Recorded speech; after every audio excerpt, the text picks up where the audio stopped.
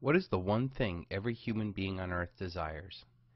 It does not matter if you are black, white, Hispanic, or Asian. It does not matter if you are Christian, Muslim, or Buddhist. It does not matter if you are a man or a woman, old or young, rich or poor, passive or aggressive, Republican or Democrat, American or Iraqi. It is a universal desire throughout human history. It is so strong of a desire that millions have died for it, and it is the greatest cause to fight for. It is the one idea that can unite all of humanity under a common cause. The best thing about this desire is the more we lose it, the stronger the desire becomes. So what is this one common desire that is universally shared by all? It is freedom. Freedom may take many different personal paths, but in the end, we all want to control our own destiny, to live our own lives, to do what we want to do, to love who we want to love, without others interfering.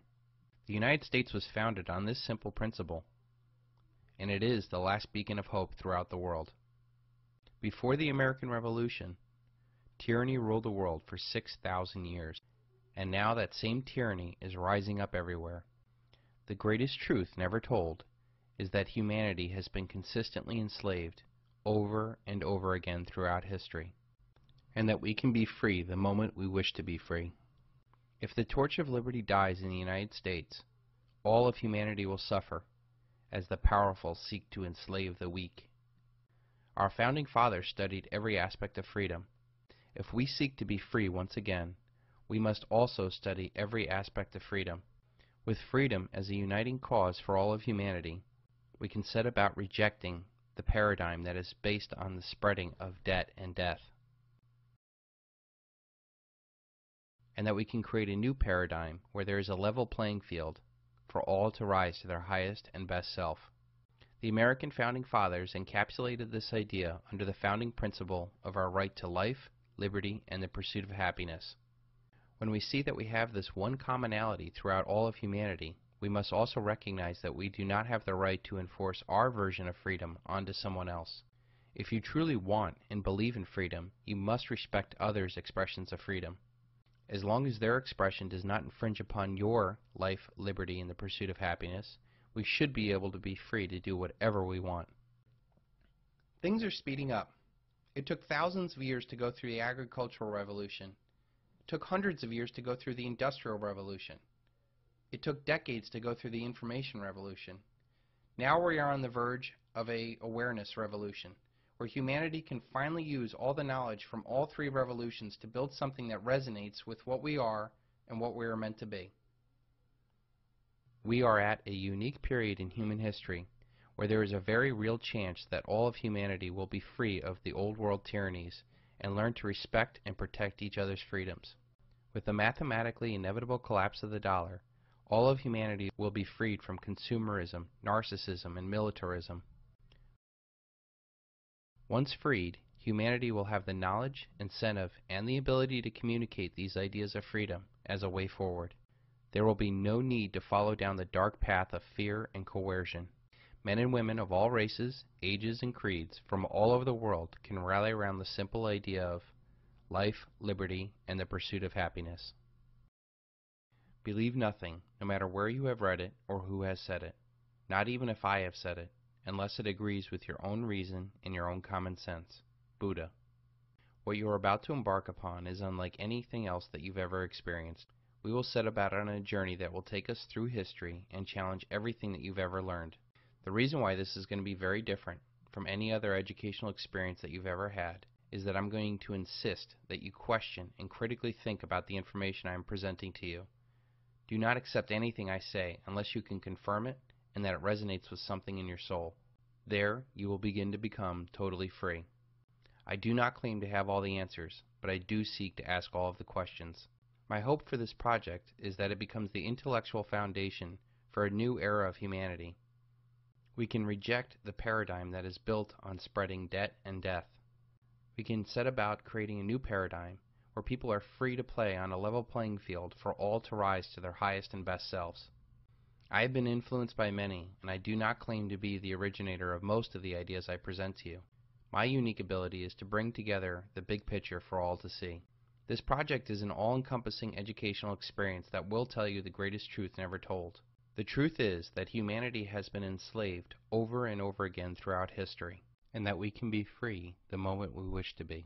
This journey will be a dangerous one, in which, if I'm successful, will result in your old self dying, so that a new, totally free person can be born. All know the way, but few actually walk it. I have gone through this journey of awakening. I have lived the life of individual opulence, and I have lived the life of collective poverty. I now see the middle path very clearly, and it has led me to my highest and best self. This is, without a doubt, a life-changing experience, and if enough people grasp the concepts that I present, it could lead to a new era of humanity where freedom rings. Once you are aware of how the world really works, you will no longer be played the fool in your relationships, investments, and thoughts. I have seen that those that are most successful in life are not necessarily the smartest or hardest working individuals. For the most part, they were just in the right place at the right time. This project seeks to give you absolute clarity to take massive action in your life to prepare for the greatest paradigm shift in human history, the mathematically inevitable collapse of the dollar. This is not simply an American struggle. This is a struggle for all of humanity. And I want to be absolutely clear. I do not just want to scare you and feed you full of doom and gloom. There is a way out, and I would not bring you on this journey if I had not made it through myself. If I could leave you with one piece of advice before we continue on, it is something I came up with that helped me tremendously throughout my own journey. Listen to all, follow none, walk your own path the best that you can. Once, a long time ago, there was a wise Zen master. People from far and near would seek his counsel and ask for his wisdom. Many would come and ask him to teach them, enlighten them in the way of Zen. He seldom turned any away. One day, a powerful man came to visit the Zen master. I have come today to ask you to teach me about Zen. Open my mind to enlightenment. The tone of the powerful man's voice was one that was used to getting his own way. The Zen master smiled and said that they should discuss this over a cup of tea. When the tea was served, the master poured his visitor a cup. He poured, and the tea rose up to the rim and began to spill over the table, finally onto the robes of the very powerful man. Finally, the powerful man shouted, "Enough! You are spilling tea all over me. Can't you see the cup is full?" The master stopped pouring and smiled at his guest. "You are like this teacup, so full that nothing more can be added. Come back to me when your cup is empty. Come back to me with an empty mind." A mind that is expanded by a new idea will never go back to its original dimension. Total freedom is a concept I came up with to describe the ultimate outcome of this project. It is the idea that you will be totally free to be your highest and best self, that we come into our destiny by throwing off all of the shackles that we and others put onto us. The best thing about the total freedom concept is that it is totally attainable and no power can stop you. You can become free without confrontation, coercion, or violence. It takes very little energy, and it is something that you can pass on to others, including future generations. Most of us are simply trying to become financially free. The problem I realized early on in life is that you can become financially free and never your highest and best self. I grew up knowing people that had financially everything, and I mean everything, and they were miserable. And yet that is what we're programmed in society to do, to chase after becoming financially free. So many people sacrifice so much for this financial freedom that when and if they get there, they become depressed. I have identified 6 freedoms that one must attain in order to become totally free. The first freedom is physical freedom, the ability to live your life healthy and pain-free. The next freedom is financial freedom, to be debt-free and create generational wealth so that you will have the ability to do what you want to do and to be a blessing unto others. The third, political freedom. This is not just the freedom to vote and have a say in politics, but free from ideas that keep us divided against each other. The next one is intellectual freedom, to question everything and logically process information so that we are free from false choices that limit us. The fifth step is emotional freedom, to be rid of toxic thoughts and people. The final step is spiritual freedom, the ability to connect to a higher power and fulfill our destiny. When we are free in all those areas, we can become our highest and best self. It is only then that we can lift others around us to show them the way. As this sweeps through society, the world is changed. It is very important to see that this path of freedom is one that is inside of us. This is unlike everything we've ever been taught. We cannot change the outside world for us to become free. We must change ourselves so that the world can become free. The 6 freedoms of total freedom mirror that of Maslow's hierarchy of needs. Maslow's hierarchy of needs is a theory in psychology that was proposed by Abraham Maslow in his 1943 paper, A Theory of Human Motivation. Maslow's hierarchy of needs is often portrayed in the shape of a pyramid, with the largest and most fundamental levels of needs at the bottom, and the need for self-actualization at the top. The most basic need is for survival. The body produces real physical reactions if it does not get food, water, air, or sleep. Once the basic needs are met, safety becomes the most important need. The need for personal and financial security becomes most important. Without the physical security from violence or the financial security from economic safety, you cannot become concerned with the next level of human need, which is love and belonging. Once these 2 basic needs are met, you have a firm foundation to become emotionally involved with others. This can come in the form of friendship, intimacy, and family. With the acceptance of a loving community, a person now has the ability to move on to his next need of self-esteem. This level allows the person to have self-respect or confidence independent of what others think. This also shows in a more narcissistic lower version where a need for constant praise and respect of others. What a man can be, he must. Abraham Maslow. The final step is self-actualization. This is a point where a person can rise to their highest and best self, where they can express their true self and their unique talents and abilities. These 5 needs mirror the 6 stages of total freedom. You need to become physically free in order to become politically and financially free. You must be emotionally free in order to become intellectually free. Once you have that intellectual freedom, then you can then set about connecting with the spiritual freedom to become the highest and best self and find out what you were meant to be. It is very important that we understand that what is true for a single human is also true for human society. If a society does not have food or water, they cannot have a stable political system or a functioning economy. Without the safety of a stable society, interpersonal relationships suffer as people scramble to meet their own physical needs. Without an emotionally healthy society, we cannot produce the intellectual or spiritual thinkers needed to guide and inspire society to its highest levels. So much of what we are going to see later on in this project revolves around social predators keeping humanity at its most basic levels so that no man or society challenges the power that they have. Through the use of debt upon the domestic populace and the use of war on the rest of the world, the elite keep mankind down, never to challenge them. Let me read you a quote from an article about the United States using debt-free money and how it could bring world peace and eventually bring down the elite of its time. Quote, "If the mischievous financial policy, which has its origin in North America, shall become endurated down to a fixture, then that government will be able to furnish its own money without cost. It will pay off debts and be without debt. It will have all the money necessary to carry out its commerce. It will become prosperous without precedent in the history of the world. The brains and wealth of all the countries will go to North America. That country must be destroyed, or it will destroy every monarchy on the globe." That is from the Times of London, 1862, just before the Civil War. Do you now see the power of total freedom? Our greatest power is to focus the mind on one thing for an extended period of time. Albert Einstein. I think, therefore I am. This is a classic question about our existence. But what kind of existence do we have if we don't think? Unfortunately, in most of our existence, we do not really think.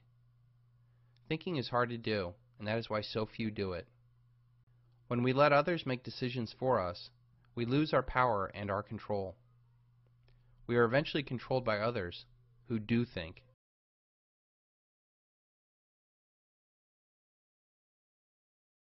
Most paths towards financial freedom are gone. The stock market, the housing market, and small businesses are collapsing. The job market is the worst since the Great Depression. Entire industries and professions are being wiped away. Life savings and equity are gone, just when you need it the most.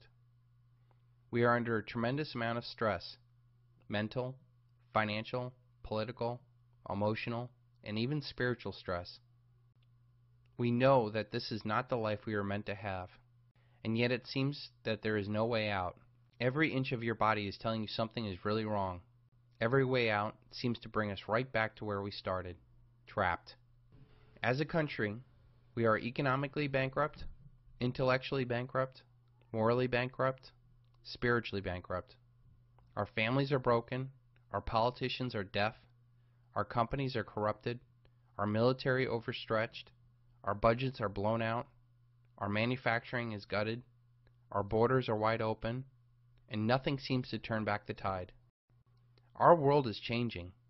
Our jobs, our money, our government, even our fellow citizens. A paradigm shift in everything you know is happening right now. This paradigm shift happens once in a lifetime. The last time we had a paradigm shift was during the 1920s. The 1920s was known as the Roaring Twenties for its amount of technological innovation and incredible wealth that was produced. During the 20s, we saw the rise of the automobile, highways, power stations, air travel, movies, radio, telephone, and even indoor plumbing.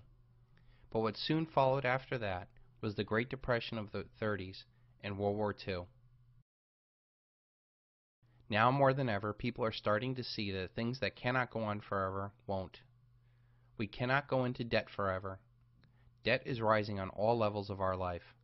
Federal, trade, state, local, personal, corporate, student, mortgage, credit card, automotive debt is at all-time highs. We cannot have 100 trillion of unfunded liabilities.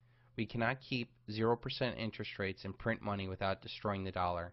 We cannot continue to have rising health, food, and fuel costs. We cannot have endless, senseless wars and over 700 American military bases overseas. We cannot have 85 million baby boomers retiring at the same time to start taking from the generational Ponzi scheme.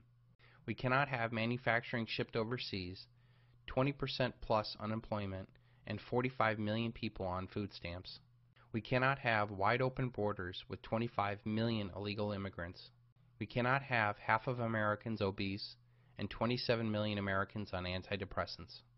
We cannot continue to have banker bailouts, high-frequency trading, or flash crashes.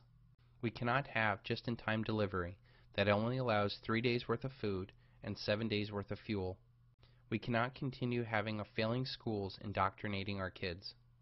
We are living at a unique period in human history, and all things that cannot go on forever won't.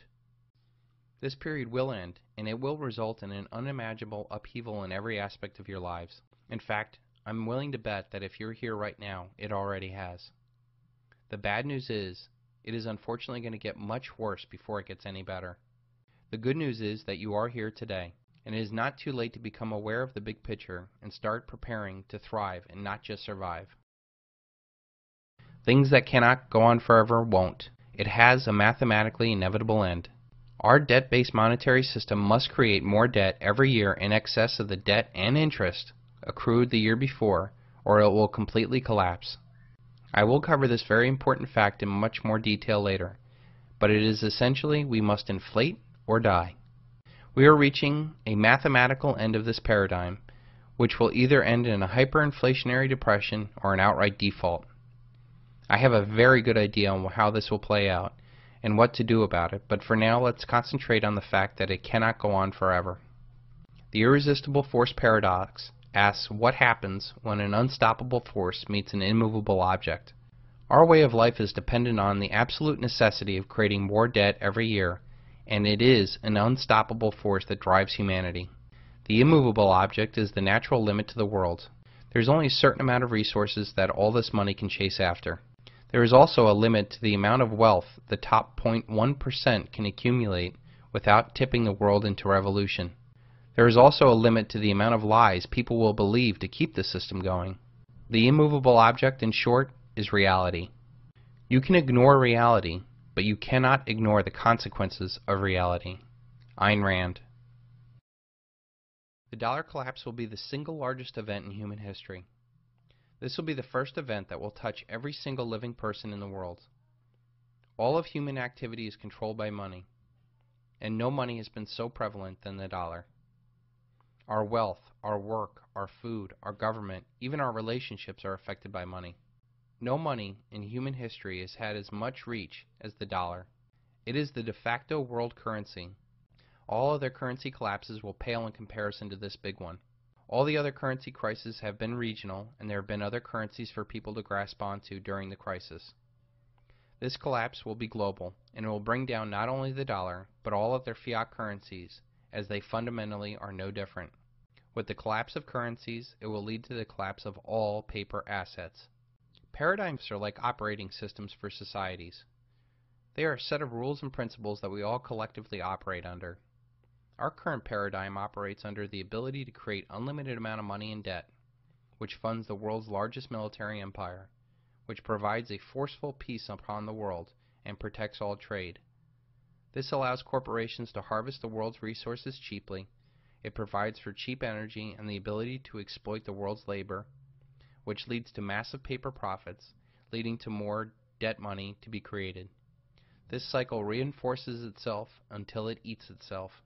When the paradigm exhausts itself, those that are in control of the paradigm will violently defend the status quo. Those that do not benefit from the current order will seek to create a new paradigm. The paradigm shift is the result of these two forces colliding. This paradigm shift will affect every aspect of your life. Your relationships, your finances, your health, your security, even your faith. This paradigm shift is a natural cycle throughout history. All societies have seasons where they are born, grow, mature, and die. It is as predictable as the seasons of spring, summer, fall, and winter, or even our own birth, growth, maturity, and eventual death. There is nothing scary about it, as it is inevitable and it is natural. Each societal season lasts about 20 years. Every 80 years, our society goes through this life cycle. We began our current winter cycle on September 11, 2001, and it will not be over until the end of this decade. 80 years before this winter of society, we faced another life-or-death struggle known as the Great Depression and World War II. 80 years before that, we faced the Civil War. 80 years before that, we faced the Revolutionary War. Once again, we will face a massive paradigm shift, and nowhere is it written that the United States will go on.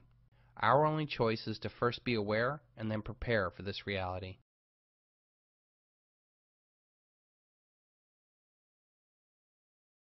Our current paradigm was created by those men and women who are now long gone.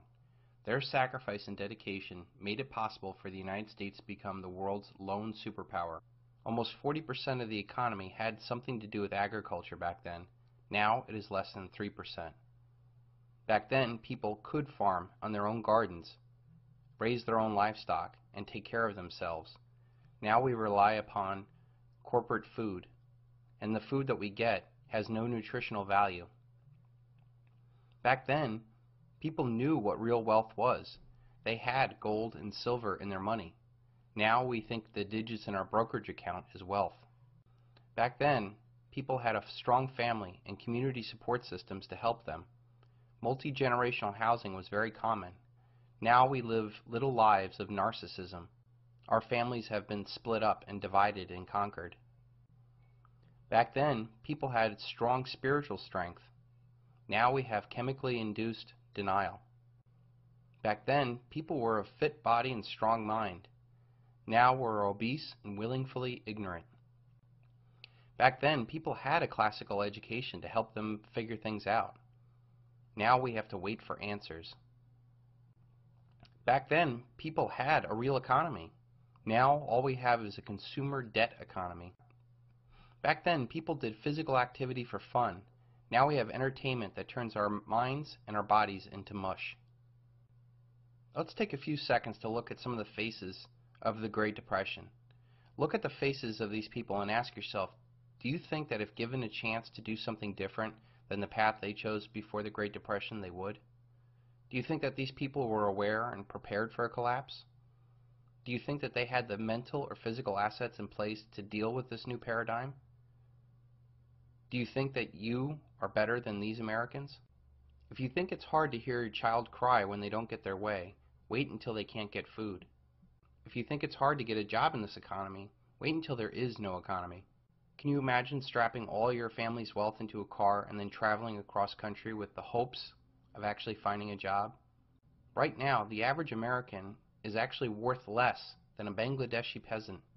The reason why is because that peasant does not have trillions of dollars worth of debt tied around their necks. They may be poor, but they're not in debt. The very real world coming takes a lot of effort and patience to succeed, and that is something that our society is in short supply of. While tent cities are popping up here and there, the real crippling of poverty is just getting started. The generation that made it through the Great Depression would often say, "We didn't have much, but we had each other."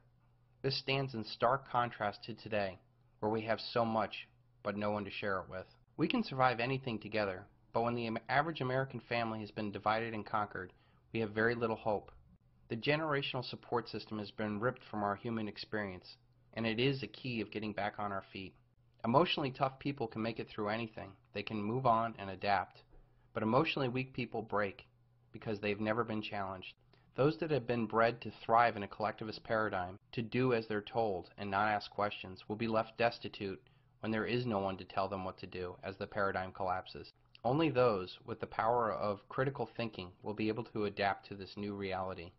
Physical poverty is one thing, but mental poverty is quite another. Everything you know is probably dependent upon this paradigm. Ask yourself this question: what real value do you have to a post-dollar collapse environment?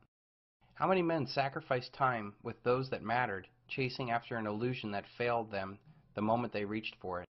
Think about all those things that we work so hard for, and how quickly they can become worthless when the paradigm collapses. McMansions and Ponzi scheme retirements are the real dream, while now the only dream that they have is about the real relationships and opportunities long gone.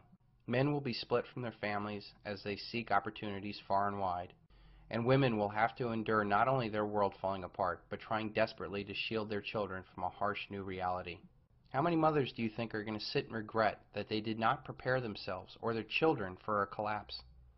How many wish that they had not wasted their time and energy and money chasing after things that mean nothing? After all, how important is fashion, soap opera, and reality TV? Perhaps the most famous picture of the Great Depression was of Florence Owens Thompson, taken by Dorothea Lange. Dorothea Lange wrote in her notes from the 10-minute photo shoot, 7 hungry children, the father is a native Californian, destitute in pea pickers' camp because of their failure of the early pea crop.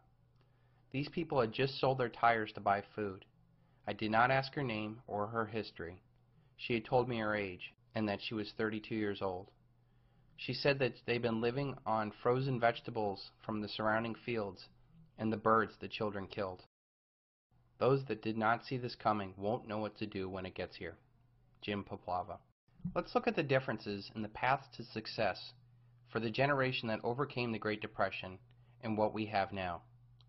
Back then, hard work, honesty, and reputation were the paths to success. Now, for the most part, it's about speculation, the scam, the quick buck. Back then, having a large, supportive family system was a way of getting ahead in the world. Now, it is about avoiding marriage and children, for they become a burden. Back then, it was what you know. Now, it is who you know. Back then, it took innovation to get ahead. Now, it takes marketing. Back then, we built factories. Now, we offshore those factories. Back then, it was all about running a tight ship. Now, it's all about bailouts. Back then, when people invested, they invested with equity and had partnerships and cared about the outcome of the investor. Now, it is about debt. Perhaps the biggest difference between the two generations is that the generation that made it through the Great Depression believed in delayed gratification and sacrifice. Now, all we have is instant gratification. We have been collectively bought off and silenced with our lifestyle. We buy now and we pay later. Our lives are about daily distractions, our work, sports, soap operas, elections, celebrity gossip, fashion, personal dramas, etc. After this paradigm shift, there will be no American middle class. When the music stops, that is where you and your family will be for the better part of your life, either at the top or at the bottom. For the most part, most Americans will be taken completely by surprise. They will go through shock, anger, resentment, depression, and eventually, poverty. Only a small few will be ready. They will be educated and prepared and ready to thrive. It is said that men go mad in herds and only come to their senses slowly and one by one. Charles Mackay. Most people do one of two things when they start thinking about a paradigm shift. Some dismiss it out of hand and say that it can't or won't happen and blissfully go on completely unaware. Others that start to think about it become like deer in headlights, unable to process all the possibilities of that reality. The reality is that the majority of the people who do consume this knowledge will not do so until after the collapse. This project is really made for them. I believe that understanding the collapse from those that predicted it is far better than following the Pied Pipers that blindly led us into this catastrophe. Those that did not see this coming should have no say in what to do after it happens. This project is an intellectual assault on the paradigm we now live in, and it also provides an intellectual foundation for a truly free paradigm. I want to be absolutely clear, there is no fixing this paradigm. In fact, it needs to die of its own cancerous excesses. In order for humanity to move on and mature, there must be no doubt of the total failure of this society that's based off of spreading debt and death. This project will make you aware of exactly how we came to this collapse, the men who created, perpetuated, and profited off of this paradigm, the ideologies that restrained humanity, and what exactly we can do to prepare for the collapse and also to rebuild a new society after the collapse. We will see an era of tremendous upheaval, after which we will have either a new Dark Ages led by fear or a new Renaissance where humanity will be free to become its highest and best self. In short, this paradigm can either be something to fear or something to prepare for. So what does it take to be ready? The answer is very simple. You have to have an open mind. Fear of the unknown is always worse than the reality that we face. Think about the scariest horror movie you've ever seen. The first time you watched that movie, you weren't necessarily afraid of the blood, the screaming, the axe murder. What you were afraid of was the unknown. Not knowing when they were going to jump out of the closet, not knowing what was going to happen next. But even the most scariest horror movie, when you watch it the second time, it becomes less scary because you know what's going to happen. And what if we went a little bit further and then we actually watched the behind the scenes and how the movie was made? Your big break in TV? Welcome to prime time, bitch! What if you could see the actor that was playing the bad guy? Welcome to prime time, bitch! Having fun with the director. To get out, that's why you shouldn't be hauling ass in that lane. It's very dangerous. And that all the blood that you saw was all just fake corn syrup. And that the mask that you were afraid of was just a rubber mask. Or that the set that gave you such fear was actually a backlot studio. You might actually learn so much about that movie that the next time you see it, you can actually laugh at what once scared you. Well, think about what's going on now. The horror story is the end of this paradigm, the dollar collapse, the end of the world as you know it. And yet the only reason why you're really afraid of it is because you don't know what's going to happen. I can tell you, the more you study it, the less fearful you'll become of it. The more you can prepare for it, the further ahead of the curve you can get, the better chance of success that you're going to have. And that once you get through this knowledge and understand how it happened, why it happened, and where it's going to end, you can actually start looking forward to a new paradigm. We are constantly fed the exception and never the norm. When we are encouraged to play the lottery, we're told about the one winner and not the millions of losers. When we're encouraged to buy insurance, we're always told about the young father who left his 2 children behind, but not the millions of fathers that lived every day. When the government wants to scare us and manipulate us, they tell us horror stories of mushroom clouds and men in caves with box cutters. These scary stories are told to us like we are children, only so that we run to our rulers to protect us. The reality is, these scary stories are nothing compared to the freedoms we give up. Those that would give up essential liberty to purchase temporary safety deserve neither liberty or safety. I intend to take the fear out of our future so that we can make mature decisions about what we need to do to become totally free. I prefer dangerous freedom to peaceful slavery. Thomas Jefferson. This project is based off of a very simple principle that I came up with. When you are aware, you can prepare. I believe that when you see the big picture and understand how you are manipulated, finding the best path for you becomes very simple. You cannot become aware unless you rebel against everything that you are now. It starts with simply putting your foot down and saying no more. You must commit yourself that you will no longer be played the fool for somebody else. You will start by doing what is best for you and the ones you love. You will search for truth, wherever it is, and let that search be your guiding light. That simple little rebellion of your mind is just a spark for a much greater fire of enlightenment. You will be reborn a man or a woman that is totally aware, completely free, and fully alive. One thing I like to use is something called a decision matrix. A decision matrix is a tool to help people understand two possibilities and how best to prepare for it. In this case, we're talking about the collapse of the dollar and the paradigm that it supports. In the first scenario, if nothing happens and the paradigm continues and the person does exactly what they've been doing, life will continue as is, slipping further down the chain every year. This paradigm does not benefit those that just blindly go along with the system. If nothing happens, the dollar doesn't collapse, and you are aware and prepared, you will learn to view the world as it is, and you will be able to be in the right place at the right time. Those that are contrarian investors have profited tremendously even though the dollar paradigm has still continued. The next scenario is, what if it happens? What if the dollar does collapse? What does the world look like then?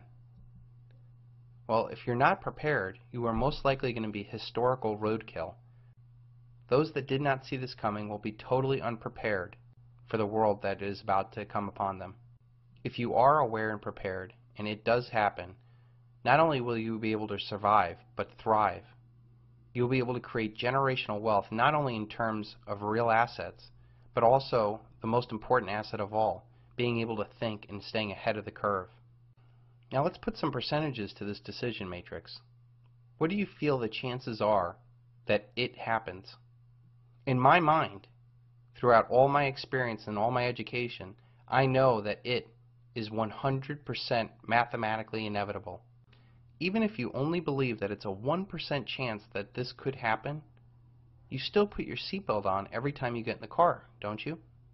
The same kind of dramatic impact you would have in a car accident is the same kind of dramatic impact society and the world is going to have when the dollar collapses. Your ability to question and think and get ahead of the curve is your seatbelt.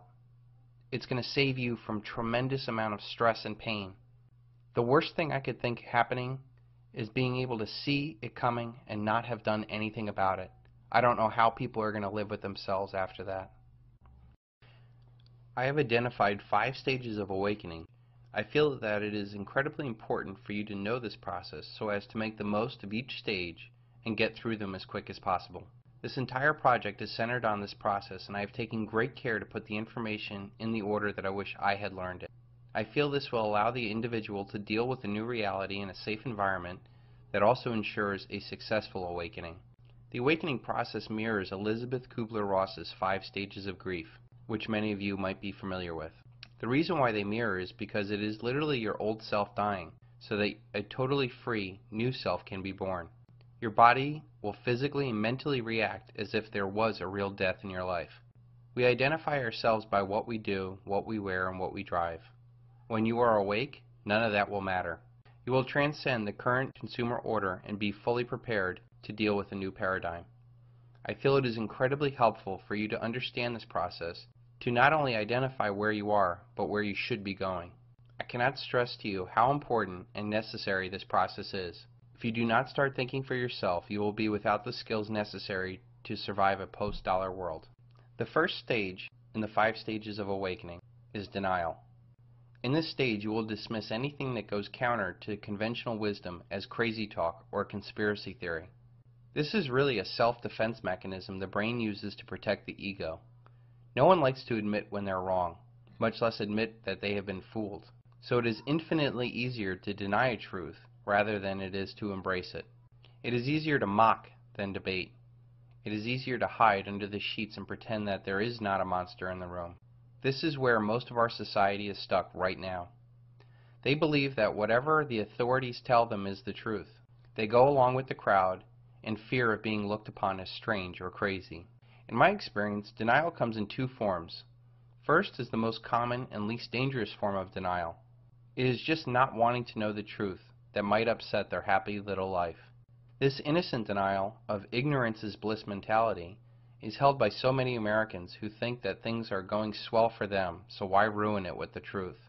There was a woman I was working with that literally shut down on me when confronted with the truth. She literally said to me, "I do not want to know because that reality is too scary for me."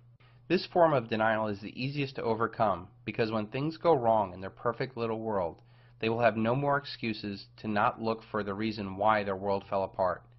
There is no more bliss for them to remain ignorant. The economic depression and the political failures of both the Bush and the Obama administration have already shook a great many out of this denial. As long as people believe in absurdities, they will continue to commit atrocities. Voltaire. The second kind of denial is one that is much more pernicious. I view it as guilty denial. This is the denial of people who are actually benefiting off of the illusion of our paradigm. This comes from business owners, government employees, and others whose livelihood is derived off of the current debt paradigm. These people actively fight against the truth through disinformation or saying they just can't keep it a secret or that's just crazy conspiracy talk. They would rather create a plausible deniability to distance themselves from the reality of their actions or inactions. Their aggressive defense of the illusion shows me that they know what they are doing is wrong. They are too afraid to live outside of this paradigm, so it is better to try to hold it together despite its human costs. Anger is just a cowardly extension of sadness. It is a lot easier to be angry at somebody than it is to tell them that you're hurt. Thomas Gates. The second stage of the awakening is anger. When you start to see that you were fooled, you react violently for being taken for a fool and you want to lash out. This action is ineffectual in bringing about positive change for the freedom movement. In my experience, those that propose violence are probably working for the government just trying to find some sucker to frame. You're a fucking cop, the three of you! Go on, it's our line! It's a peaceful demonstration! Anger is a very natural reaction and is one that you must go through rather than suppress. Finding out how the world really works is akin to finding out your significant other has been cheating on you. You may have remained faithful to what this country was about while atrocities were committed behind your back. Anger is just covering up the fact that you are really hurt for being taken advantage of. This stage is often the shortest, but it is also the one with the most energy is expended. In my anger stage, I redirected my anger to fuel an intense amount of research into making sure that I was never fooled again. It eventually led to the creation of this project. The third stage of the awakening is called bargaining. After you calm down, you start to reach out to anybody who will listen to tell them what is really going on. This is the most annoying stage of the awakening process. And remember that you are reaching for people who are still in the stage 1 of denial. You end up ruining Christmas parties talking about World Trade Center 7 or kids' basketball games talking about the Federal Reserve. By reaching out and sharing, you are not really trying to awaken people. You are really looking for help. By reaching out, you are seeking guidance or structure in your own search for truth. You know that there's something wrong. You know that you can't go back to your ignorance. Without clarity, you cannot move forward, and this naturally leads to the next stage of depression. The fourth stage of the awakening is depression. Now that you've reached out to everybody and nothing seems to happen, depression sinks in.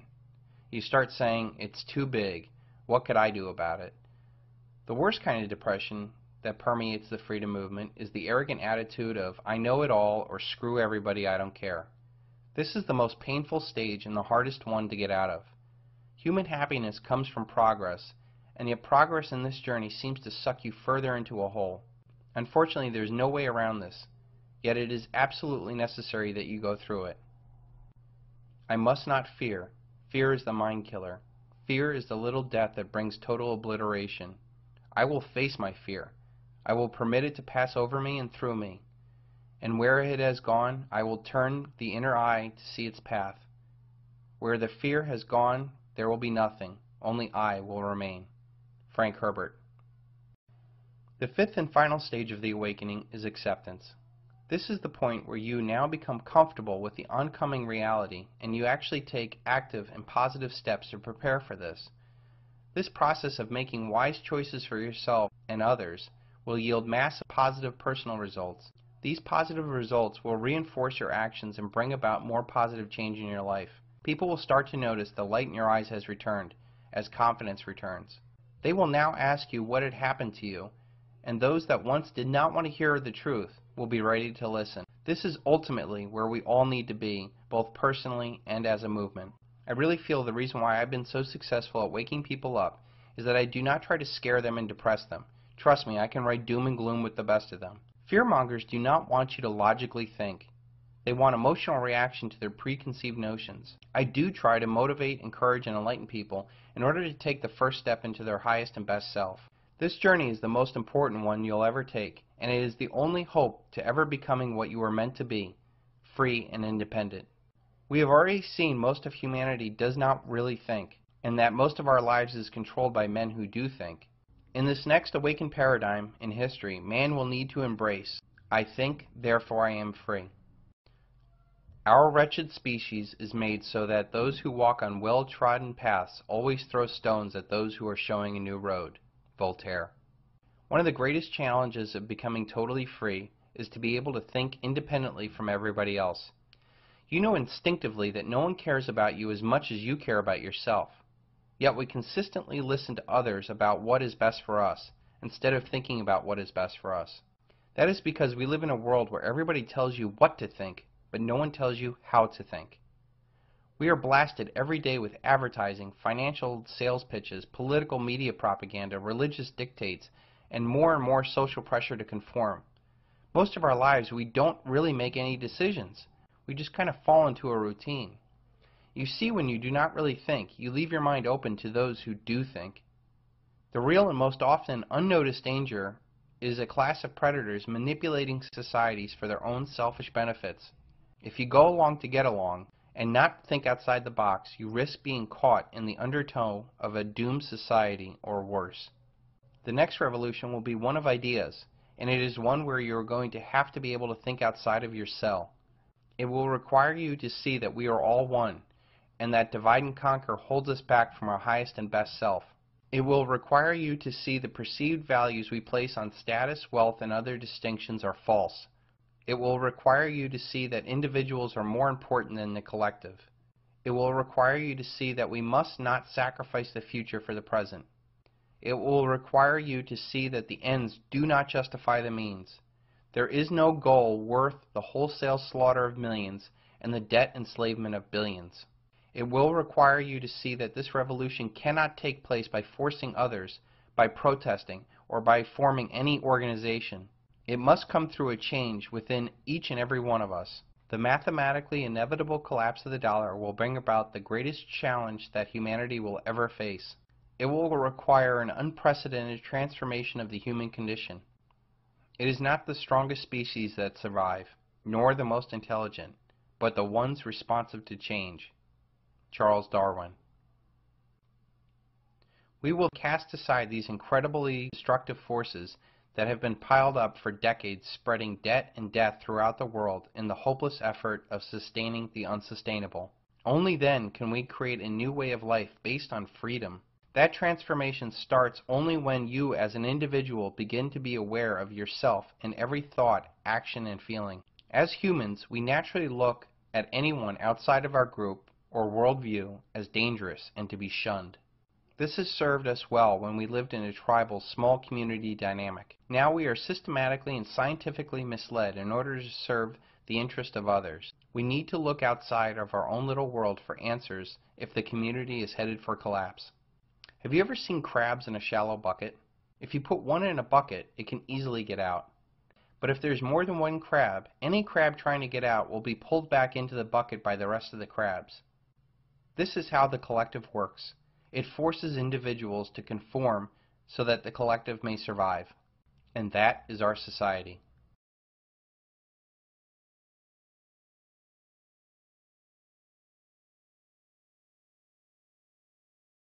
You cannot solve a problem from the same consciousness that created it. You must learn to see the world anew. Albert Einstein. Think about all that is wrong with the world today. Massive debts, endless wars, encroaching government power, too big to fails, systemic unemployment, and a general sense of fear and depression. You cannot solve these problems with the same consciousness as the ones that created this mess. You cannot cure a debt problem with more debt, restructured debt, or bailouts. You cannot solve war with more war, cyber war, proxy wars, or covert wars. You cannot control the power of the government with new politicians, laws, or lobbying. You cannot solve unemployment with more funding for education, more regulations, or strikes. In order to solve these and all other problems that plague our society, you need to create another consciousness. The men that own and control our world know that so long as humanity either actively or passively has the same consciousness as them, their power is secured. They know that as long as humanity remains short-sighted, narcissistic, meddling little people searching for instant gratification, those at the top have nothing to worry about. It is only when we become caring, logical, and independent people with the opposite consciousness that we can effect real change upon this world. Think of when you were a teenager trying to establish your independence.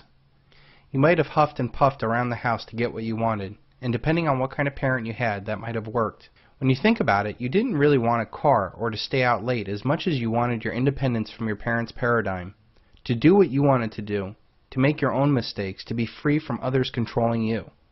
This is what we want in all of humanity.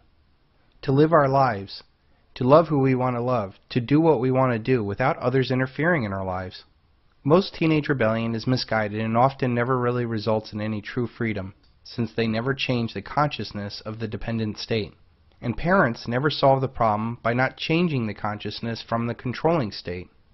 Even the most well-intentioned parent really has no clue of what will make their child happy. So why bother trying to control them? As long as they're not in mortal danger, parents should just let go. The child can only begin to find out what will make them happy by following their passions independent of their parents. Slamming the door, yelling, or the quiet treatment will not result in you gaining any real power. The only way for you to gain true freedom of your parents is to become independent of them, to think and provide for yourself without their help or even approval. That is what becoming an adult is all about. Your parents probably did not respect you as an adult until you acted independently from them. Even that might not do it. But regardless if your parents respect you for your independence, you know that you can survive and thrive outside of their paradigm, and all of their attempts to control your life are now rendered useless.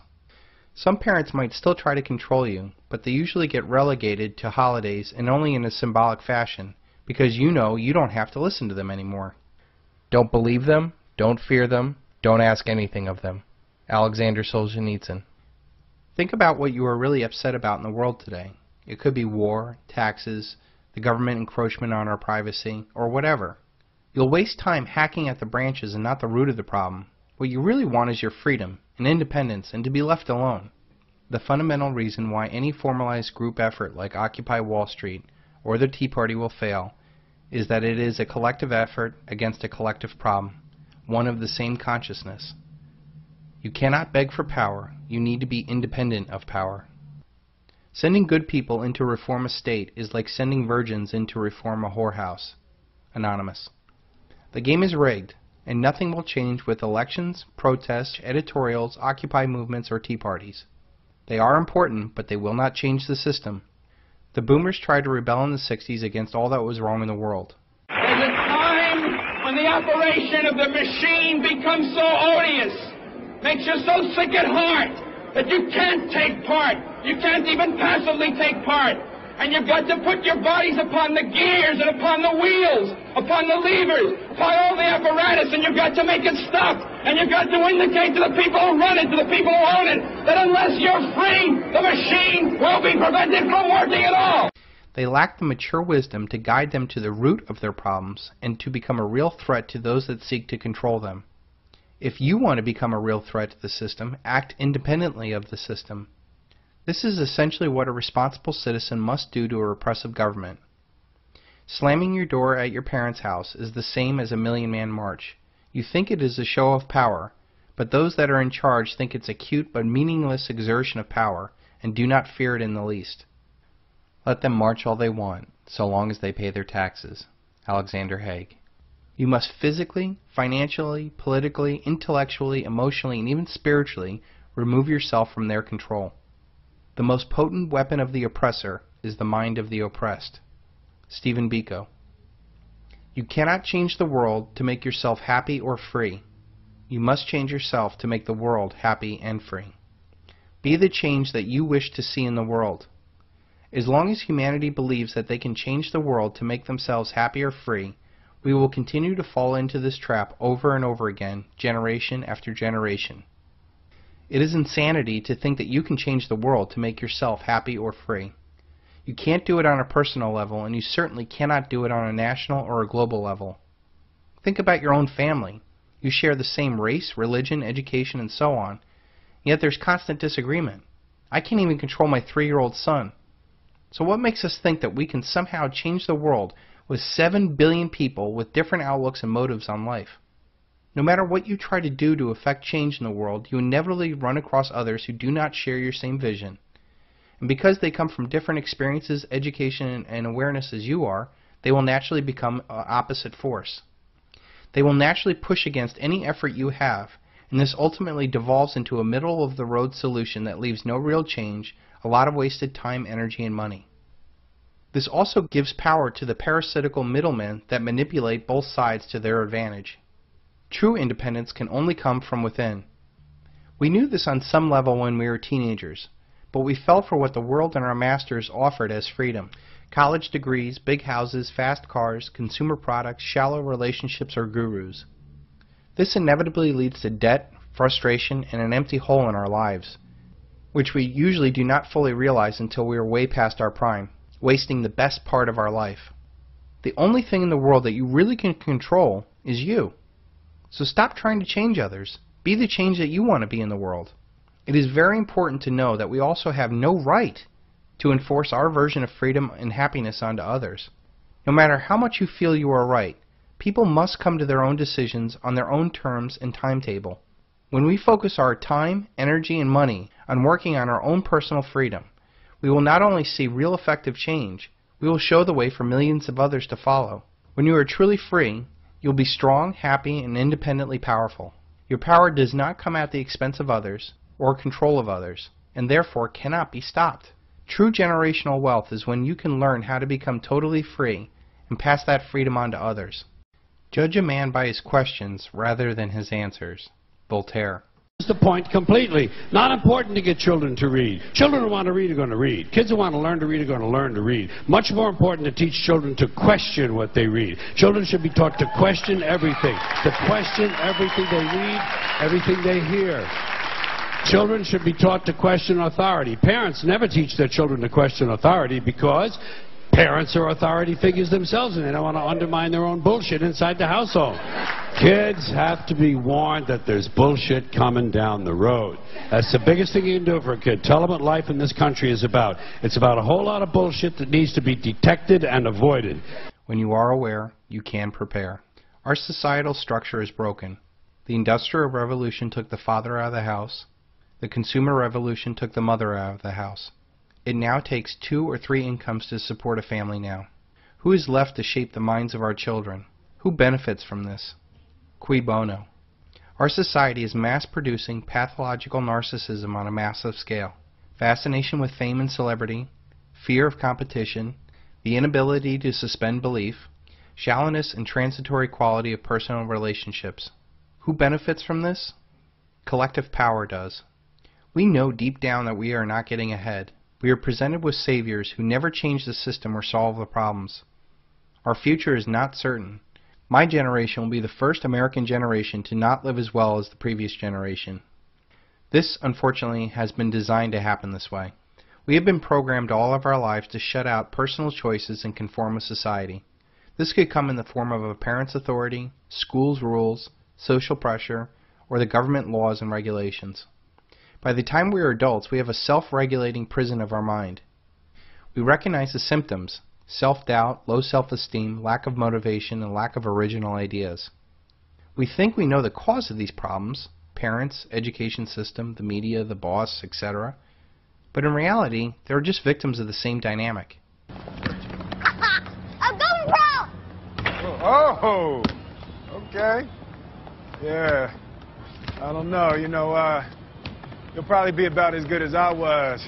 That's kind of the way it works, you know, and I was below average. You know, so, whoa. So you'll probably ultimately rank somewhere around there, you know, so really, you'll excel at a lot of things, just not this. I don't want you out here shooting this ball around all day and night, all right? All right. Okay? All right, go ahead.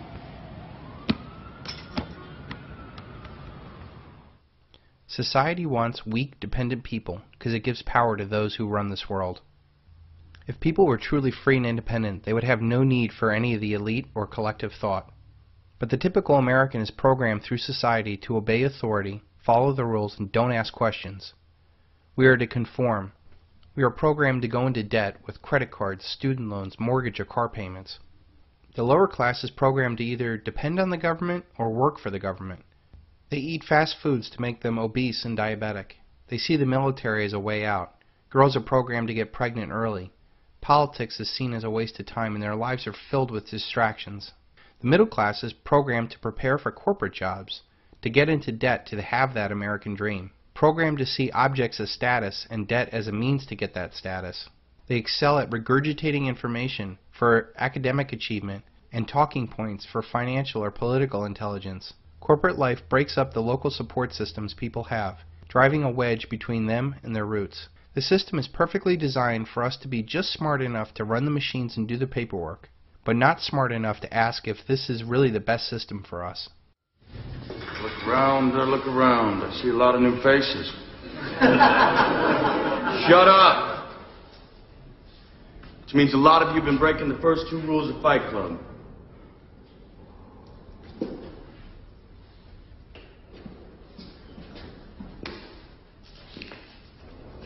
Man, I see in Fight Club the strongest and smartest men who've ever lived. I see all this potential, and I see it squandered. God damn it, an entire generation pumping gas, waiting tables, slaves with white collars. Advertising has us chasing cars and clothes, working jobs we hate so we can buy shit we don't need. We're the middle children of history, man. No purpose or place. We have no Great War, no Great Depression. Our Great War is a spiritual war. Our Great Depression is our lives. We've all been raised on television to believe that one day we'd all be millionaires and movie gods and rock stars, but we won't. We're slowly learning that fact. And we're very, very pissed off.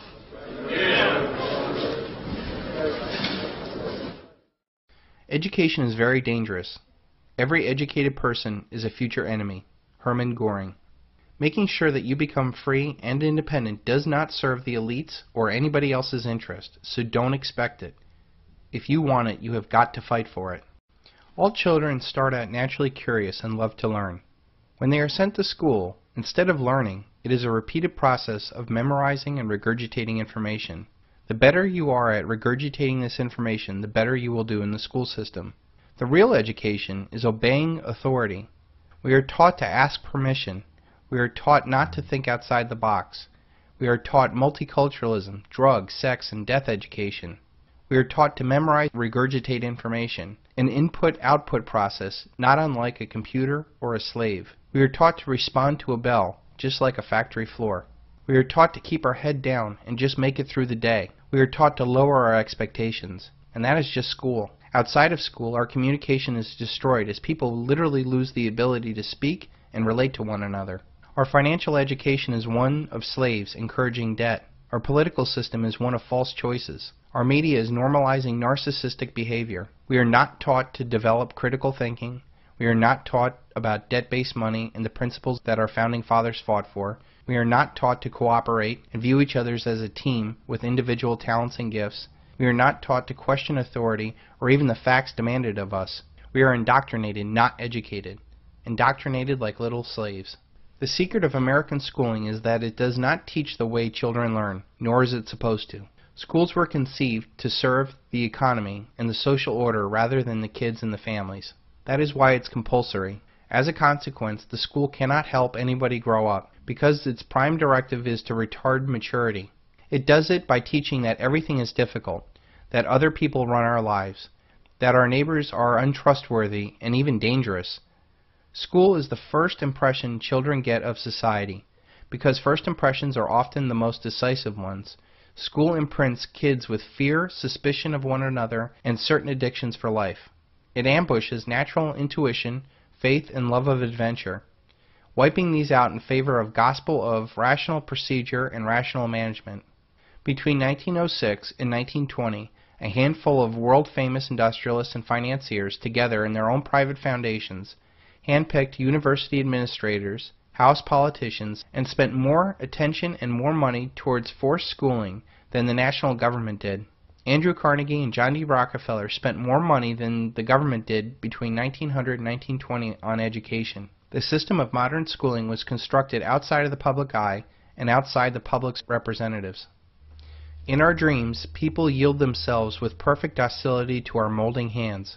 The present education conventions of intellectual and character education fade from their minds, and unhampered by tradition, we work our own good will upon a grateful and responsive folk. We shall not try to make these people, or any of their children, into philosophers or men of science. We have not to raise up them as authors, educators, poets, or men of letters. We shall not search for great artists, painters, musicians, nor lawyers, doctors, preachers, politicians, statesmen, all of whom we have ample supply of. The task is simple.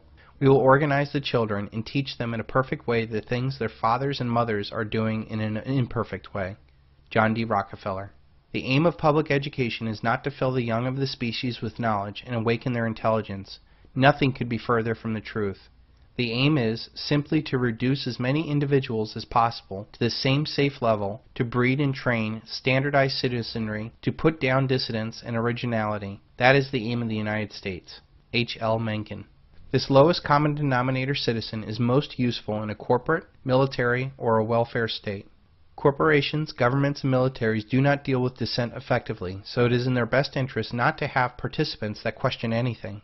When I joined the Marine Corps, they didn't beat around the bush about this idea. In boot camp, they wanted instant and willing obedience to orders. Everywhere else in your life, you will learn the same lesson, only more subtly, and this is why military men are most sought for corporate jobs. Education should aim at destroying free will, so that after pupils left school, they shall be incapable throughout the rest of their lives of thinking and acting otherwise than their schoolmasters would have wished. Bertrand Russell. Our education system is centered on an input-output process of information. Our success or failure depends on our efficiency of taking what the teacher tells us and then regurgitating that same information onto an exam. Those that are able to blindly regurgitate information the best are rewarded with higher grades. They are told that they are smart, when in fact they are just thoroughly indoctrinated. This input-output process is no different than a computer or what a slave does. You give it a command, and it just does it, without question. This system was carefully created to mold us into what we are today. The masses blindly flow through this education system and naturally fit into centralized systems that want good, little, obedient workers who take orders without question. We all know that person who is very smart, or indoctrinated, that excels in a corporation, military, or government job, and yet they lack any real street smarts to see what's really going on in their lives. When you understand that their mind only functions on what they are told, it becomes clear to you that they are only able to be successful in a centralized system where taking orders is a way of life. I think, therefore I am. It is a classical philosophical statement on human consciousness and existence. But what about the people who do not really think? Do they really exist? This input-output mindset is reinforced outside of school and the career world. Our society is all about what is popular. From early on in our lives, we are pressured into doing what's popular and not what's best for you. This is a way a collective gets individuals to sacrifice what is unique and special about themselves, to become the lowest common denominator in a group that really doesn't care about you at all. The most brilliant propagandist technique will yield no success unless one fundamental principle is born in the mind constantly. You must confine itself to a few points and repeat it to them over and over again. Joseph Goebbels. When you look at our news or political debate, it is driven by talking points where they are repeated with such accuracy it's scary. Talk show host Conan O'Brien may be about to push the envelope on late-night television. Conan O'Brien may be able to push the envelope on late-night television. Conan O'Brien may be about to push the envelope on late-night television. Conan O'Brien may be about to push the envelope on late-night television. Conan O'Brien may be about to push the envelope on his late-night television. Conan O'Brien may be about to push the envelope on late-night television. Conan O'Brien may be about to push the envelope on late-night television. Conan O'Brien may be about to push the envelope on late-night TV. Conan O'Brien may be about to push the envelope on late-night television. Conan O'Brien may be about to push the envelope on late-night television. Conan O'Brien may be about to push the envelope once again on late-night TV. Conan O'Brien may be about to push the envelope on late-night television. Conan O'Brien is looking to push the envelope on late-night television. Conan O'Brien may be about to push the envelope on late-night TV. Conan O'Brien may be about to push the envelope on late-night television. Conan O'Brien may be about to push the envelope on late-night television. Conan O'Brien may be about to push the envelope on late-night television. Conan O'Brien may be preparing to push the late-night envelope. Intellectual debate in this society somehow passes for those who can scream their talking points the loudest over the other. This is done purposely to get a confrontational, emotional reaction from the indoctrinated, and to dissuade the logical and independent thinker from even entering the debate. Through this process, the collective is intellectually safe from any challenge to its power. Do your thoughts serve to free you, or simply to make you freely serve? These talking points are created by people who do think about how to control societies. They weave this input-output slave thought into an Hegelian dialectic that they control. They essentially have a society that bickers over issues that have no real importance on the real power of the world. They use hot-button, emotional issues like abortion or gays in the military to divide and conquer us, while they laugh all the way to the bank, march us off to the war, and destroy our Constitution. What about those of us who did not do well in this indoctrination environment? I was one of those kids that did not do very well in school. I knew from a very early age that what was being pumped into my head was not what was going to make me a better person. I knew that the most successful people that I knew did not have jobs or went along with the crowd, yet our school teaches us to get jobs and do what we are told. I knew that our school system wanted me to learn about sex, drugs, death, multiculturalism, much more than issues that would have driven my success like economics, history, and psychology. They wanted me to drone on senseless and boring topics instead of inspiring me to a higher, better self through art, music, and philosophy. What they were really teaching me was to keep my head down and deal with their system. These days, those that are restless in this indoctrination environment run the risk of being drugged. This is the result of the indoctrination of humanity into the same consciousness of those that own and control our world. This is the HTV-2 hypersonic bomb that can travel at 20 times the speed of sound and strike anywhere in the world in under an hour with the impact of a nuclear bomb without the fallout. Each of these bombs costs $69 million and is designed like all other weapons to control others. After it is used, it leaves us poor, other people dead, and more power and profit to those that made it. There are only two kinds of people in this world, those that want to be left alone and those that won't leave you alone. Humanity has spent so much time on how to manipulate the world, and relatively no time asking why. Would have humanity been vastly better off if we did not tax, steal, inflate our economic activities to pay for a $1 trillion military empire, to dominate the world's resources, to create unlimited debt and power for the elite that control our world? Or should we have just left the world alone, free to pursue whatever desires they wanted to do, and just took care of ourselves? Well, if you're indoctrinated into the belief that you have the right to inflict your view of the world onto others, then this is the weapon for you. You now have the ability to spread debt and death faster than anybody else in the world. You just better hope one day that somebody doesn't think that they have the same right to inflict their version of the world on you.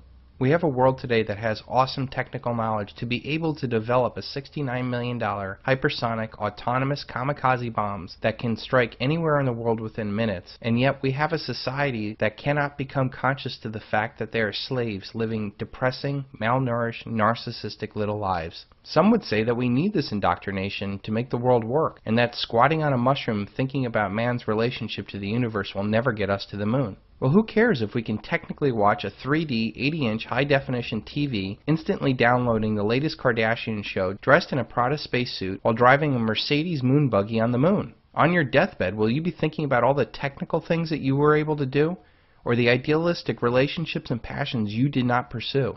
I can tell you what Steve Jobs wished for. He wished he could have gotten to know his kids better. I never let schooling get in the way of my education.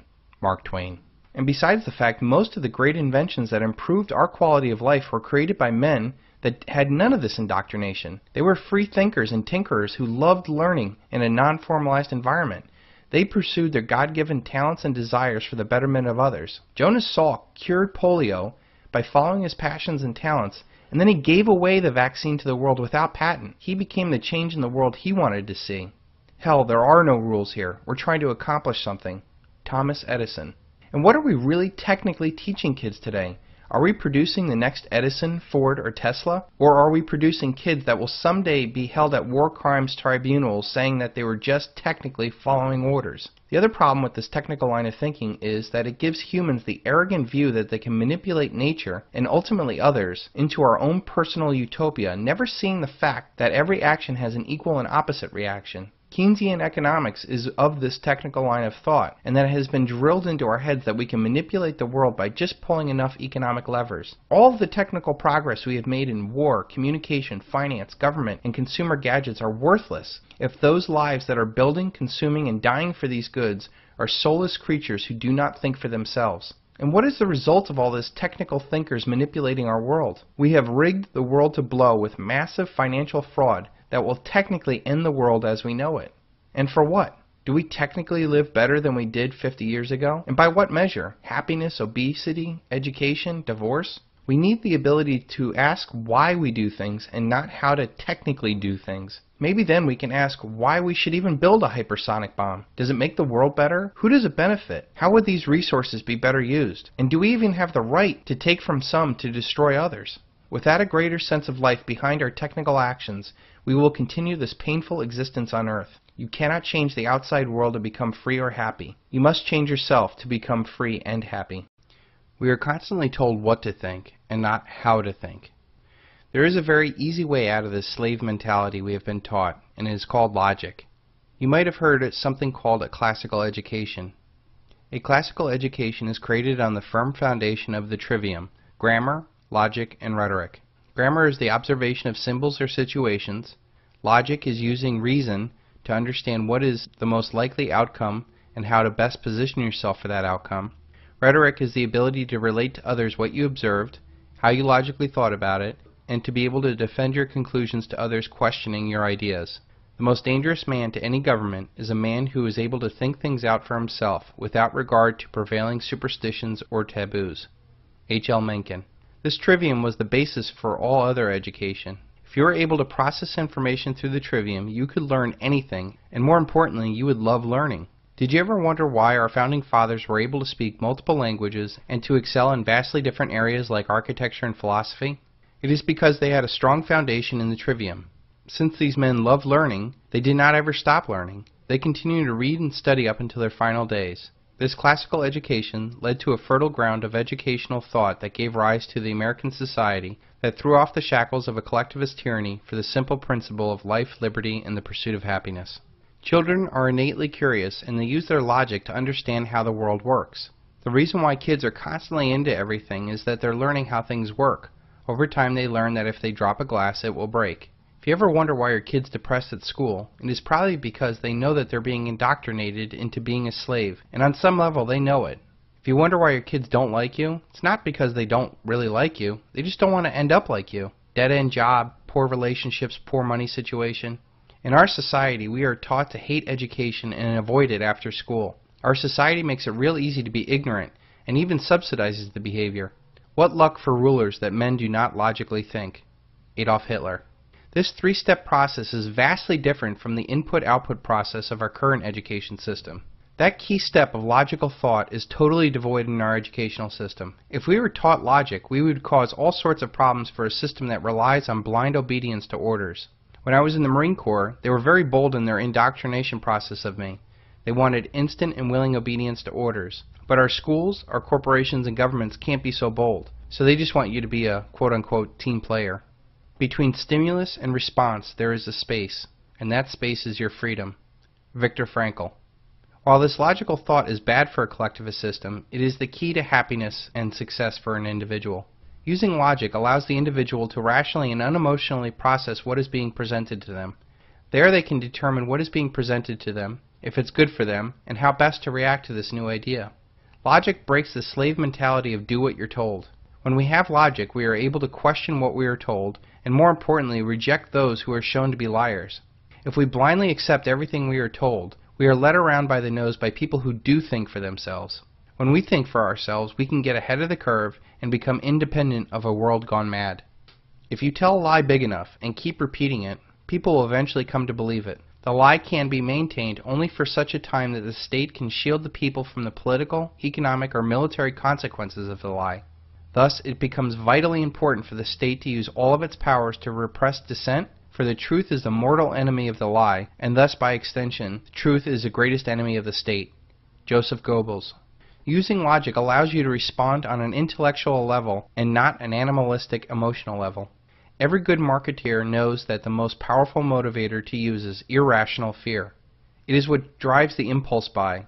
Every sale derives off of irrational fear of not being fashionable or having the latest and greatest gadget, or that missing out on a deal, or that they're going to run out. Logic would dictate that they're blowing out the old because a new product, which is probably better and cheaper, is coming out and they can't afford to keep the older model around. Or that they're never really going to run out because they're in the business of mass producing things. Marketing is simply the manipulation of people for the profits and power of others. By the way, if anyone here is in advertising or marketing, kill yourself. Thank you. Thank you. Thanks. Just a little thought. I'm just trying to plant seeds. And maybe one day they'll take root. I don't know. You try. You do what you can. Kill yourselves. Seriously, though, if you are, do. No, really. There's no rationalization for what you do, and you are Satan's little helpers, okay? Kill yourself. Seriously. You're the ruiner of all things good. Seriously. No, this is not a joke. He's going to be a joke coming. There's no fucking joke coming. You are Satan's spawn, filling the world with bile and garbage. You are fucked, and you are fucking us. Kill yourself. It's the only way to save your fucking soul. Kill yourself. Plant seeds. I know all the marketing people are going, he's just doing a joke. There's no joke here whatsoever. Suck a tailpipe, fucking hang yourself, borrow a gun from a yank friend. I don't care how you do it. Rid the world of your evil fucking machinations. Whatever, you know what I mean. I know what all the marketing people are thinking right now, too. Oh, you know what Bill's doing? He's going for that anti-marketing dollar. That's a good market. He's very smart. Oh, man, I am not doing that. You fucking evil scumbags. Oh, you know what Bill's doing now? He's going for the righteous indignation dollar. That's a big dollar.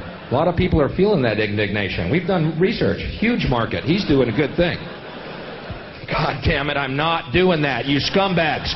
Quit putting a goddamn dollar sign on every fucking thing on this planet. Ooh, the anger dollar. Huge. Huge in times of recession. Giant market. Bill's very bright to do that. God, I'm just caught in a fucking web. Ooh, the trapped dollar. Big dollar. Huge dollar. Good market. Look at our research. We see that many people feel trapped. If we play to them and separate them into the trapped dollar, how do you live like that? I bet you sleep like fucking babies at night, don't you? What'd you do tonight, honey? Oh, we made arsenic childhood food now. Good night. Yeah, we just said, is your baby really too loud? Yeah, the mums will love it, yeah. Sleep like fucking children, don't you? This is your world, isn't it? Memorization and regurgitation of ideas is brainwashing. Critical thinking is freedom. How can we solve problems created by soundbite politics with more soundbites? We need logic to understand and to process the logical outcomes of these proposals. Instead, we get Operation Mockingbird type politics where talking points are crafted and then repeated throughout our media. Those that are most skilled at repeating those points are considered the most intelligent. I thought that it was a matter of real concern that planted stories intended to serve a national purpose abroad came home and were circulated here and believed here, because this would mean that the CIA could manipulate the news in the United States by channeling it through some foreign country. And we're looking at that very carefully.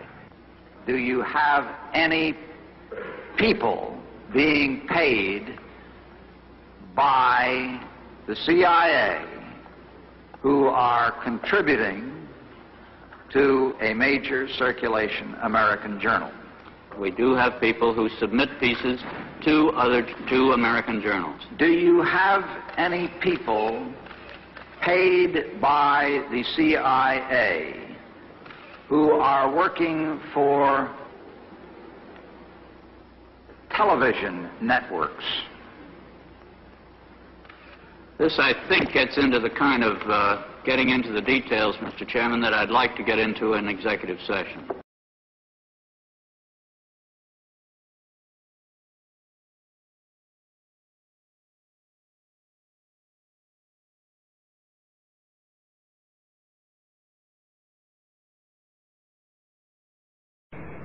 The slave mentality revolves around a two-step thinking process, input and output. The trivium revolves around the three-step process, input, processing, and output. The processing of information is our freedom, and the elites seek to corrupt our input through secrecy and censorship. They seek to limit your freedom of processing ideas by either force or distraction, but ultimately, we cannot be allowed to make the same decision the elite would make if presented with the same set of facts. If you can perfect this three-step process of critical thinking, your mind is freed, and all knowledge can be learned with ease. More importantly, with this logical thought process, you are inoculated against predatory thought control of those that seek to manipulate you and take advantage of you. This logical thought process is completely devoid in our modern education system. By not questioning the ideas leads to not questioning authority, which serves the elite who created the system. We could encourage the best qualities of youthfulness: curiosity, adventure, resilience, the capacity for surprising insights simply by being more flexible about time, text, and tests. By introducing kids to truly competent adults and giving each student whatever autonomy he or she needs in order to take the risk every now and then. But we don't do that. John Taylor Gatto. This trivium thought process of logical thought feeds naturally into humans' innate curiosity. Once fully grasped, learning becomes addictive and almost insatiable. You can literally feel your brain growing and firing faster. Your world becomes less scary because you are confident that you can overcome any challenge. The elite that control our paradigm do not want critically thinking humans that would question their world and ultimately question them and the systems of control.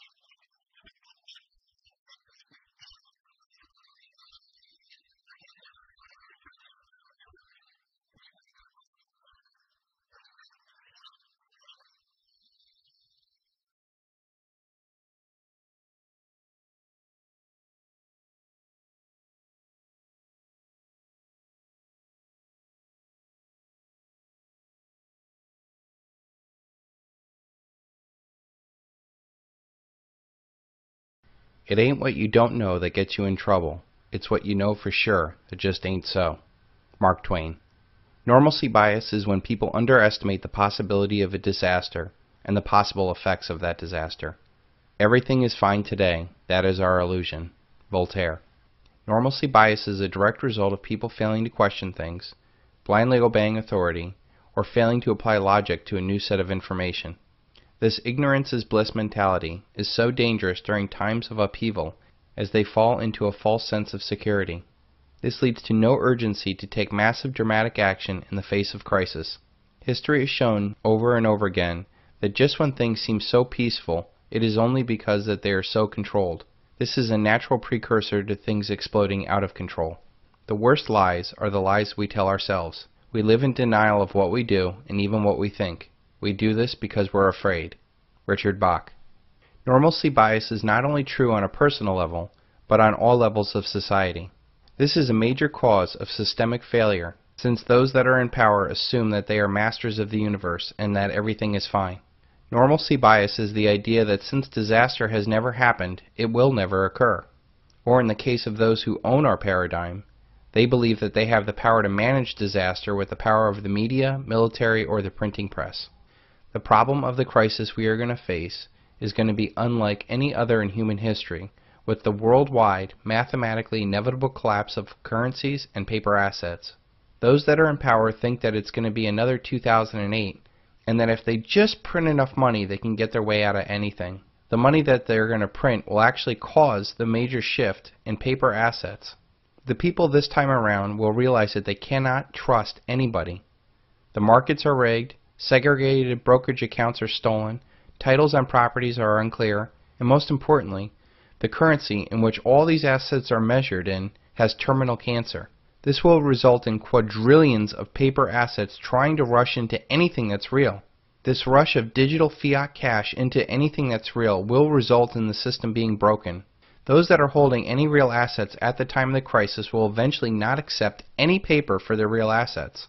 When this happens, it will disrupt every aspect of your life and neuter any control that the elite may have over the situation. This normalcy bias also has dramatic effects on the people even after a new reality smacks them in the face. People with a normalcy bias will have an incredibly hard time reacting to a new reality. They will not be able to question what they see with their eyes with logic. They cannot believe that they, or those that were in power, were so wrong. They will waste precious time dealing with the fact that they were so wrong, and this often results in self-destructive behavior. As people do come to terms with this new reality, it will naturally lead into the anger phase of the awakening, where the emotional response from those that are completely unprepared will override any logical response from the elite, or anyone else for that matter. I must not fear. Fear is the mind killer. Fear is the little death that brings total obliteration. I will face my fear. I will permit it to pass over me and through me. And where it has gone past, I will turn the inner eye to see its path. Where fear has gone, there will be nothing. Only I will remain. Frank Herbert. The individual is handicapped by coming face to face with a conspiracy so monstrous he cannot believe it exists. The American mind simply has not come to the realization of evil which has been introduced into our midst. J. Edgar Hoover. Cognitive dissonance is an uncomfortable feeling by holding two contradictory ideas simultaneously. This usually manifests itself in the difference between how we think we should act and how we actually act.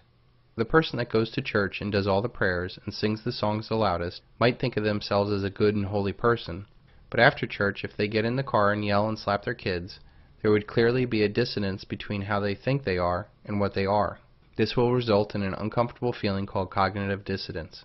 The typical Republican is pro-life and talks about the sanctity of life, and yet usually there are the ones that support the war machine that spreads death throughout the world.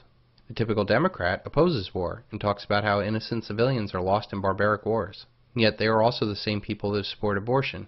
Both of these groups hold contradictory ideas as truths that they feel are worth fighting for. If life is truly sacred and needs to be protected, then Republicans should be pro-life and anti-war. If humans have the right to kill each other and impose their will upon others, then abortion and war are one and the same. The result is that we have millions of people holding these contradictory ideas. And yet, if they really thought about it, they would not be able to move on. We see this in every election cycle when we think that there's somehow a difference between the Democrats and the Republicans. when every single fact points to the stark realization that there is no difference between the two parties on the most important issues. More debt is created by a privately held central bank to fund more spending, to create more wars, to secure more resources, to create larger corporate profits, to ship more jobs overseas, to destroy the middle class, to create a police state, to control the whole game. Nothing in my lifetime, no matter who has been in the White House or Congress, has ever challenged the way our paradigm operates. And yet we still feel some need to vote. The foundation of all mental illness is an unwillingness to experience legitimate suffering. Carl Jung. People are predisposed to thinking that they are correct, despite evidence to the contrary. If a kid fails a test, he might say to himself that he's smart, and he'll justify it by saying that he's just not a good test taker, or the teacher didn't like him. People who smoke might think of themselves as a smart person that makes good decisions, and yet they're actively increasing the risk of getting lung cancer. Dissonance is also magnified by how much that person suffered to attain that idea, or how much he is personally invested in that belief. A singer tries out for American Idol and is laughed out of the audition for singing horribly, will leave the audition and most likely blame the judges, or their choice in music, or that they didn't get enough rest. Anything except the uncomfortable idea that they are in fact a horrible singer, and that they wasted so much time and energy on something that they believed in so much was ultimately false. Military men are just dumb, stupid animals to be used as pawns in foreign policy. Henry Kissinger. Marines created dissidents when they suffer to go through boot camp.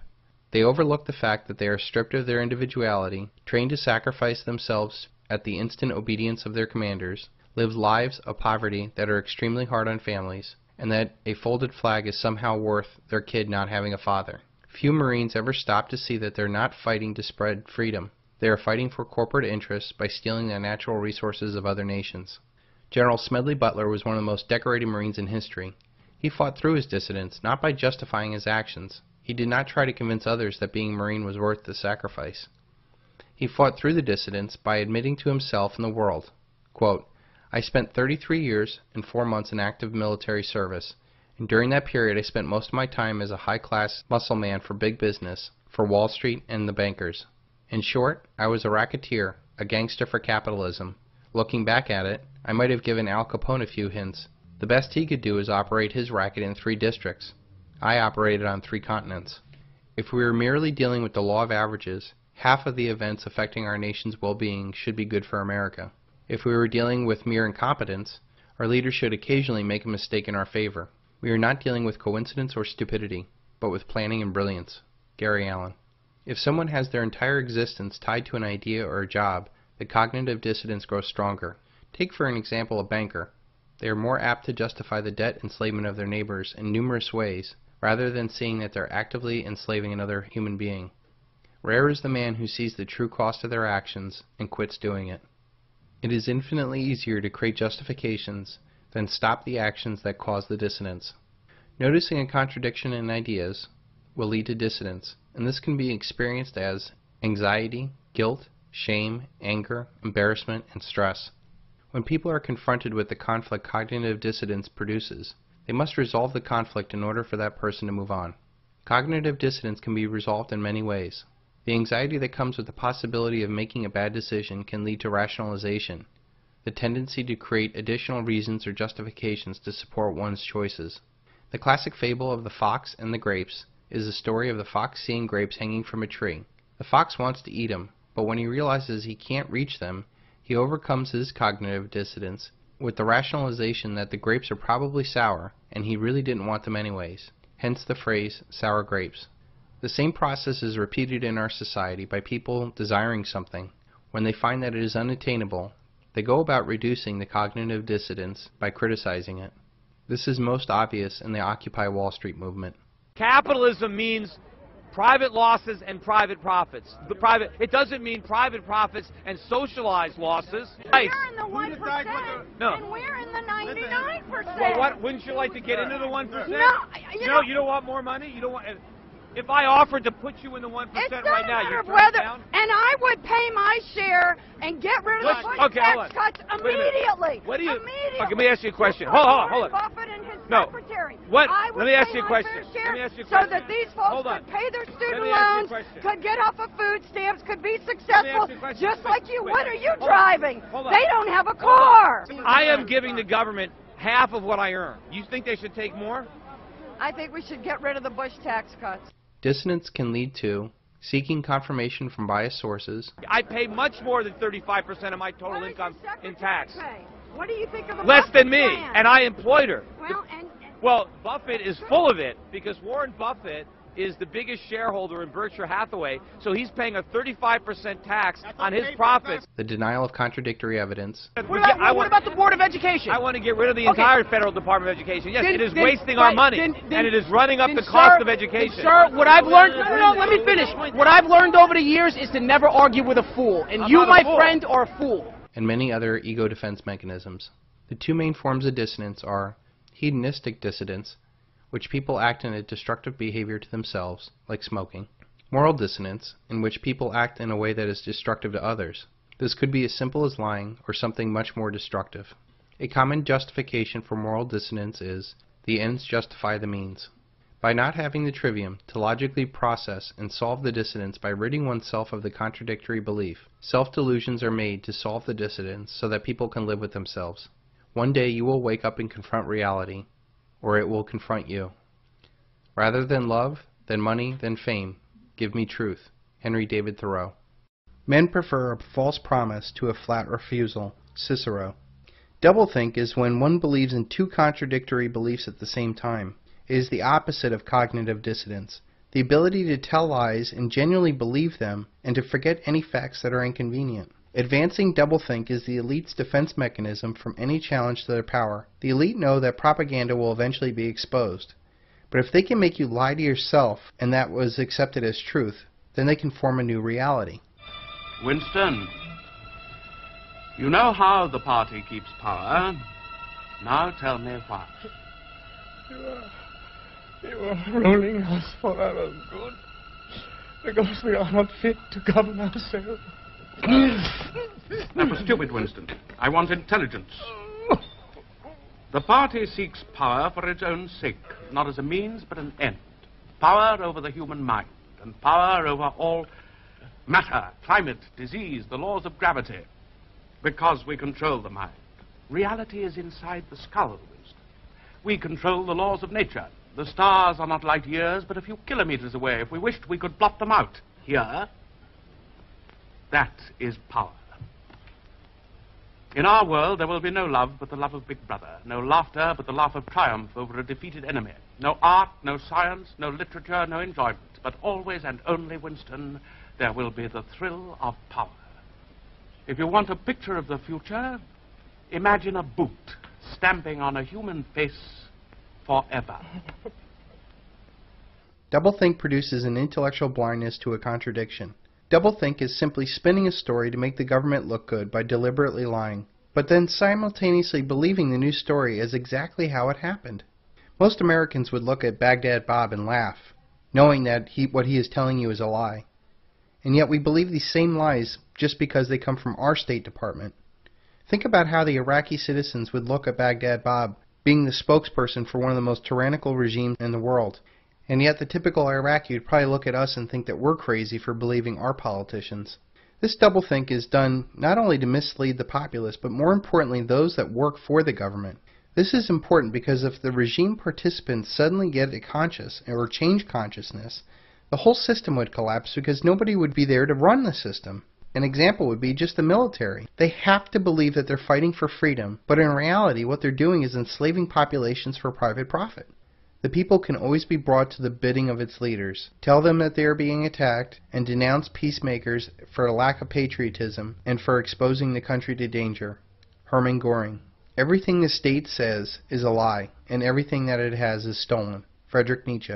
If you tell a lie big enough and keep repeating it, people will eventually come to believe it. The lie can be maintained only for such time as the state can shield the people from the political, economic, or military consequences of the lie. It is thus vitally important for the state to use all of its powers to repress dissent, for the truth is the mortal enemy of the lie, and thus by the extension the state is the greatest enemy of the truth. Joseph Goebbels.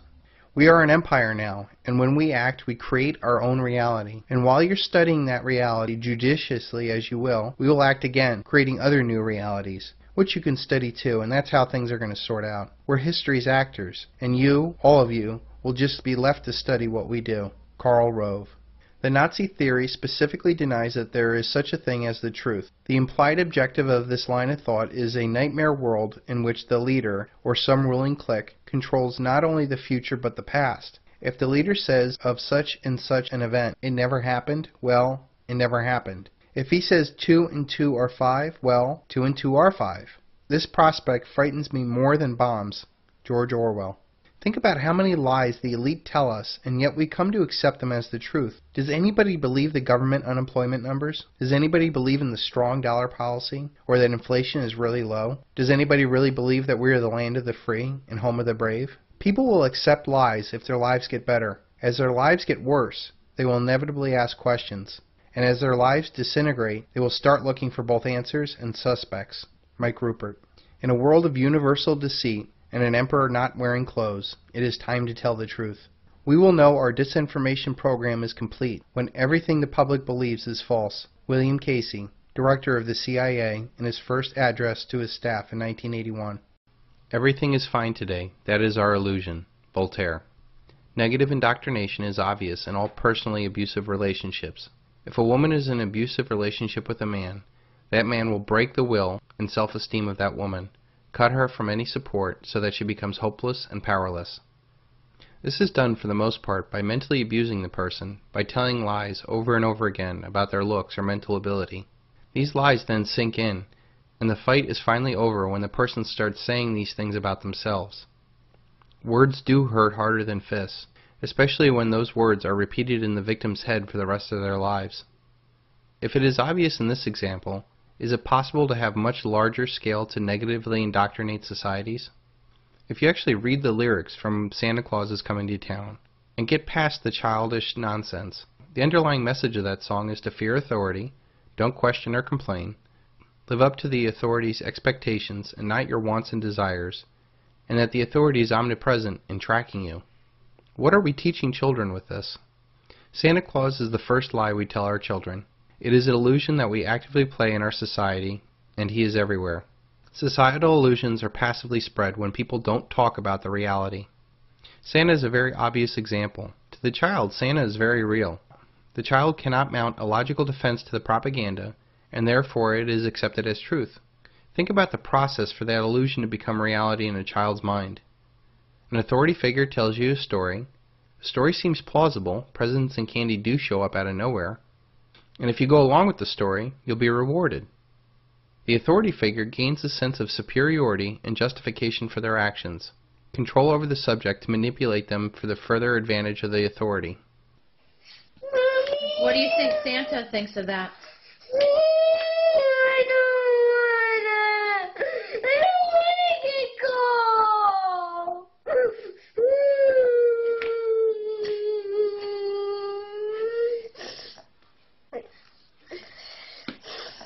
Are you nervous now about Christmas? Yeah.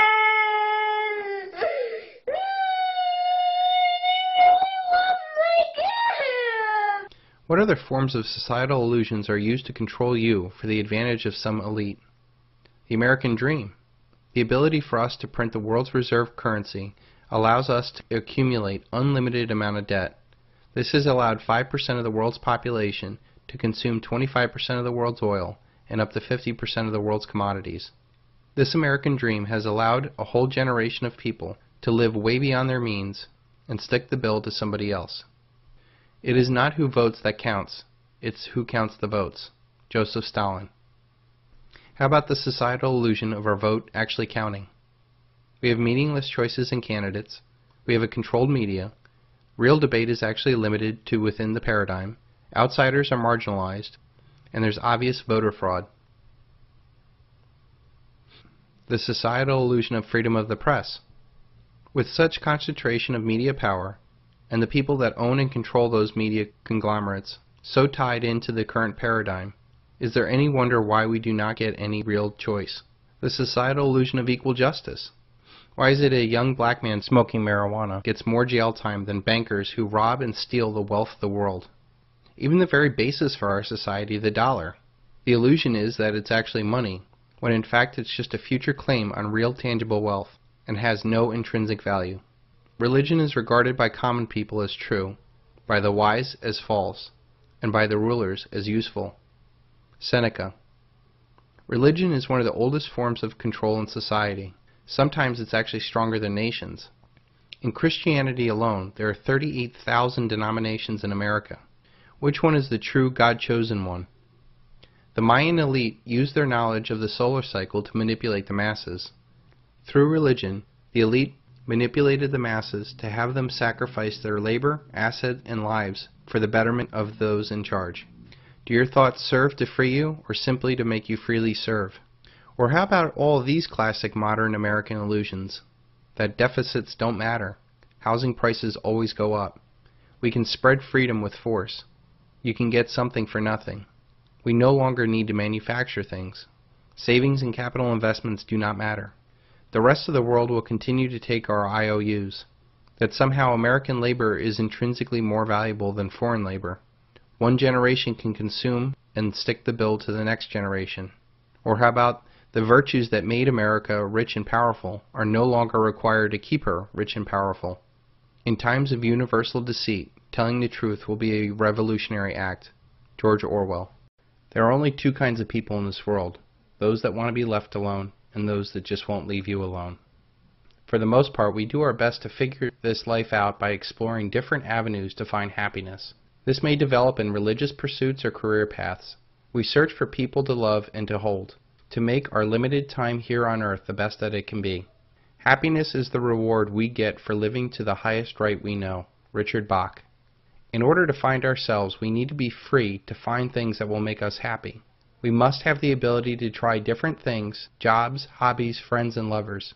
Having the freedom to fail is crucial to becoming who you are meant to be. The important thing is that no one else on earth, including you, or even your most well-intentioned parents, knows what that will be. It is impossible to know what will make every person happy, so it's useless trying to tell others what will make them happy. Even if you do have the answer for them, it might not be the right time for them, or they must learn other lessons on their own. The key is we need to have the freedom to have our own pursuit of happiness. If you love something, set it free. If it comes back, it is yours. If it doesn't, it never was. Richard Bach. Instead of the thousands of ways that we can divide ourselves as humans, we can easily divide all of humanity into two basic worldviews. Those that view people as good, with a live and let die mentality, and those that feel people as bad, that they are stupid and need to be controlled. Military men are dumb, stupid animals to be used as pawns for foreign policy. Henry Kissinger. Those that feel people are good have healthy mental states and have empathetic feelings towards each other. They come from a caring environment and have had healthy relationship with others. They possess the ability to feel the emotions of others. This feeling is what we experience when we feel something with music or art. We resonate deeply with it. This deeper connection extends all the way into our nature and our spirituality. When we connect on a deeper level with art, other people, or nature, we might feel a chill up our spine. That is a physical experience when we resonate with something deeper and truer than ourselves. This connection is one of the biggest factors in what makes us human. Those that feel people are bad are most likely hurt souls that have low self-esteem and believe that others are going to hurt them. They are projecting their image of themselves or former abusers onto the rest of society. The result of this abuse is that they are emotionally shut down from others so that they can never get close to being hurt again. They lack empathy and do not understand what all the fuss is about when people express emotions over other people, pets, or art. Because mankind is intrinsically wicked, he has to be governed. Such governance can only be established, however, when men are united, and they can be united against other people. Those that are fit to rule are those that realize that there is no morality, and that there is only one natural right, the right of the superior to rule over the inferior. The people are told what they need to know, and no more. Leo Strauss. There are two basic views of the world. People are good, or people are bad. Using these two worldviews, it's easy to see the same thing as two different things. With these two basic views of the world, there are different ways of looking at the same thing. People, for example, by a good person might see them as friends and neighbors. By a person who views the world as bad, will only see them as consumers or voters. Good people will see motivation of others as their needs. Bad people will see it as their desires. Good people will see people's thoughts as rational. Bad people will see other people's thoughts as irrational. Good people will see people's feelings as sympathetic and caring. Bad people will see these feelings as selfish. Good people will see people's states of mind as mentally stable. People who see bad people will only see them as psychopathic. Good people will see other people's pursuits as inner peace. People who view people as bad will see their pursuits as only to buy happiness. People who view people as good will see that their neighbors have the ability to govern themselves, whereas people who see other people as bad see the need for an elite to rule the masses. And ultimately, people who view other people as good, people have the power to be themselves. And people who feel other people are bad view that they cannot be trusted and must be controlled. The most important concept of these two views of the world are that people see others as they see themselves. Those that feel people are bad and act like animals and that they need to be controlled most likely are the ones that act on unempathetic animal instincts to dominate their fellow man. Ironically, they are the only ones that need to be controlled, for they are social predators that are preying upon an unsuspecting society.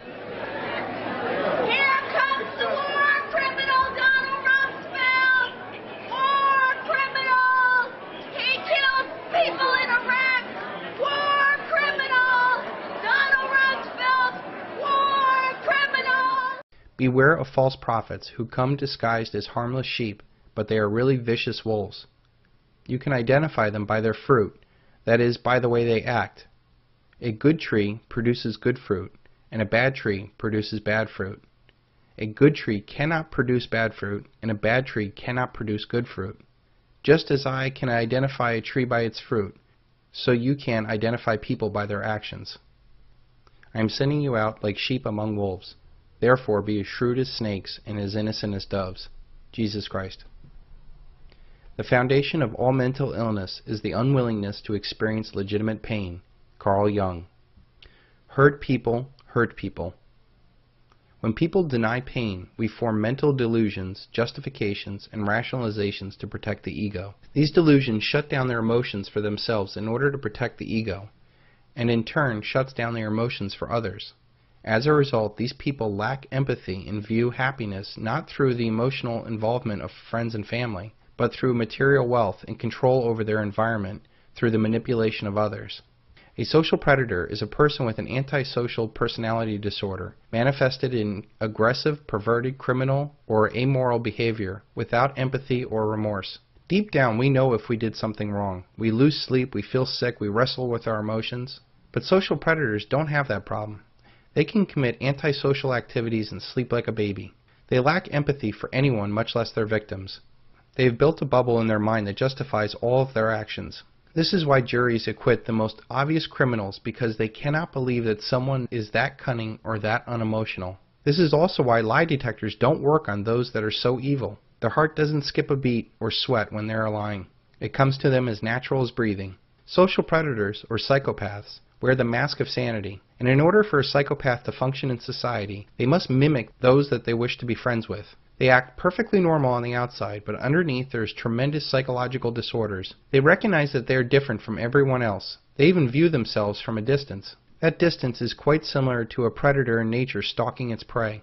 They also have the ability at a very early age to spot other psychopaths. This self-awareness shows a mental and emotional disconnect that they have.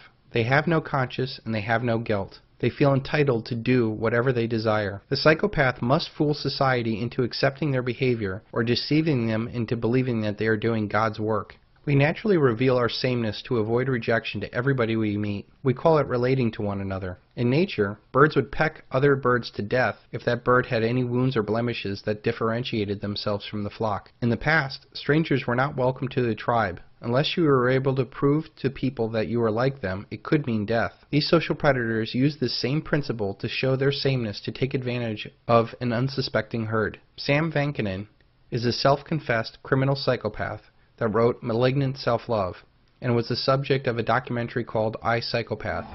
I like to present a facade of the self-effacing, modest person. I call it in my book false modesty. It's very works. It gives other people the impression that I'm underneath it all, I'm human. You are human, aren't you?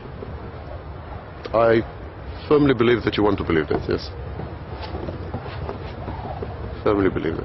The vast majority of psychopaths, like an iceberg, are under the water. And like an iceberg, they are inert. They do nothing. They're just there. They torment their spouse by being unempathic, but they don't beat her or kill her.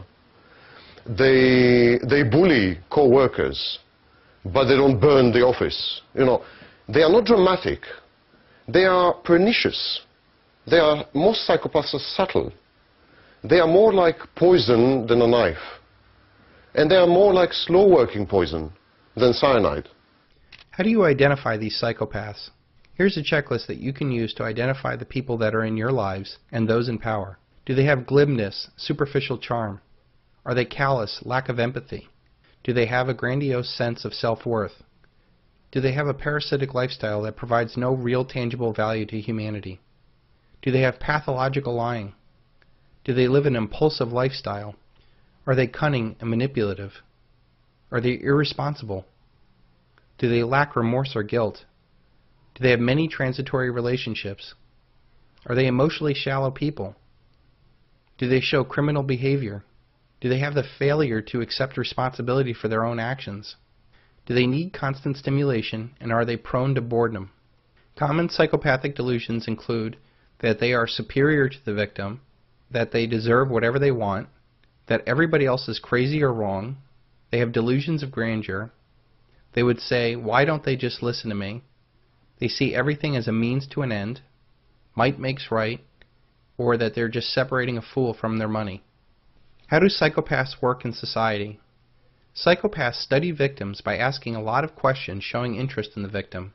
They do this not because they care, but they are trying to see how best to take advantage of the victim, like a cat to a mouse. They then mimic the victim's values, image, tone, and interest. They come on strong, showering the victim with compliments and engaging talk.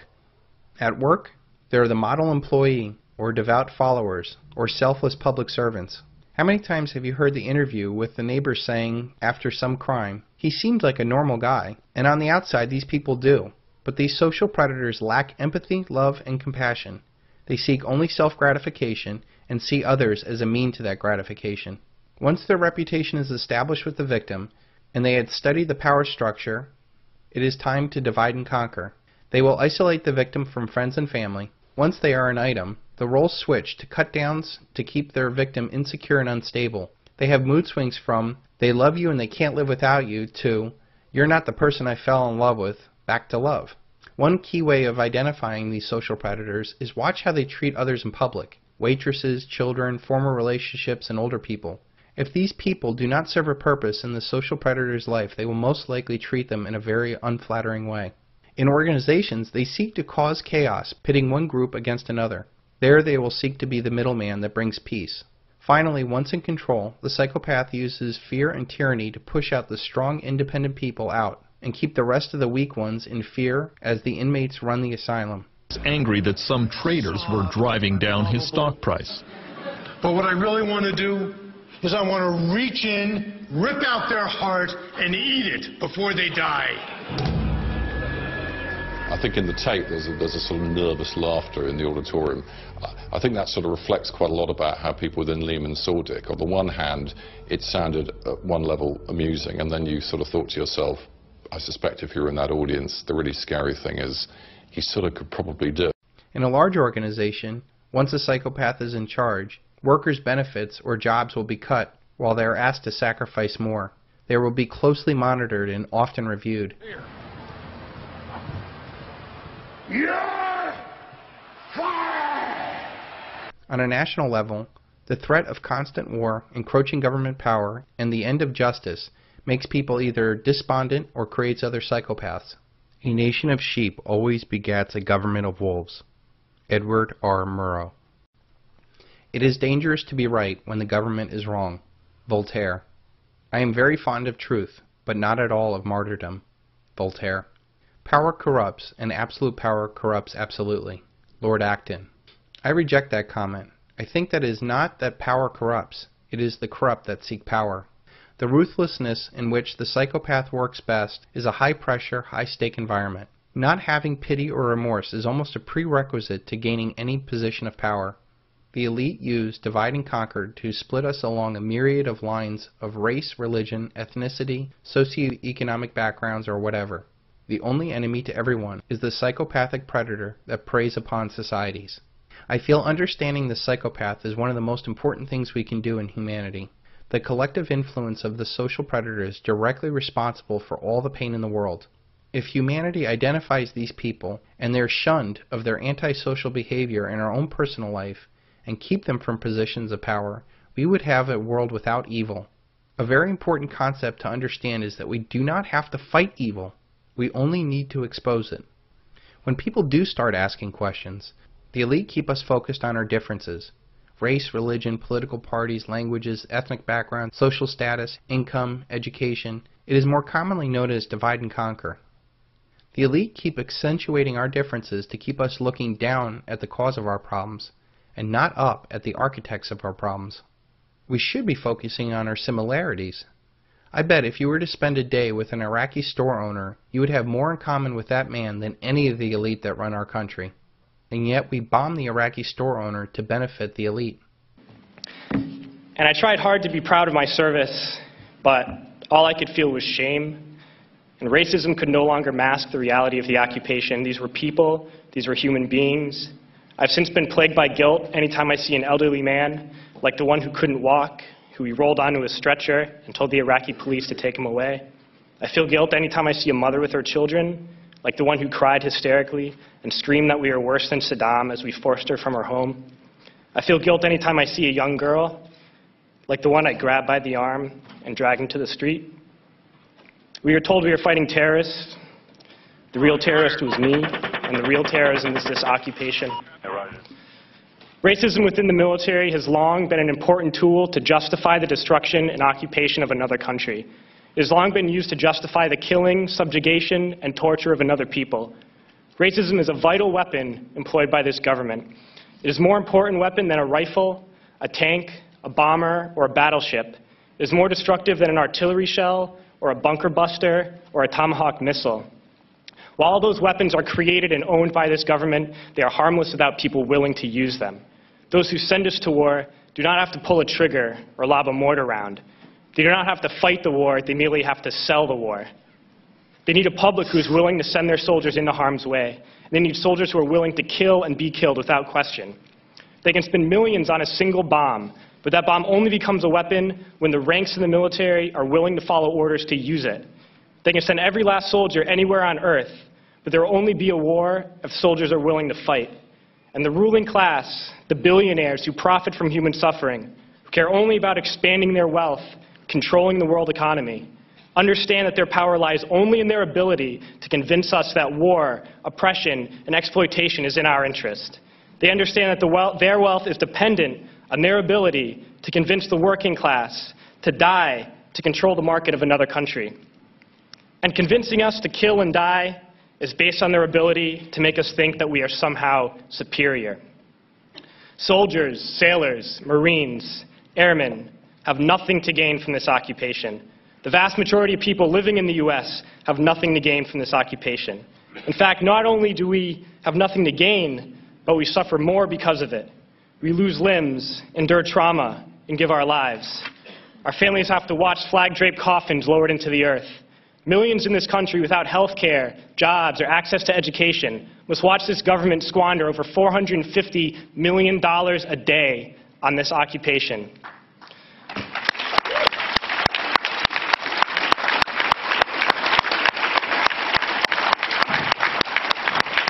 Poor and working people in this country are sent to kill poor and working people in another country to make the rich richer. And without racism, soldiers would realize that they have more in common with the Iraqi people than they do with the billionaires who send us to war.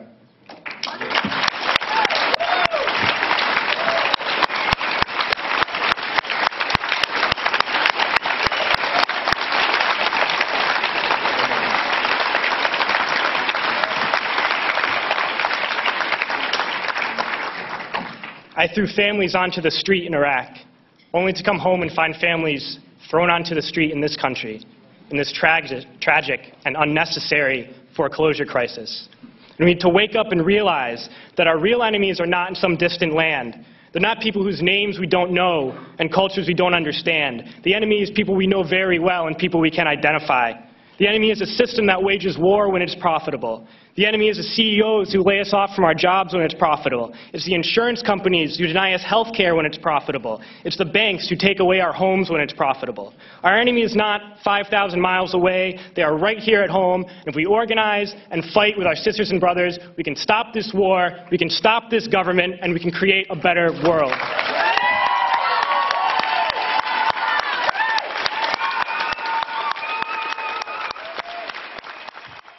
Where do these psychopaths go?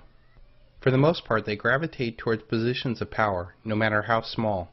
Low intelligence or low ambition psychopaths end up in a life of crime. Average intelligence or average ambition psychopaths look for local small positions of power, like a teacher, a DMV clerk, or a cop. In these positions, they have the power to control others and make themselves feel better by inflicting their will upon others. The more of these people that enter a particular department, the more the rules change to benefit those that have this personality disorder. They may change the promotions to include those that put in the most hours. For those that don't care about friends or family, that is easy. They may have competitions that benefit those that are willing to step on other people's shoulders to get the job done. They may encourage those that are willing to bend the rules for the good of the company. The ends justify the means, or being a team player. Once these people are in positions of power, these people see the cunning in others and know that in order to make the most material wealth, they need sharks that can swim with them. For the normal person, they are not willing to do the unsociable thing to get ahead. They also do not have the desire to control others, much less fight those that seem driven and willing to do the unsociable thing to get ahead. Over time, this social infection takes over not only departments and institutions, but the reins of power. Where do the high intellect and high ambition psychopaths go if they don't fit into middle America? There are three basic kinds of power. The first is financial power. This power attracts those that are chased after financial control or monetary wealth. New York City is an obvious choice to attract this personality from all over the country. As the saying goes, if you can make it here, you can make it anywhere. The truth behind that is because if you can swim with these sharks, you can dominate the guppies everywhere else. This Gordon Gekko personality can and will do anything for profit. They would literally sell their grandmother to make a quick buck. They lack empathy for suckers they fleece, and they only know that they want more. See, I find that everybody has a number, and it's usually an exact number, so what is yours?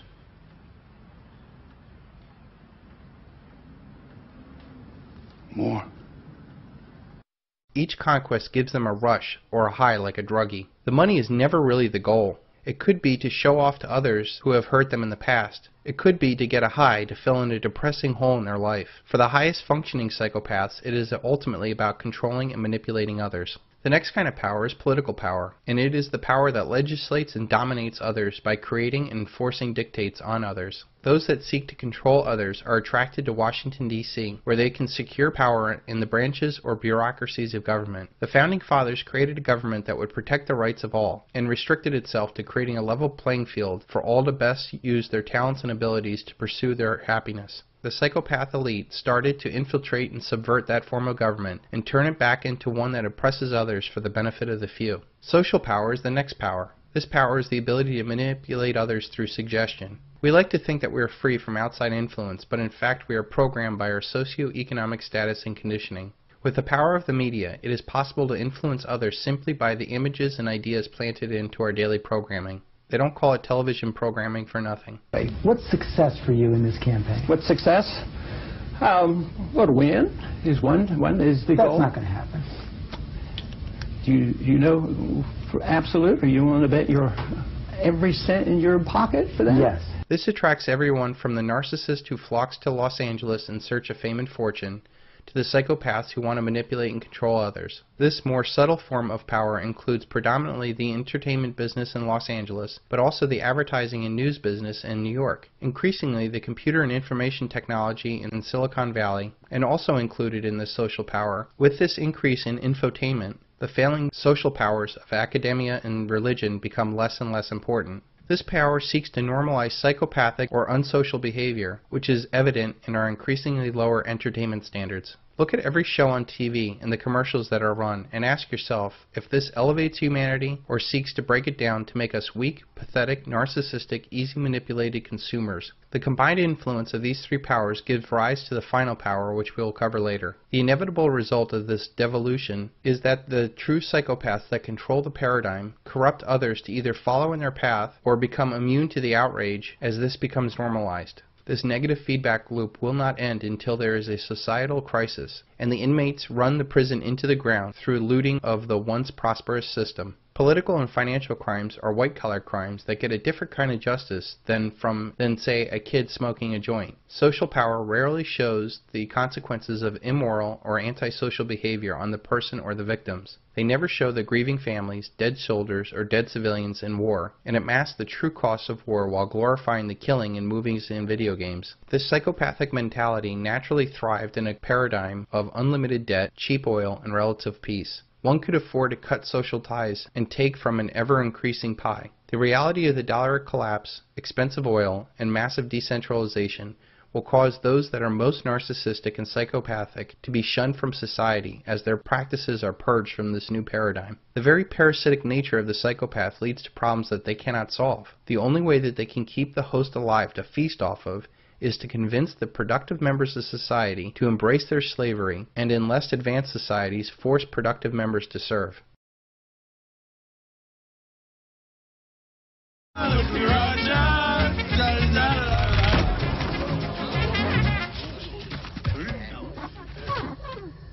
Guys, order another round because we're staying here. What was I thinking going back to Aunt Ivy? I mean, we just got here, and we have more than enough food to get us through the winter, right? Why go back? But there was that ant that stood up to me. Yeah, but we can forget about him. Yeah, it was just one ant. Ooh. One ant. Yeah, you're right. It's just one ant. Yeah, boss. They're puny. Puny? Say, let's pretend this brain is a puny little ant. Did that hurt? Nope. Well, how about this one? Are you kidding? Well, how about this?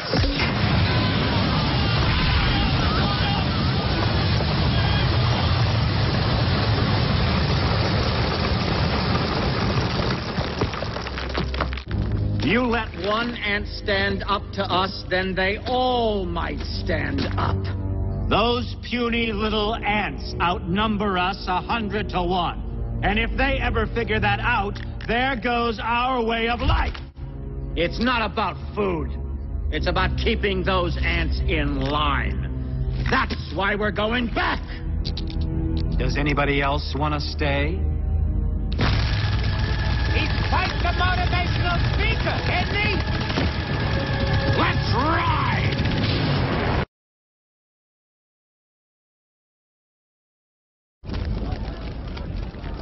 Okay, everyone out! Hurry! Where's Doc? Anyone seen Doc? Whose idea was this? Huh? Was it yours, Princess? Just get behind me, girls. It'll be okay. Leave her alone, Hopper! The bird was my idea. I'm the one you want.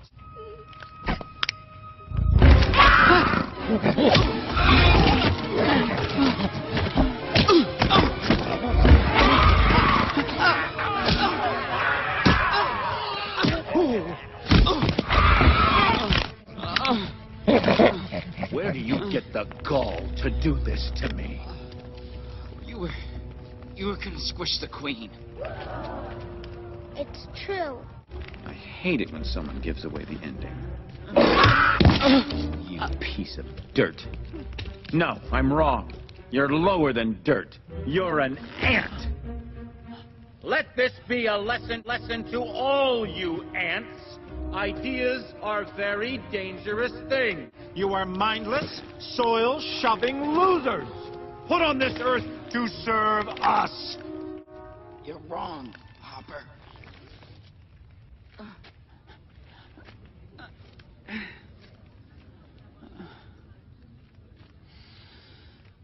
ants are not meant to serve grasshoppers.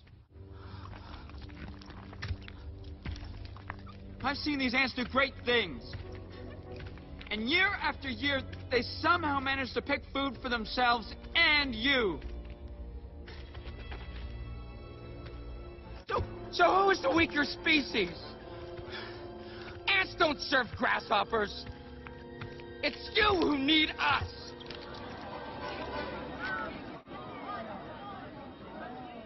We're a lot stronger than you say we are. And you know it, don't you?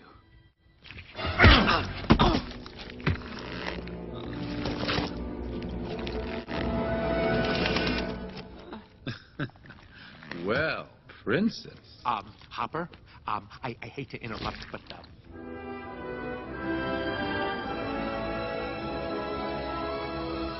You ants stay back!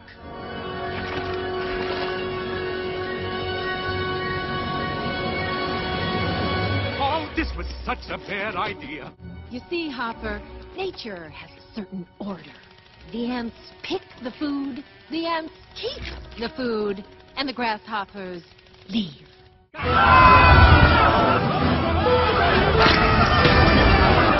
so proud of you, Flick. Where are you going? They're just ants!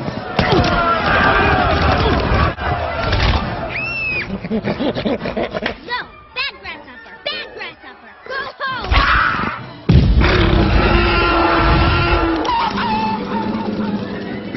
Yeah! Come back here, you coward! Don't leave! To the cannon!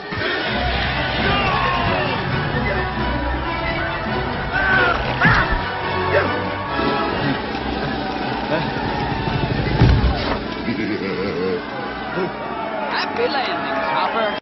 The strongmen, the masters, regain pure consciousness of a beast of prey, monsters filled with joy. They can return from a fearful succession of murder, arson, rape, and torture with the same joy in their hearts, the same contentment in their souls, as if they had indulged in some student's rag. When a man is capable of commanding, when he is by nature a master, when he is violent in an active gesture, of what importance are treaties to him? To judge morality properly, it must be replaced by two concepts borrowed from zoology: the taming of the beast and the breeding of specific species. Friedrich Nietzsche. Our social power is taking great care to create images of psychopaths. While these are all true versions of malevolent psychopaths, serial killers, rapists, pedophiles, and murderers are extremely rare and have very few victims. There are more common psychopaths that prey upon our society that we need to be aware of. There are two different versions of primary psychopaths. The first is distempered primary psychopaths. These are the violent predators that do not respond to punishment. The second kind of primary psychopath is the charismatic kind. They are able to live the big lie. Next to primary psychopaths, there are secondary psychopaths. These secondary psychopaths are also categorized between the distempered and the charismatic psychopath. The distempered secondary psychopath is the risk taker, but it fears actually being caught. This distempered secondary psychopath is the risk taker that creates violence, but actually fears being caught. The charismatic secondary psychopath is able to tell the small lie and live with it. The common factor in all of them is that they are hurt or deranged people who seek control over others. They do not sense or care to sense others' emotions and actually get a high off of their antisocial actions. Despite what the media says, they exist in all cultures, races, and socioeconomic levels, very much like how left-handed people are dispersed throughout all levels of society. The media usually only has us focus on the lower-class violent psychopath to scare you. They never focus on the very real psychopath that is much more common. Just because they have a nice car and a nice job does not mean that you're not dealing with a psychopath. Psychopaths actually thrive in collective environments and are common at the top of most power structures, including corporate, government, and religious organizations. To the psychopath, the lie is their primary weapon. The lie is the justification in their head that they have the right to cause harm. The lie is what ensnares the victims. Lying is as natural as breathing for them. They have no physiological reactions when lying, like an increased heartbeat, sweating, or blushing. When caught in the lie, they just create more lies. There are different levels of psychopaths. The most common and benign form of psychopath is the narcissist. They are full of self-love to the point that they do not recognize emotions or feelings in others. They need a constant fix of adoration or attention, or they become angry or despondent. There are two types of narcissists: the sexual or somatic narcissist, obsessed with their looks, and that uses sex as a tool to get what they want. They can be health nuts, hypochondriacs, or sexually addictive people. They lead shallow lives and often fill the void with new thrills. The other kind of narcissist is the cerebral narcissist. They love their own minds. They are arrogant, condescending know-it-alls who talk down to you. They seek awards and recognition from their peers. Narcissists use others as a means to their own gratification and often dump those that no longer suit their needs. They always take and never give unless it is bait for something else they want. The victim is the next type of psychopath.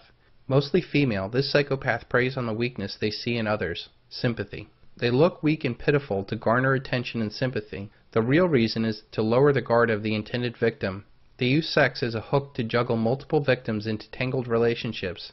This is done to drain the victim of energy and money until they serve no purpose, at which time they just leave. Another type of psychopath is the con artist. They use their excellent lying capabilities to cheat others. They are the consummate salesperson that are driven by money, and they could care less if people love them or not. Lower intellect or lower ambition con artists do short cons for quick money. Higher intellect and higher ambition con artists tell the big lie over long periods.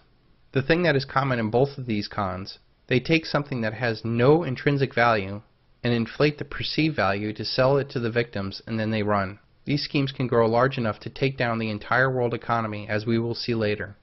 It is not Hannibal Lecter you should fear. It is the modern psychopath like Bernie Madoff. Bernie Madoff stole $50 billion and had over 4,000 direct victims and hundreds of thousands of indirect victims. Entire family fortunes were lost, and there were a lot of suicides. And yet he has no real remorse about what he had done. A nation can survive its fools and even the ambitious, but it cannot survive a treason from within. An enemy at the gates is less formidable, for he is known and he carries his banners openly. But the traitor moves among those within the gate freely, his sly whispers rustling through all the galleys, heard in every hall of government itself. For the traitor appears not a traitor. He speaks in the accents familiar to his victims, and he wears their face and their garment. He appeals to the baseness that lies deep in the hearts of all men. He rots the soul of a nation. He works secretly and unknown in the night to undermine the pillars of a city. He infects the body politic so that it can no longer resist. A murderer is less to be feared. Cicero, 42 BC. The final psychopath is the professional psychopath. This is the most destructive of all psychopaths. Like the malevolent psychopath that is so prevalent in our media, they think of nothing of killing. They just never do the acts themselves. The malevolent psychopath may only kill a few dozen. The professional psychopath in a suit can kill millions. There are three kinds of these professional psychopaths. The first is the political psychopath. They can lie and make the biggest promises. They are charismatic and cunning, and they have a distinct advantage over non-psychopaths that will not kill to get ahead. They can put on whatever face to get whatever power they want. Once they have power, they can become ruthless. They create situations for war, or give the orders to kill without mercy or remorse. We came, we saw, he died. Did it have anything to do with your visit? No, I'm sure it did. Stalin, Mao, Pol Pot, Dick Cheney. The next kind is the religious psychopath. From the bloody sacrifices of Aztec priests, the Spanish Inquisitions, the Crusades, and other religious wars in the name of peace, religion is another form of power that attracts the psychopath. The final and most powerful one is the absolute psychopath. Even more disturbing is the men that are behind the politicians that fund the wars, like the Rothschilds and the Rockefellers. Just because they are more polished and respected does not mean that they are not narcissistic, cunning, and vicious as other psychopaths. Bernie Madoff is nothing compared to the true elite that commit global crimes including mass genocide, generational slavery, and the theft of the wealth of nations. We have heard that 500,000 children have died. I mean, that's more children than died in Hiroshima. And you know, is the price worth it? I think this is a very hard choice, but we think the price is worth it. We hang petty thieves and appoint great ones to high office. Aesop. So much of the Occupy Wall Street movement is just a modern-day Bolshevik movement centered on wealth distribution of the wealthy. The cognitive dissonance of the Occupy Wall Street movement is palpable, as they criticize that which they do not fully understand, and ultimately fall into the same consciousness as those that they are protesting against. They want socialism to fight against fascism, which leads them right back into the Hegelian dialectic that the elite control. I seem to remember Germans and Russians fighting over that same false left-right paradigm of collectivism. What the new Bolsheviks of Occupy Wall Street don't see is that there is a collectivist power at the top of their desired outcome, and as George Orwell pointed out in his classic Animal Farm, some pigs are more equal than others. If the Occupy Wall Street movement saw that they cannot change the outside world to make themselves free and happy, and that they must change themselves to make the world free and happy, there would be no need to occupy anything except for their minds.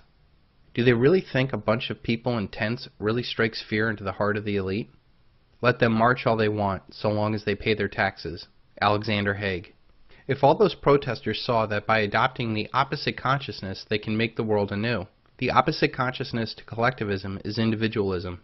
It is understanding that we cannot change anyone, and that you have no right to enforce your view of the world onto others, and that every person that they do try to enforce their will upon will ultimately lead to an equal and opposite reaction from those that are affected, which only leads to more conflict and a parasitical middleman to rise to power managing the fake political steel cage match.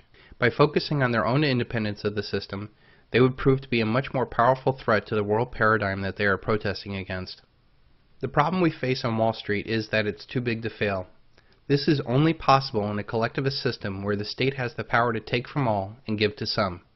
Too big to fail is impossible in a free market capitalistic society. True capitalism, not state capitalism or fascism, has the most powerful weapon in it. It has the ability for failure to occur. If those banks had failed, yes, millions would have been hurt. But those that were responsible with their risk and capital would have been able to buy up those failed companies and put those assets under more responsible people. Instead, we took from those that were responsible for their capital, and worse, not even involved in the situation, and propped up those that were most irresponsible with their capital and risk. We now see that those that are most irresponsible are in fact psychopaths. We have a system designed to benefit the worst in society, and what is worse, it empowers them in their pursuit of controlling the world. The problem is not the top 1% income earners. I have known many smart and thoughtful people who have made a lot of money. The problem is the 1% of the population that are psychopaths that just won't leave us alone. These people are at all levels of society, and they are in every race, religion, and income bracket. The key to the struggle for freedom is not painting such a large brush on a select group and empowering a collective to more power. The answer is to identify individual psychopaths and the systems that they create to empower them. We can then hold these social predators accountable for their actions and eliminate the systems that empower them, like fractional reserve banking and bailouts. When we start to understand that the problems that we face are not financial or political, and that the problem is social predators who are driven to control others, you will see that the true 99% is really just people who just want to be left alone, and the 1% is the ones that won't leave you alone. It is estimated that 10% of our population suffers from these psychopathic delusions, though while not all are dangerous like the narcissist, 1% of the population does have aggressive narcissistic or psychopathic behavior. So how do we deal with them? The biggest handicap we have in this fight is that most people feel that they are good, and that they transfer their goodness onto others. Just because you would never do evil things does not mean others will not. The combination of an elite that has this psychopathic view of the world and the masses that are assuming that their leaders are good just like them is a deadly combination. Most people cannot bring themselves to believe that people like this exist. But if people become educated about psychopaths and then ask them to look at the people in their lives that are causing them trouble, it is not too long until you get the ah. The other problem we have when facing this evil is that they fear the psychopath. They use cognitive dissonance or doublethink to soothe their mind. They feel it is better to go along than it is to stand up to the psychopath. Once you are aware, identifying them is the next step. Doing background checks or talking with friends and family is very important. Most psychopaths do not have friends or family, as they tend to burn through them first before moving on to others. They are often impatient as they try to hold their facade together. Once a psychopath is identified, there are only two options. The first one is attack. They fear the bigger psychopath, but exposure is their biggest fear. Direct confrontation hardly ever works because they lie so much and you need a massive amount of support to effectively fight one. The key is never to attack an enemy where they have no escape, because they will fight the hardest, and often the threat of exposure is the best tactic. The only other option you have to confrontation is evade. You cannot heal them because they get off on the fighting. The best option is to completely cut that person off and shun them. Take a look at all the people you have had trouble with in your life, and then compare them to the 14 characteristics of a psychopath. I did that with some of the closest people in my life, and I took extraordinary efforts to protect myself and my family from them. The sad thing is that these people will never seek help because they think that they're superior to others, never seeing the faults that they have. I've also had people who have come to me and said that they have some of these characteristics. If you have these characteristics, this does not mean that you are a monster. You were just probably hurt in the past. The key is that you address your hurt in the past with therapy and not drugs. Drugs only help you avoid the pain and never confront it. Understanding why you act the way you do will give you knowledge to take corrective action to not act that way in the future. Regardless of what happened to you in the past, make a commitment that it stops with you so that it is not passed on and hurt others. What should you do if you are in a negative environment? We are social creatures and we absorb people's emotions. Some do it more than others. These people tend to suffer from chronic anxiety, depression, or stress and can mentally and physically wear you down. When you are worn down, you become hypersensitive. If left untreated, you can turn into what you once hated. So what should you do? Identify whether you're susceptible. The person most susceptible to negative environments are highly empathetic people. You might be naturally giving, generous, spiritually inclined, and a good listener. You sense fear and anxiety and stress from other people much more than anybody else. You rely on your gut far more than your mind. The second thing is, seek the source. Is the negative emotion yours, or are you absorbing somebody else's? If it is someone else's negative energy, you need to physically remove yourself from the situation. By doing this, you are limiting the amount of contact you have with that stressor. If possible, surround yourself with happy people. Center yourself by concentrating on your breath. Breathing exercises help center yourself in the present. So much of the anxiety we feel is generated by our mind thinking about painful experiences in the past or worrying about the future. Staying in the present where it is safe allows the body to calm itself. Think happy thoughts. While you are breathing, force your mind onto happy thoughts and comforting thoughts. Force a smile. Your mind is so powerful, you need to focus it in the right direction. Manage emotional overload. You then need to manage what you are around. Learn to recognize people that bring you down. Identify unemotional psychopaths that are in your life. The best case scenario is to shun them at all costs. If it is not possible, confront them publicly about their negative behavior and that you find it unacceptable. Get plenty of rest, eat a high-protein diet before entering stressful situations, such as being part of a crowd. You need to train for a mental fight like a boxer. Have a backup plan to get out of a bad situation without relying on others. When people feel trapped, that's when anxiety builds. Set a time limit for how much you're going to expose yourself to the toxicity. For example, if you're visiting people you don't like, make plans to get out of there ahead of time. Have a place to re-energize in private. Look for positive people and positive situations. Eliminate negative people from your life and embrace the positive people. Life is too short to be dealing with these negative people. Bring out the best in others and they will do the same for you. The best thing about fighting this evil is that we don't have to confront it, we merely need to expose it. There is no need of fighting to overcome this single tyrant. He is automatically defeated if the country refuses to consent to its own enslavement. The real challenge is to show people that the good that they think they are doing is actually evil. We never see the process of evil, the diluted path that allows people to build a bubble in their head to think that what they are doing is good. By pointing out psychopaths as they are, it takes away the glow that our society puts on them. They should not be allowed in your own personal life. They should be shunned at work for their psychopathic deeds, and they should not be idolized in the media, finances, and politics. Is it fun being a billionaire? Well, yes. Yes, I have to say it is fun being a billionaire, but it's hard work. But it's hard work. This will come naturally when the full consequences of the psychopathic elite's actions come to light when the dollar collapses and the world economy crashes. A spiritual awakening will coincide with a new political and economic paradigm that will be decentralized. In a decentralized environment, people will need to have a good reputation in order for others to work with them. The truth will set you free. Ladies and gentlemen, the very word secrecy is repugnant in a free and open society, and we are, as a people, inherently and historically opposed to secret societies, to secret oaths, and to secret proceedings. For we are opposed around the world by a monolithic and ruthless conspiracy that relies primarily on covert means for expanding its sphere of influence, on infiltration instead of invasion, on subversion instead of elections, on intimidation instead of free choice. It is a system which has conscripted vast human and material resources into the building of a tightly knit, highly efficient machine that combines military, diplomatic, intelligence, economic, scientific, and political operations. Its preparations are concealed, not published. Its mistakes are buried, not headlined. Its dissenters are silenced, not praised. No expenditure is questioned, no secret is revealed. That is why the Athenian lawmaker Solon decreed it a crime for any citizen to shrink from controversy. But I am asking your help in the tremendous task of informing and alerting the American people, confident that with your help, man will be what he was born to be, free and independent.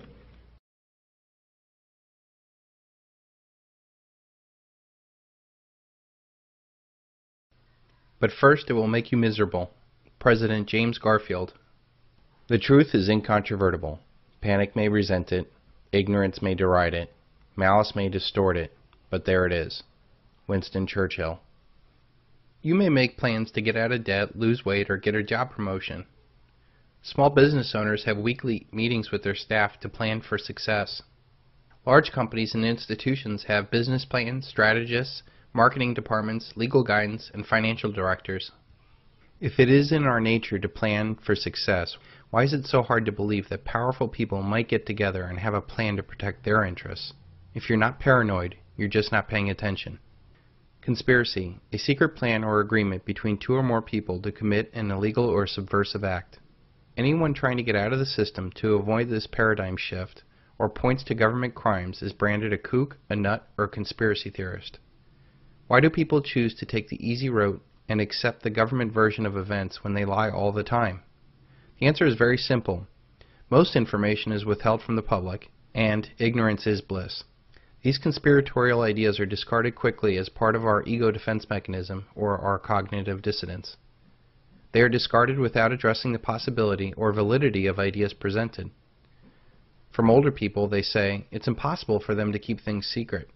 From younger people, it's more like, I don't want to think that it is possible. We are entering a time when, if you don't even entertain or question what is going on, everything you are, own, or love is at risk. And for the most part, these conspiracy theories are not theories, they are fact. And when there is smoke, there is always fire. Look at the creation of the Federal Reserve. It was created in a clandestine meeting of political and banking elites at a private resort on Jekyll Island, Georgia in 1912. The conspirators attended in sealed railway cars and only used their first names so that the servants would have no way of identifying the men. From their own memoirs, these men admitted to their conspiratorial plans. Out of the secret meeting came the most powerful privately and foreign-owned corporation the world has ever known. Through its control of our money, the elite that own the Fed control other banks, corporations, assets, media, politicians, militaries, and ultimately you. This one conspiracy is a fact and big enough and true enough for everyone to look under the surface of everything else. Using the trivium that consists of observation, logic, and rhetoric, you should be able to question everything and make your own determination of what is true or false without hurting your ego. In fact, your ego will be strengthened by being able to understand your world and give you the confidence to take massive action. Nothing less than to create a world system of financial control in private hands able to dominate political system of every country and the economy of the world as a whole. Carroll Quigley. Bill Clinton mentored under Professor Quigley with the Rhodes Scholarship Program. Professor Quigley's work centered on the existence of a permanent shadow government of powerful bankers and businessmen and government officials that controlled the agenda of our political life from behind the scenes. It was necessary for me to gain access to this inner circle in order to become part of that decision-making process that shapes our world. Bill Clinton, in a 1993 interview with The Wanderer. The elite's plan is very simple. More for them, less for you. We are supposed to think that all events are accidental or coincidental, and because of that, we should think that there's nothing that we can do about it. In politics, nothing happens by accident. If it happens, you can bet that it was planned that way. Franklin Delano Roosevelt. There is the story of a New England farmer with a small pond in his pasture. Each summer, a group of wild ducks would frequent that pond. Try as he would, the farmer could never catch one. No matter how early in the morning he approached, no matter how carefully he constructed a blind, or what kind of duck call he tried, somehow those crafty birds sensed the danger and managed to be out of range. Of course, when fall arrived, the ducks headed south, and the farmer's craving for a duck dinner only intensified. Then he got an idea. In the spring, he started scattering corn along the edge of the pond. The ducks liked corn, and since it was always there, they soon gave up on dipping and foraging for food on their own. After a while, they became used to the farmer and began to trust him. They could see he was their benefactor, and now they walked close enough to him with no sense of fear. Life was so easy they forgot how to fly. But soon it was unimportant, because now they were so fat they couldn't have gotten off the water even if they tried. Fall came and the ducks stayed. Winter came and the pond froze. The farmer built a shelter to keep them warm. The ducks were happy because they didn't have to fly. The farmer was especially happy because each week, all winter long, he had a delicious duck dinner. That is the story of America's Great Depression and our future.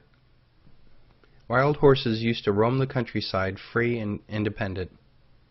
The same process man used to domesticate the horse is the same process the elite have done to enslave humanity. Thinking is the hardest work there is, which is probably the reason why so few engage in it.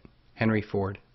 One of the greatest challenges to becoming totally free is to be able to think independently from everyone else. You know instinctively no one cares about you as much as you care about yourself.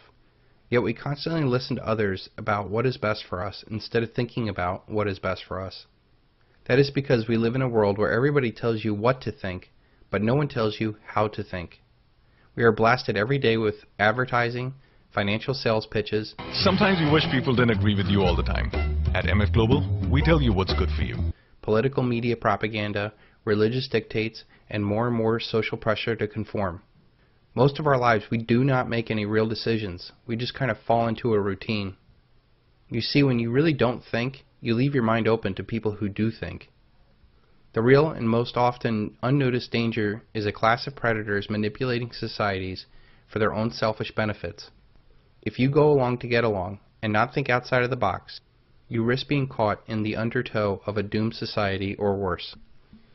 There is a lot of money and power derived off of having a sucker born every day. Our elite molds societies by educating people just enough to run the machine, but never enough to ask if this is the best machine for us. Think about it. Our controlled school system teaches sex, drugs, and multiculturalism in the 3rd, 4th, and 5th grades, and not even how to balance a checkbook by high school. The elite system wants utterly dependent people to control for power and profit. They do not want fully aware people who can see through the mainstream media lies, the Wall Street Ponzi schemes, or federal abuses. They certainly do not want people educating others to our common plight of this illusion. Do your thoughts serve to free you, or simply to make you freely serve? Your thoughts are not your own. If you ever wonder why Americans are broke, depressed, and lifeless, look no further than whose thoughts they are thinking. If they are listening to the elite's financial conmen, they are constantly stripped of their wealth through a myriad of schemes. If they're listening to the elite's mainstream media, they're depressed about the national problems because they're too big and the experts say that there's no hope, or worse, hope is coming someday. If they're listening to the elite's medical community, they're hooked on psychotropic drugs. They will never get their fire back by tackling their life's challenges. The elite give us the illusion of freedom, but control all of the choices. The elite give us the choice of 500 cable stations, and yet the same message comes from every one of those channels.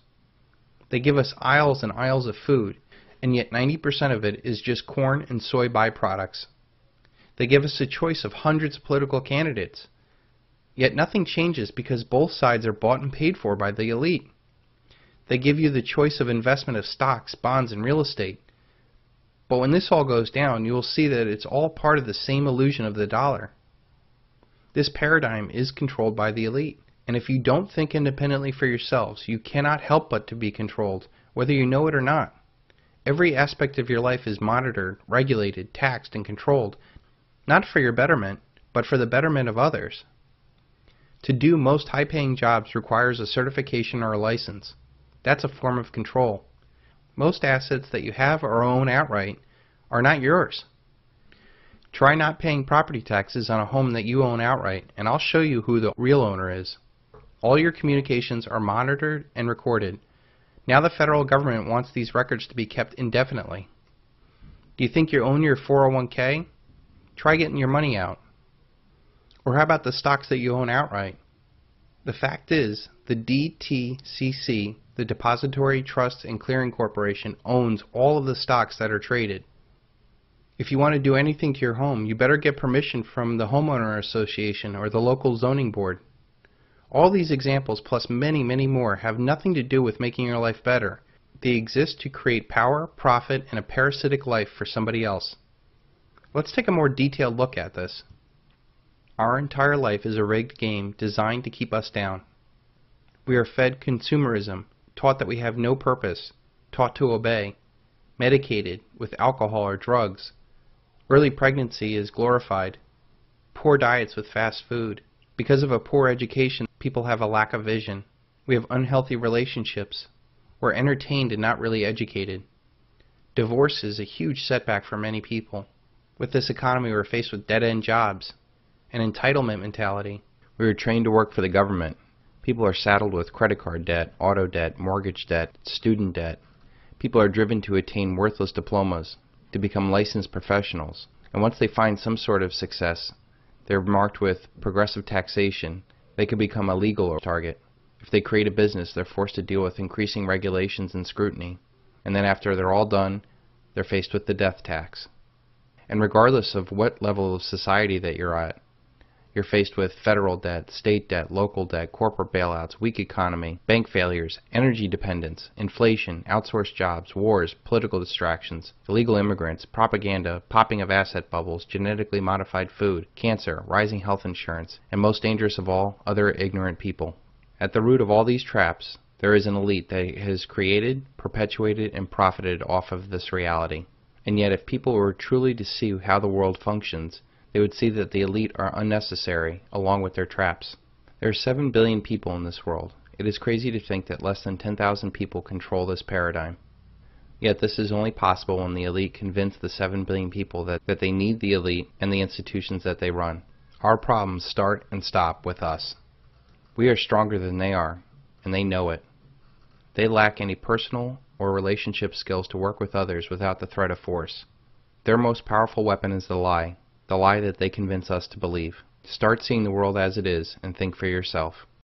Watch money. Money is the barometer of society's virtue. When you see that trading is done not by consent, but by compulsion, when you see that in order to produce you must obtain permission from those who produce nothing, when you see that money is flowing to those who deal not in goods but in favors, when you see that men get richer by graft and by pull rather than work, and your laws don't protect you against them, but protect them against you. When you see corruption being rewarded and honesty becoming a self-sacrifice, you may know that your society is doomed. Ayn Rand. There is $8 trillion in global sovereign debt that needs to be rolled over in 2012. This does not include state, local, corporate, or personal debt.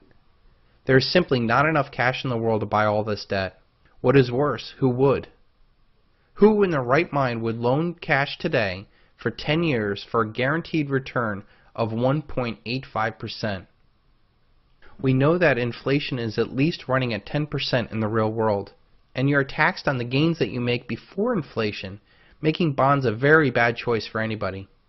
But this debt must be funded or our entire way of life ends. What most people do not know is that our money is debt. Every dollar that comes into existence has $1 of debt and interest attached to it. The only way to pay back this debt and interest in this debt-based monetary system is that we need to create more debt every year in excess of the debt and interest accrued the year before, or we suffer the mother of all margin calls. There was a movie in 1981 called Rollover that highlighted what would happen if this debt was not rolled over. You have 21214 listed as a foreign exchange account. But you don't buy other currency with those dollars, you buy gold. But you have to do it slowly, because if anybody finds out what's going on, the dollar will drop and all the Saudi investments over here won't be worth shit. When the Arabs learn that word of what they've been doing is out, they may panic. Move a big chunk of funds too fast or the wrong way. Really destabilize the monetary markets. Then the dollar will collapse. Whereupon there'll be a lot of jawboning by the president, and that won't work. Then they'll go to selling gold, and that won't work either. Then they'll have to go to capital controls, freeze foreign assets, stop any money from going in or out, and that will be the end of all the markets. That'll really be the finish. Then you'll see a worldwide depression that'll make the 1930s look like a kindergarten. In 2 months, you'll have bread lines in Detroit, riots in Pittsburgh. In 6 months, you'll see grass right over Rodeo Drive, and Michigan Boulevard, and Fifth Avenue, and I won't have done it, Hub. You will. All because you tried to stop a movement that couldn't be stopped anyway. Listen to me, Hub. Money, capital, has a life of its own. It's a force of nature, like gravity, like the oceans. It flows where it wants to flow. This whole thing with the Arabs and gold is inevitable. We're just going with the tide. The only question is whether you want to let it go like an unguided missile and raise hell, or whether you want to keep it in the hands of responsible people. Believe me, Hub, the dollar will hold. Believe me. The system will be fine, providing nobody panics. The Arabs yanked every penny they had with us. They hit all the other outfits, too, so it's across the board. That means every bank in the country out there is going to be struggling for liquidity, trying to cover those cash withdrawals. We're dumping everything. Treasury bills, bonds, Fannie Mae's, commercial papers, we want it all sold. Fed funds, euro dollars, borrow whatever you can find up to 200 million. Foreign exchange, no positions. Bullion, grab what you can get. All right, let's hit it. And pray. Stock market's off 75 points. The dollar's appreciated 10% and moving down. They even yanked the euro-dollar deposits that weren't due. Of course, New York is practically down the tubes, and gold just went over 2,000. But tonight, that'll be cheap. I hit you at 55 million. I recorded the amount for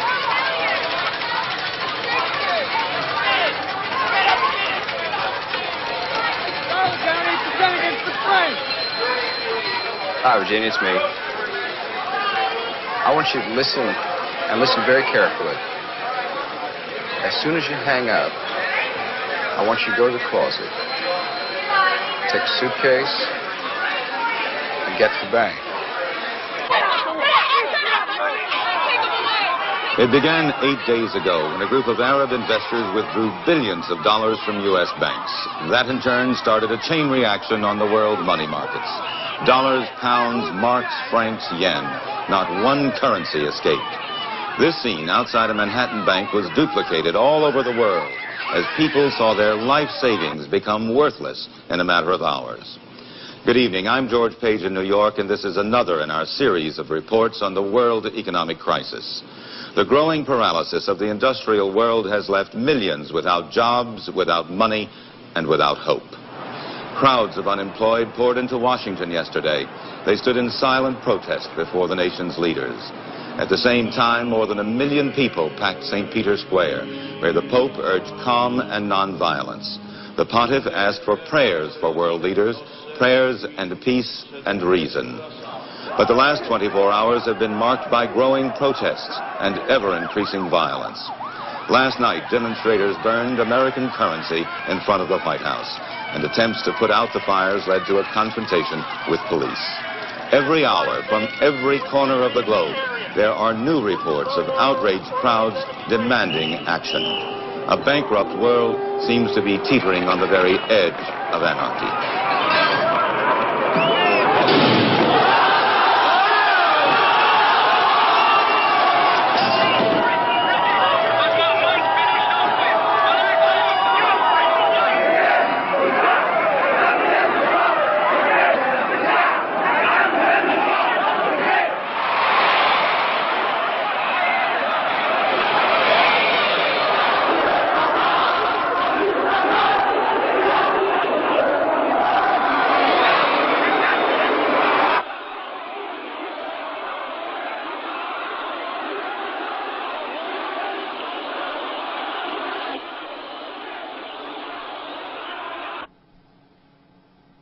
And now for continued coverage from around the world.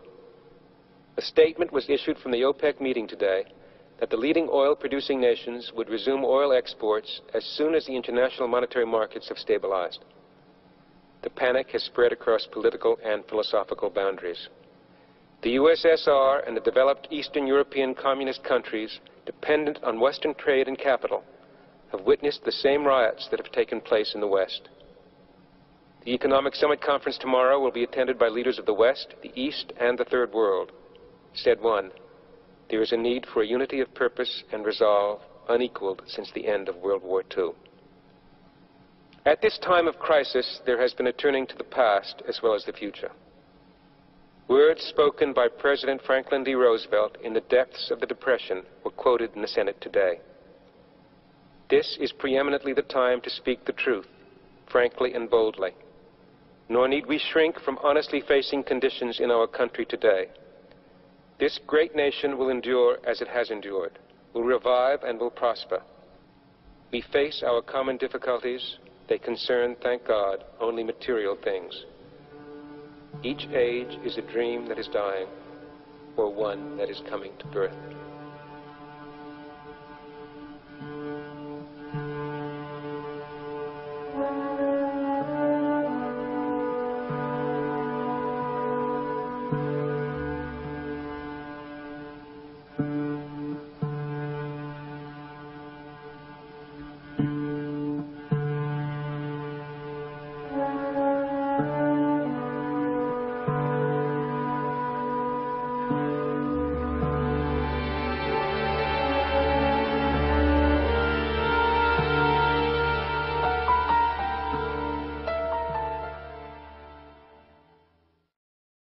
Since this must be done, let's look at some of the options available, and I can tell you that none of them are good if you have any cash, stocks, bonds, pensions, insurance policies, or real estate. The government can massively raise taxes and cut spending that would destroy an already weak economy. The Federal Reserve and other privately held central banks can buy more debt and to continue printing money, but this would most likely cause other sovereign nations to dump the dollar, adding to the inflationary fire here at home.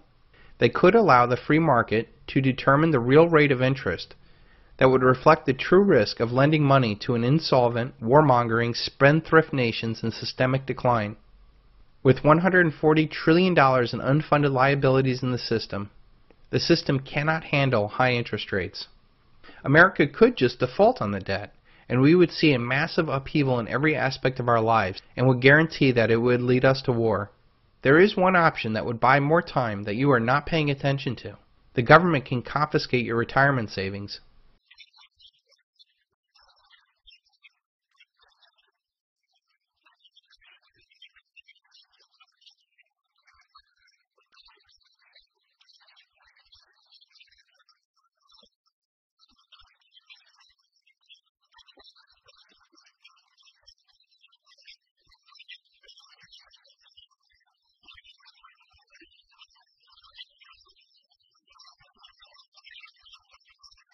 This is a very real and distinct possibility when governments cannot raise capital in the bond markets, or when governments cannot raise taxes in a faltering economy. They could very easily go after the fat, free money sitting in people's retirement accounts. If that was just the end of the thieving, that would be one thing, but it never stops there.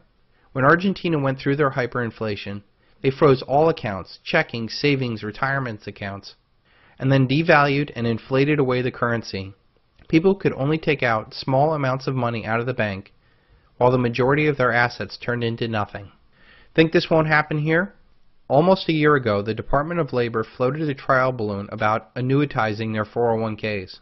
The plan was to get rid of those pesky and risky managed retirement accounts and put their savings into safe and secure treasury bonds. We are at a point where China, Japan, and the rest of the world refuses to buy any more of our debt. The Federal Reserve is already buying 80% of the new debt and has balked at QE3. And people wonder who in the world is going to buy into the biggest bubble ever? Well, the answer just might be your retirement account. And it didn't take long, but the Treasury has already started the thieving. When we had the debt ceiling debate that was ongoing, the Treasury dipped into the pensions. They bought a couple days by not meeting its investment into government retirement funds.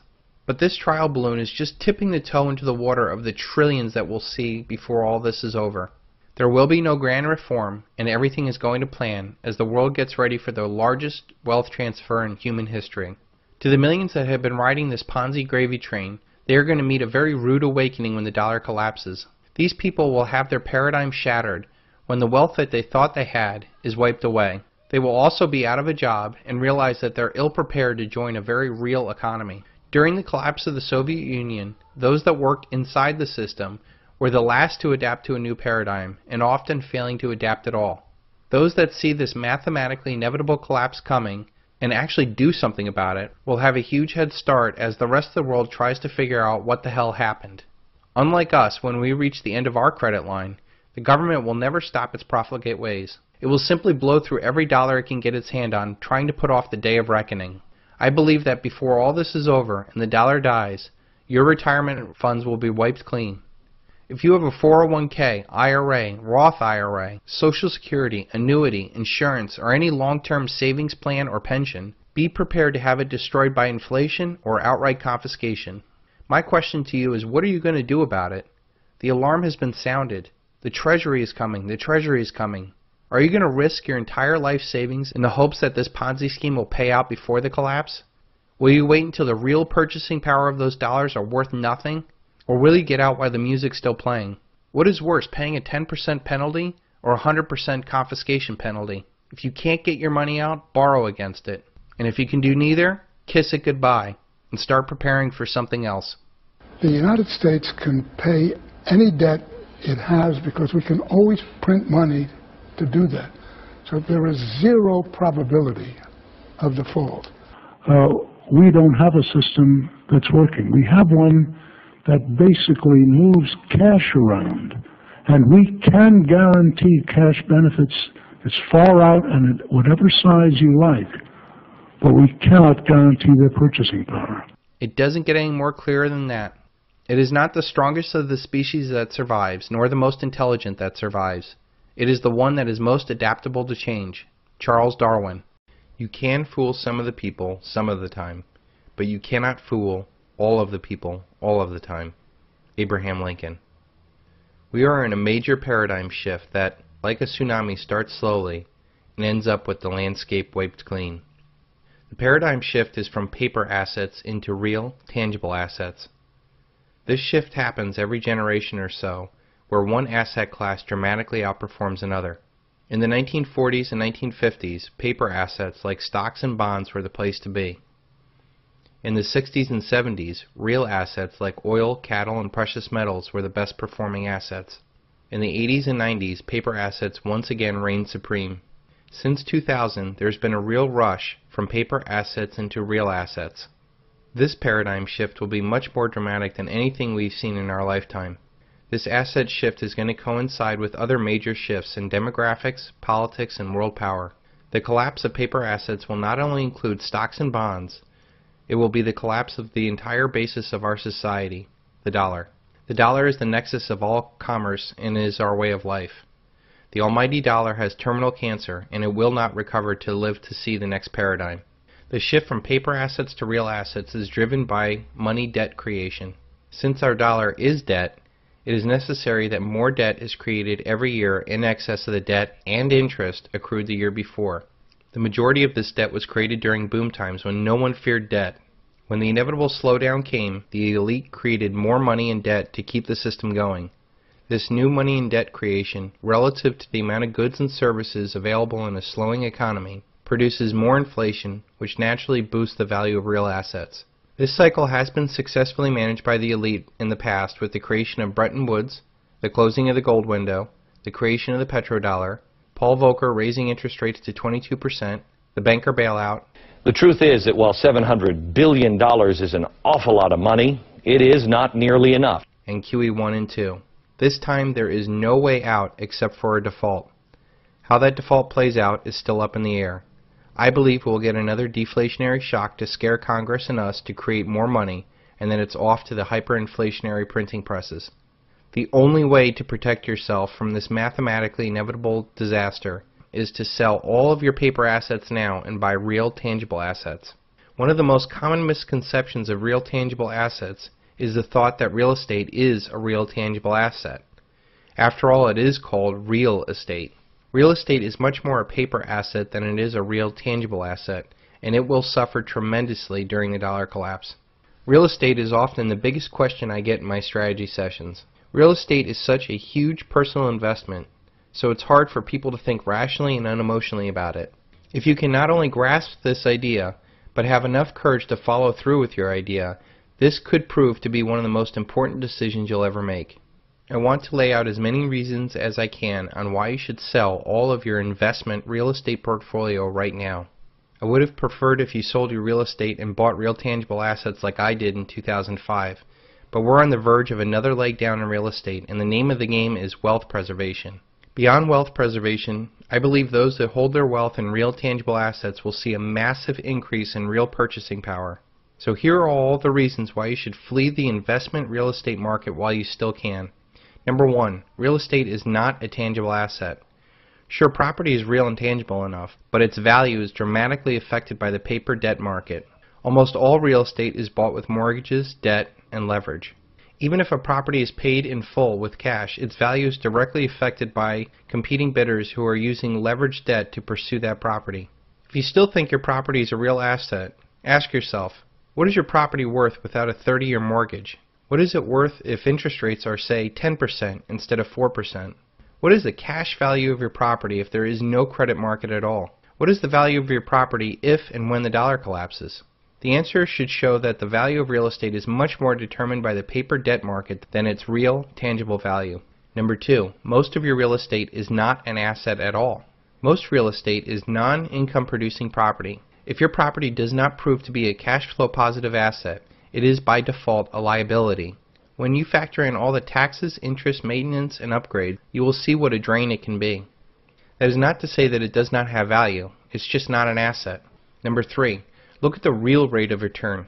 The government is outright lying about inflation. They do this for many reasons, which I will discuss later.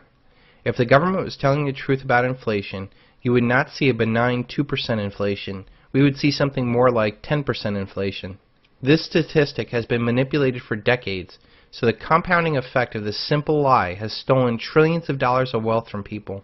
Even though the nominal price of your house has gone up over the years, the real inflation-adjusted return is probably negative. Number 4, even in a hyperinflationary environment, owning property is not a no-brainer. In a hyperinflation, the value of mortgage debt would essentially become worthless. That is great for owning your property outright. The reality is that there are going to be other factors that will dramatically affect the real value of that property. In a hyperinflation, the food in your freezer drawer will be worth more than your mortgage. The cost of running your home will be exorbitant. What if you cannot afford higher water, electricity, or gas bills? What is your property worth if these utilities are not working or even available? Number 5, real estate is an illiquid asset. What if you're in the wrong area when this all goes down? Having the better part of your wealth tied to an asset that cannot move is highly disadvantageous during a period of social upheaval. We have all seen pictures of refugees leaving their homes with the few possessions that they own. What if you are in an area that is going through massive social upheaval? If you have the majority of your wealth tied to an area that is essentially a war zone, you're putting your life and your fortune at risk unnecessarily. This is magnified by the fact that when the dollar collapses, there will be no real estate market for you to sell into. You can easily put $250,000 worth of gold into a small purse and take it wherever you want, and it is accepted worldwide.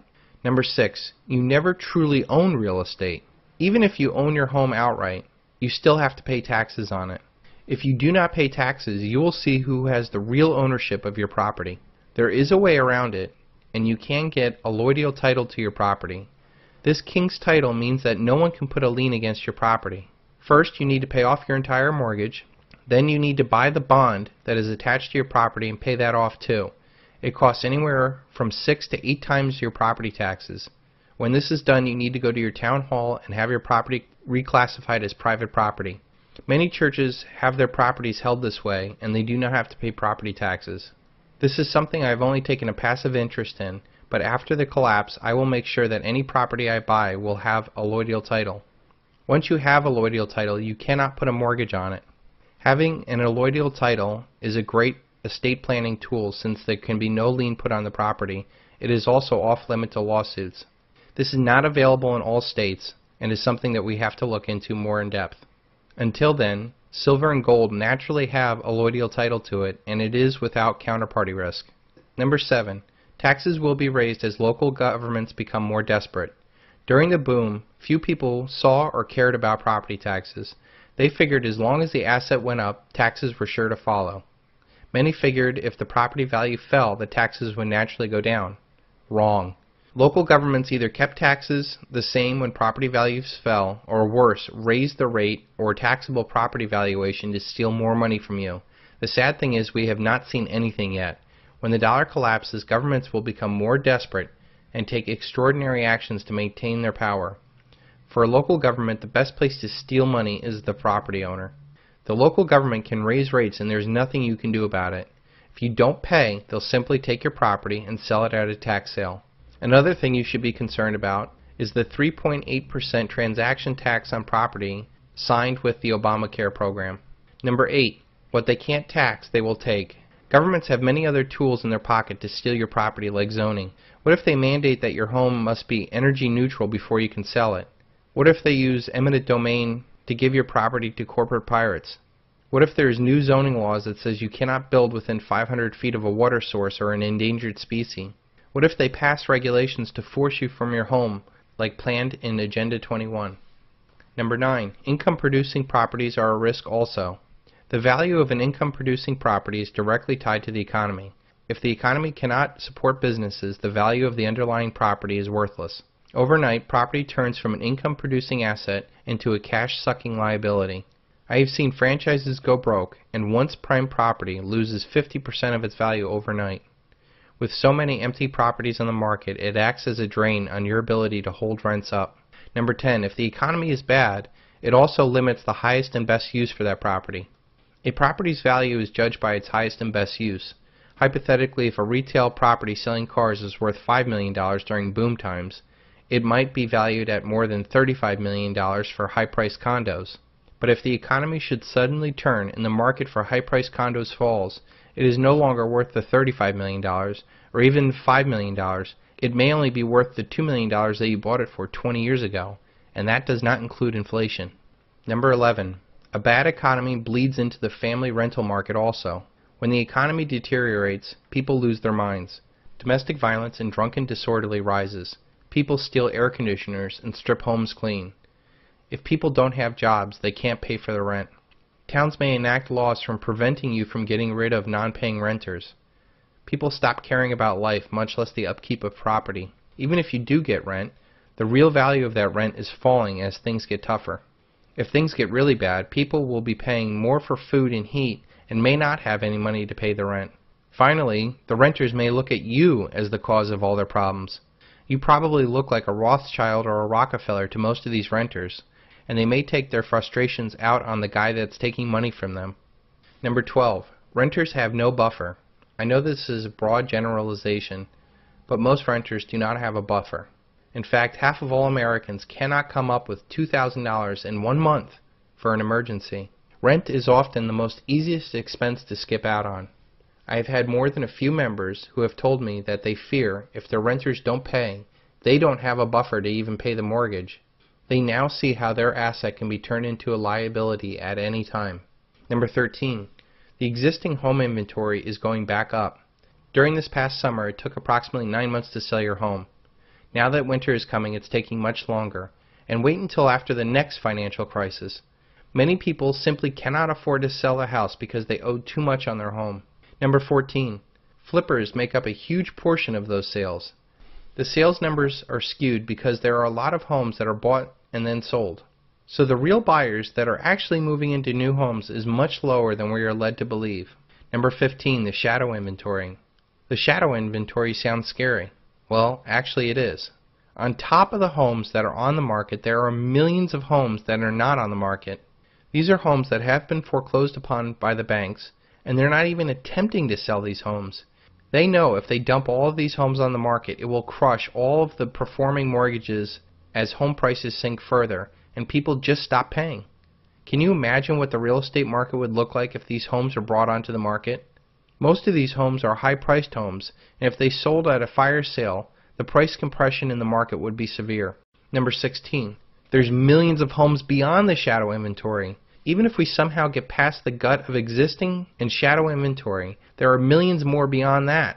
There are homeowners that have simply stopped paying their mortgages and that they have not been foreclosed upon, even though they should. I have many members who have not paid their mortgages in years. Some haven't even been contacted.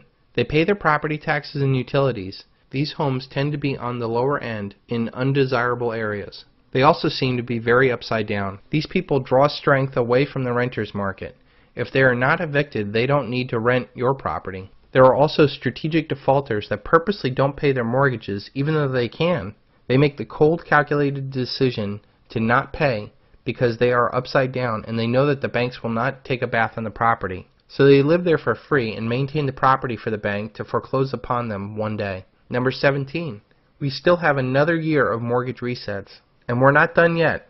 Beyond the existing, beyond the shadow, beyond the as of yet to be foreclosed, we have millions that will fall into default as the mortgages reset and they lose their job in an ever-worsening economy. You might remember that this housing mess all got started because people got over their heads with real estate but also the mortgages.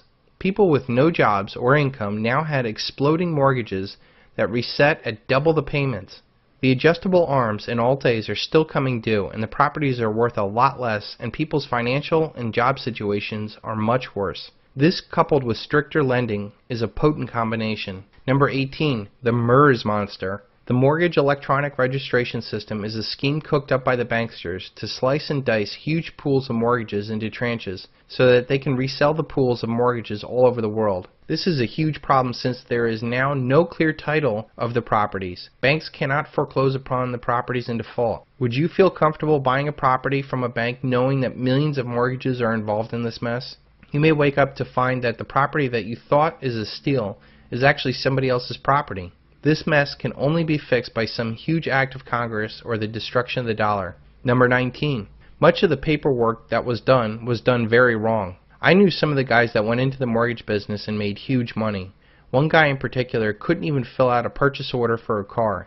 He left me and went on to making $500,000 a year as a mortgage broker. I would bet you every single mortgage that he wrote was not disclosed properly or was not documented properly. When times are good, buyers turned a blind eye because they wanted the American dream. Now that dream has turned into a nightmare, and there's a huge mess to clean up. There are now rumors that banks are now voluntarily reducing mortgages by huge percentages. While this may sound good, I'm sure that there is a big hook. My guess is that without clear title, these banks are trying to get clear title to the property so it establishes their clear ownership. I would think twice before you take this gift. Number 20. Tougher lending standards means less buyers. Credit requirements are tougher as banks seek to sober up their balance sheets. They require more money down and are more stringent in their lending. Nearly 27% of all mortgage applications are rejected now. Also, there are mortgage caps that are now in place where banks won't lend past $625,000. Number 21. The bigger is better generation is scared. The boomers are known to be the me generation, as they sought to have the biggest and best. Bumper stickers like "He who dies with the most toys wins" was very prescient. Once, boomers wanted the McMansion, the summer home, and a few rental properties to pay for their retirement. Now that they have lost everything in the stock and housing bubble, it seems like it's too late for a second chance. Without this generational demand, it's going to take years to fill the massive glut of homes we built. We are going to see American ghost towns again. Number 22. The generation below them is broke. If boomers are scared and downsizing, there must be a generation below that will pick up the slack as they grow, right? My generation's destroyed. Not only were we latchkey kids, we were told to embrace debt by our fearless baby boomer parents. After all, what worked for them should work for us. There is now an unprecedented $1 trillion in student loan debt chained to my generation. Thanks to George Bush, this debt can never be gotten rid of through bankruptcy. So here you have a generation with $20,000 to $250,000 worth of debt before they earn one penny in the real world. Never mind the credit card, auto, and home debt. This debt is going to keep my generation from starting families and having disposable incomes. Many are just getting by right now, but wait until the next shock comes. If this debt is holding back families from having kids, this acts also as a further throttle to the growth of long-term housing trends. Number 23. Multi-generational housing is coming back. I believe that families should be moving back in together. Not only does this make sense financially, it makes sense emotionally. We are going to be going through some very tough times, and we need to have a strong family to rely upon. This trend will leave a lot of unnecessary homes in the market as sons, daughters, grandparents live together once again. Number 24, obsolete housing. Many of the huge homes will simply become abandoned. The neighborhood in New Jersey where I grew up had abandoned beautiful old homes that were once owned by millionaires of the 1900s. During the 70s, many of them were abandoned or ill-maintained as they became uneconomical. During the boom of the 90s, they were snapped up at cheap prices and completely renovated. Now, with maintenance and property taxes rising, these homes once again will become uneconomical. Number 25, obsolete towns. The value of properties and areas has a lot to do with the companies that provide jobs. In Cleveland, many of the jobs that have left a huge hole in the economy. If cities and towns cannot keep their businesses, they are doomed. All along the Rust Belt, you can see this very clearly. Now, many of the towns that went up during the housing booms are the ones that are going to be the biggest bust. Some cities in Florida have been estimated not to come back to previous highs for close to 2 generations. Can you imagine paying $45,000 a year in property tax on a house that lost half of its value? Number 26. Possible illegal immigrant exodus. History has shown that foreigners tend to take the brunt of frustration of a populace during extreme economic conditions. We already have a lot of tension on the border with illegal immigrants. When the economy heads south again, the illegals may head south of the border as the opportunities get slim and social pressure mounts. Number 27. Foreign investment exodus. Right now, many foreigners are snapping up land on the cheap. Brazil and China have been making a lot of noise lately with their purchases. If I'm warning Americans about how bad it's going to be in American real estate, that should be double for foreign investors. You see how quickly our nation declares war and seizes or freezes assets. Just look at Libya.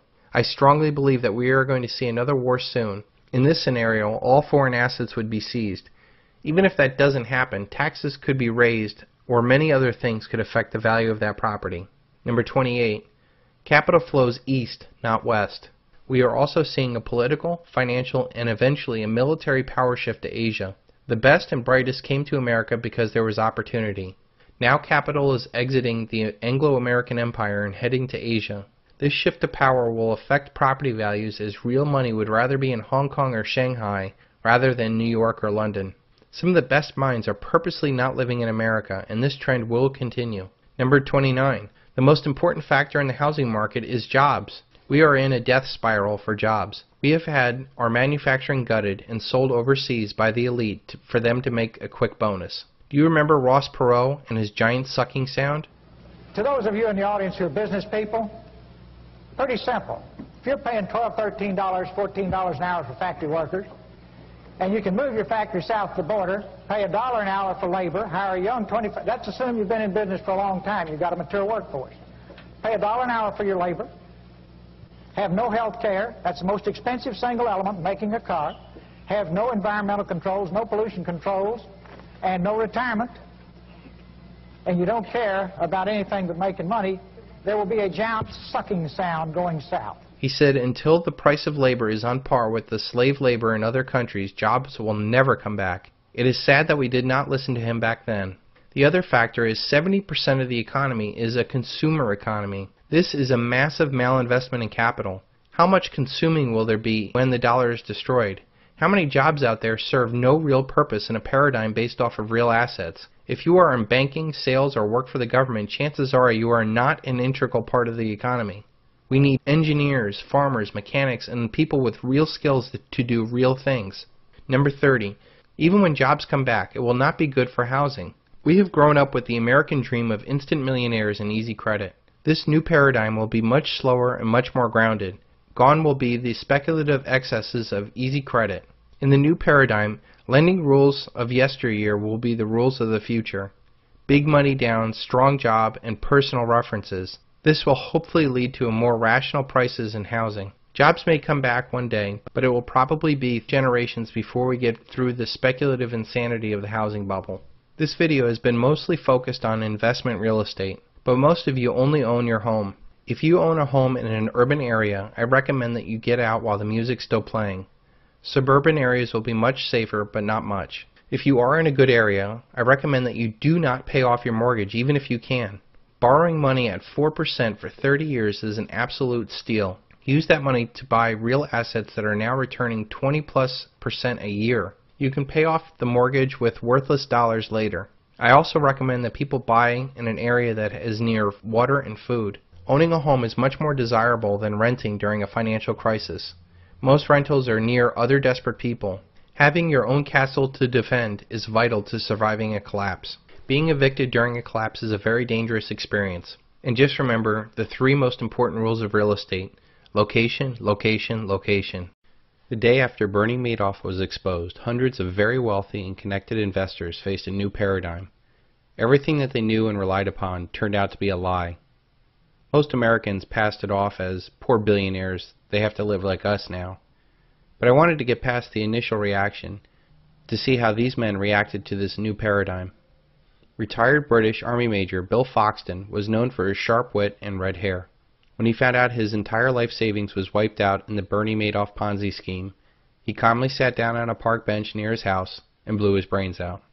An HSBC banker, Christian Schnorr, was staying at the Jumeirah Carlton Hotel while his apartment was being renovated. A hotel worker found Christian naked and hanging by a belt in his closet. Christian managed $1 billion in funds that were wiped away in the Bernie Madoff Ponzi scheme.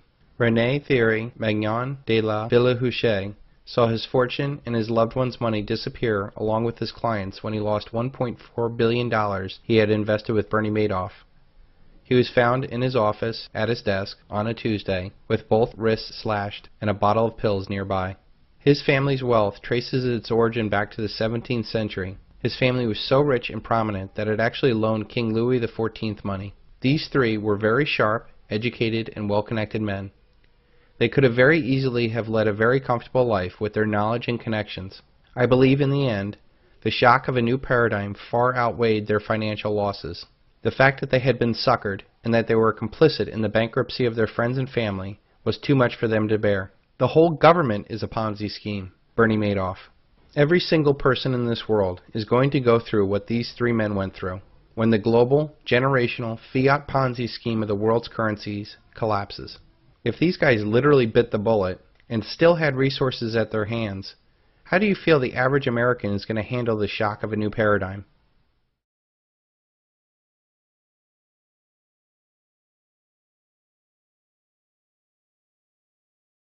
There is little doubt in my mind that there will be massive upheaval in your physical life, but I fear the mental aspect of being so wrong for so long will be too much for most to bear. How will you react when your whole world changes overnight? How are you going to look into the eyes of your children and say that you were so wrong?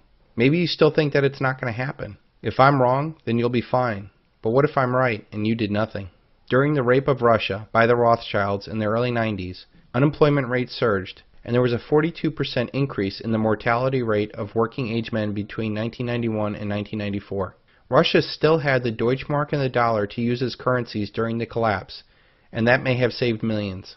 The problem is that when the dollar dies, I believe all fiat currencies and paper assets will die also. This means no food, no fuel, no money, no jobs, and no hope. Even with the first shockwave of this paradigm change, we have already surpassed the suicide rate recorded during the Great Depression. I had a father write me about a 14-year-old son committing suicide recently. I was also with another mother that told me that her daughter's 16-year-old friend committed suicide, and then a week later the daughter attempted her own suicide. I read an article about Kip Rusty Walker, 19, who committed suicide by stabbing himself on the stage while an audience cheered. All of this with the social support net still working. How do you think it will be when things actually get real bad? 2 times, 5 times, 10 times as bad? I believe that it will be catastrophically worse. It seems that every one of these school shootings or mothers killing their children are from people who are on some psychotropic selective serotonin reuptake inhibitors, or SSRIs, more commonly known as antidepressants. These drugs are extremely powerful and can cause psychotic breaks that leads to violence. There are websites that documented 4,300 cases of crimes that are related to these drugs. These stories include everything from the Virginia Tech shooter to the mom who drowned her 5 kids in the bathtub. I would say that these drugs are much more dangerous than guns because they cause people to break from reality. We will see later about the mass medication of America and the real reason why marijuana is illegal. But I do want to warn everybody of one thing. Nearly 10% of the country, or 27 million Americans, are on these drugs. Please understand that there is only a 1-month supply in the system. The kind of psychotic breaks that will happen if these people come off these drugs too fast, en masse, will be catastrophic. When the dollar collapses, we not only have to worry about the 7 to 10 day supply of food and fuel, we will really need to worry about the 1 in 10 Americans that are not going to be medicated while their paradigm collapses. You can almost see it now, humanitarian airlifts dropping Zoloft and Lexapro from the sky. Let them march all they want, so long as they pay their taxes. Alexander Haig. While I love Ron Paul, and in my former life I would have come to an event like this, the Veterans for Ron Paul March, but I now see this as a symbolic waste of time. Marching, chanting, holding signs does nothing. You cannot solve a problem with the same consciousness that created the problem. You must see the world anew. Albert Einstein. Collectivist action will never defeat a collectivist problem. These men and women need to find individual freedom from the system and withdraw their support from the paradigm that they are actively or passively supporting. More debt, restructured debt, or bailouts will never solve a debt problem. These men and women need to sell all of their paper assets and buy things that have real tangible value. This has a deleveraging effect in the banker's casino and provides a force multiplier with the value of the real tangible assets they have as the paradigm shifts. You cannot defeat a centralized power by begging that power to reform itself. Decentralized power, starting with the free, individual mind, is the only answer. Power must devolve down to the most local and responsive level. You cannot end wars by marching on Washington. Individuals must muster up the strength to say that they will no longer pull the trigger, send the order, or cook the food for the war machine. You cannot reform politics in Washington. Ron Paul's legacy will not be a successful presidential campaign. He will be the inspiration for the next generation of politicians that see the world anew, and that saw the best way to defeat a system was to walk away from that system. So please don't worry that national media is ignoring marches like this. This revolution will not be televised. False flag operations are covert operations designed to deceive the public in order to make an attack look like some outside force carried it out. This gives a nation the ability to start a war and make it look like they were the victims. This is very important if the public does not want war, and it also limits the ability for opposing interests to stop the new war. Any opposition, foreign or domestic, would immediately be put in the same category as those that they claim did the false flag. You're either with us or you're with the enemy. False flags do not happen very often, but when they do, they change the paradigm we operate in. We all see how the world has been changed forever after 9/11. Before 9/11, we would not have put up with such a loss of privacy and a loss of liberty, much less a decade of war looking for weapons of mass destruction or men in caves. With the supposed death of Osama bin Laden and the supposed end of military actions in Iraq, I feel the decks are cleared for the next big event. Historically, false flags are military in nature, but I feel going forward they will morph into something much worse. Every system built on debt needs constant debt to be created, or the system implodes. If the criminal elite can expand the debt system through asset bubbles, then all is well. But what happens if they can't get more debt created? They need to either steal other assets to provide capital for the system, or they need a reason to create massive debts that the masses will sacrifice for. Wars do both. With war, the criminal elite can confiscate the natural resources of other nations and provide the context to create massive amount of new debt. Our paradigm is failing, and there is no fixing it.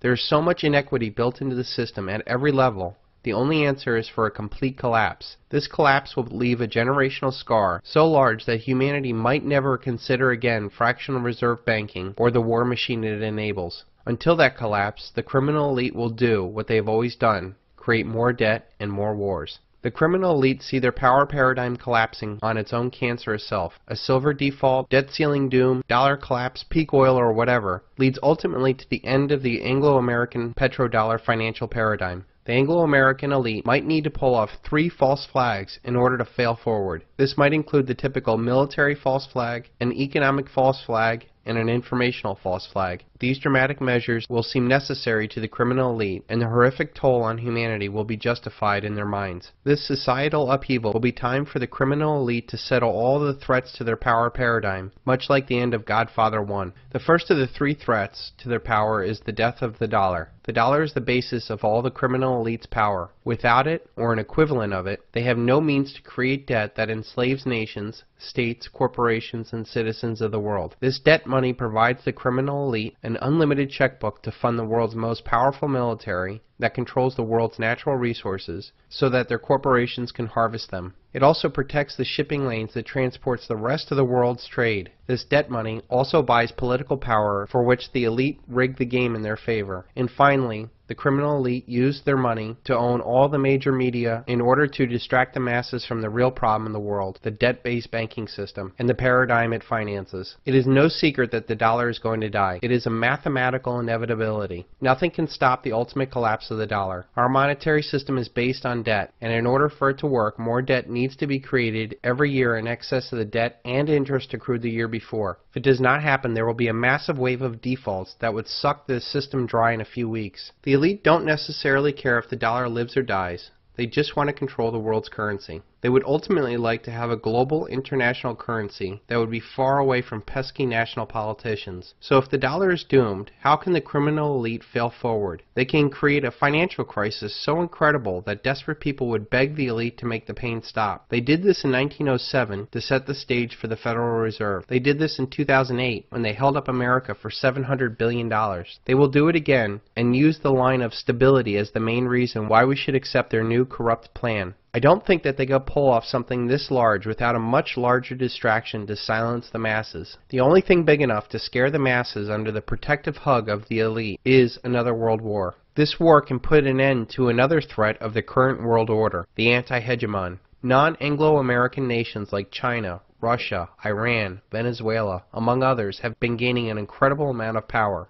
I call these group of non-Anglo-American powers the anti-hegemon, as they have no uniting ideology, race, or religion, other than standing in opposition to the hegemonic power of the Anglo-American Empire. The anti-hegemon nations have so much to gain from a retreat of the Anglo-American Empire from the world stage. Countries like China, Russia, Iran, Venezuela, India, and many more, to a lesser extent like Japan, Korea, Germany, and France, have been on the losing end of the Anglo-American Empire for over a century. These nations have a history of Anglo-American losses like the Cold War, Opium Wars, Operation Ajax, the CIA attempted coup of Chavez, British colonization of India, apartheid, Hiroshima, the closing of the gold window by Nixon, and Waterloo.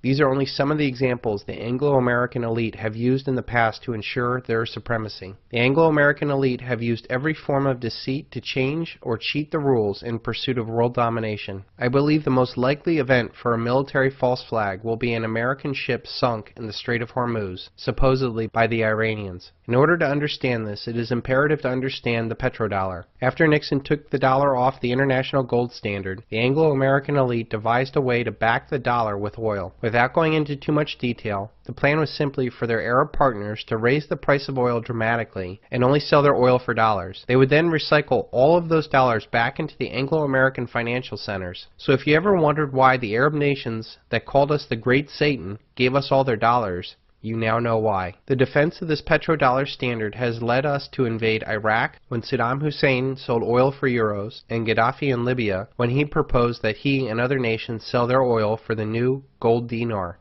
This is also why so many sanctions have been put on to Iran. The Iranians opened up their oil bourse in 2008 to sell their oil for anything but the dollar. An attack on an American warship would be exactly what Dick Cheney plotted to do in 2008 before he left office. Here is an insider's account of that meeting from the famed journalist Seymour Hersh. That a few weeks later, a meeting took place in the Vice President's office. Quote, the subject was how to create a casus belli between Tehran and Washington, he said. What you're writing there is that Cheney, there was a meeting in the White House where Cheney presided over, looking to cook up the next war, a false war based on false intelligence. Among the items considered and rejected, which is why the New Yorker did not publish it, on grounds that it wasn't accepted. One of the items was, why not, there was a dozen ideas proffered, how to trigger a war. The one that interested me the most was, why don't we in our shipyard, build 4 or 5 boats that look like Iranian PT boats, put Navy SEALs on them with a lot of arms, and the next time one of our boats goes through the Straits of Hormuz, start a shoot-up. Might cost some lives, and it was rejected because you can't have Americans killing Americans. But that's the level of stuff we were talking about, provocation. I don't even think that it necessarily be an American that pulls off this attack on the American ship. If you look at who's been pushing for a war with Iran the most, it is Israel, and the neocons that got us into the last war. They proudly talk about how they get us to fight their wars. Here's a clip of Israeli President Benjamin Netanyahu talking about their secret weapon. But I'll tell you one thing, unlike America, Israel seems to be able to fight wars very quickly. What is your secret? Because we don't seem to have the hang of that. The secret is that we have America. Nah. And America, you see, the point is that Israel... If you think that that was just a slip, please look into Project for a New American Century or the 1967 USS Liberty incident, where unmarked Israeli planes attack and nearly sunk the most decorated ship in our fleet with the purpose of getting the United States to attack Egypt. A false flag attack, like an American ship sunk in the Strait of Hormuz, would also keep Iranian allies like Russia and China at bay, much like the 9/11 attacks kept them from using their power to stop the United States from invading Iraq. The world is a much different place than it was in 2000, and China and Russia have learned a lot, as they have been vocal opponents of many of the pressures the Anglo-American empire has applied to Iran. If China does rise in opposition, that would be something the Anglo-Americans could easily turn the American public onto them too. Our horrible economic conditions are directly responsible to those that own and control our paradigm, the criminal elite in Washington and Wall Street. That being said, the criminal elite will blame all of the problems on anything else in the world except for them. China could have purposely been made into a threat only to take them down in the future. Let me first state that I am no fan of China. Their elite have human rights violations against their own citizens that would make you sick to your stomach. But let's be honest, China would not be a threat if our criminal elite did not build them up in the first place. Our military-industrial complex needs an enemy to justify their war machine. The war on terror was a good ride, but after almost a decade, it's getting a little old. Our banking system needed another country to buy our paper Ponzi scheme, and China became the most obvious target after Japan gorged itself on our debt. Our elites made deals with the Chinese elites to move our manufacturing overseas to use their slave labor and pollute their environment. The Chinese communists got all the technology and manufacturing and dollars to build up China as a threat. Our elite did this to make tremendous profits and keep the dollar paradigm going. But in the end, I believe that our criminal elite may use China to be the next enemy in a paradigm-shifting war. Since China has now said no more American debt, the Federal Reserve has stepped up as the buyer of last resort. This has bought us some time, but there's a huge economic difference of recycling dollars already in circulation, like the Chinese dollars, than freshly printed ones like that from the Federal Reserve. The Anglo-American elite must solve Triffin's dilemma, where a world currency reaches its apex and must be allowed to default, but somehow not drag down the rest of the world with it. The elite have been trying to get regional and ultimately global currencies in place to solve this dilemma. Now, no nation is going to give up their power to create money, especially now that we're looking at the euro imploding. The only option, I feel, is to do it the old-fashioned way, through war. The only thing the United States is really good at now is exporting debt and bombs. There is way too much at stake for our elite to just silently walk away into the night without a fight. They are trying to keep things going by now fighting 4, 5, 6 wars in the oil-rich Middle East and North Africa region. But the writing is on the wall. The debt ceiling will continue to be raised, and money and debt will be created, and the war machine will continue to churn. This will not end because the elite will say, we can't do this anymore. If anything, history has shown that when the chips are down on the table, they will double down and go off to war. The destruction of the dollar will either be the cause of war, or war will be the destruction of the dollar. If there is an economic false flag, like a massive treasury sell-off, then it could be a cause of war with China. Or if there is a military false flag, it will cause the dollar's destruction and force introduction of a new monetary paradigm, possibly a global currency. The elite will use this upheaval to destroy any competitors. In the smoking aftermath of the war, they will impose a new paradigm based off of the same destructive seeds of the old paradigm. There is a third threat to the elite's power paradigm that can and should stop all of this. Freedom of information. There is no doubt the internet has gotten away from the criminal elite and that their lies have been exposed. Small sites all over the internet have shown over and over again that the emperor has no clothes. I can see an informational false flag to coincide with the economic and military false flag. They can falsely blame China or domestic groups like Anonymous for massive internet shutdowns. I believe that big corporations will still have a functioning internet, but small informational sites will be shut down for sake of quote-unquote national security.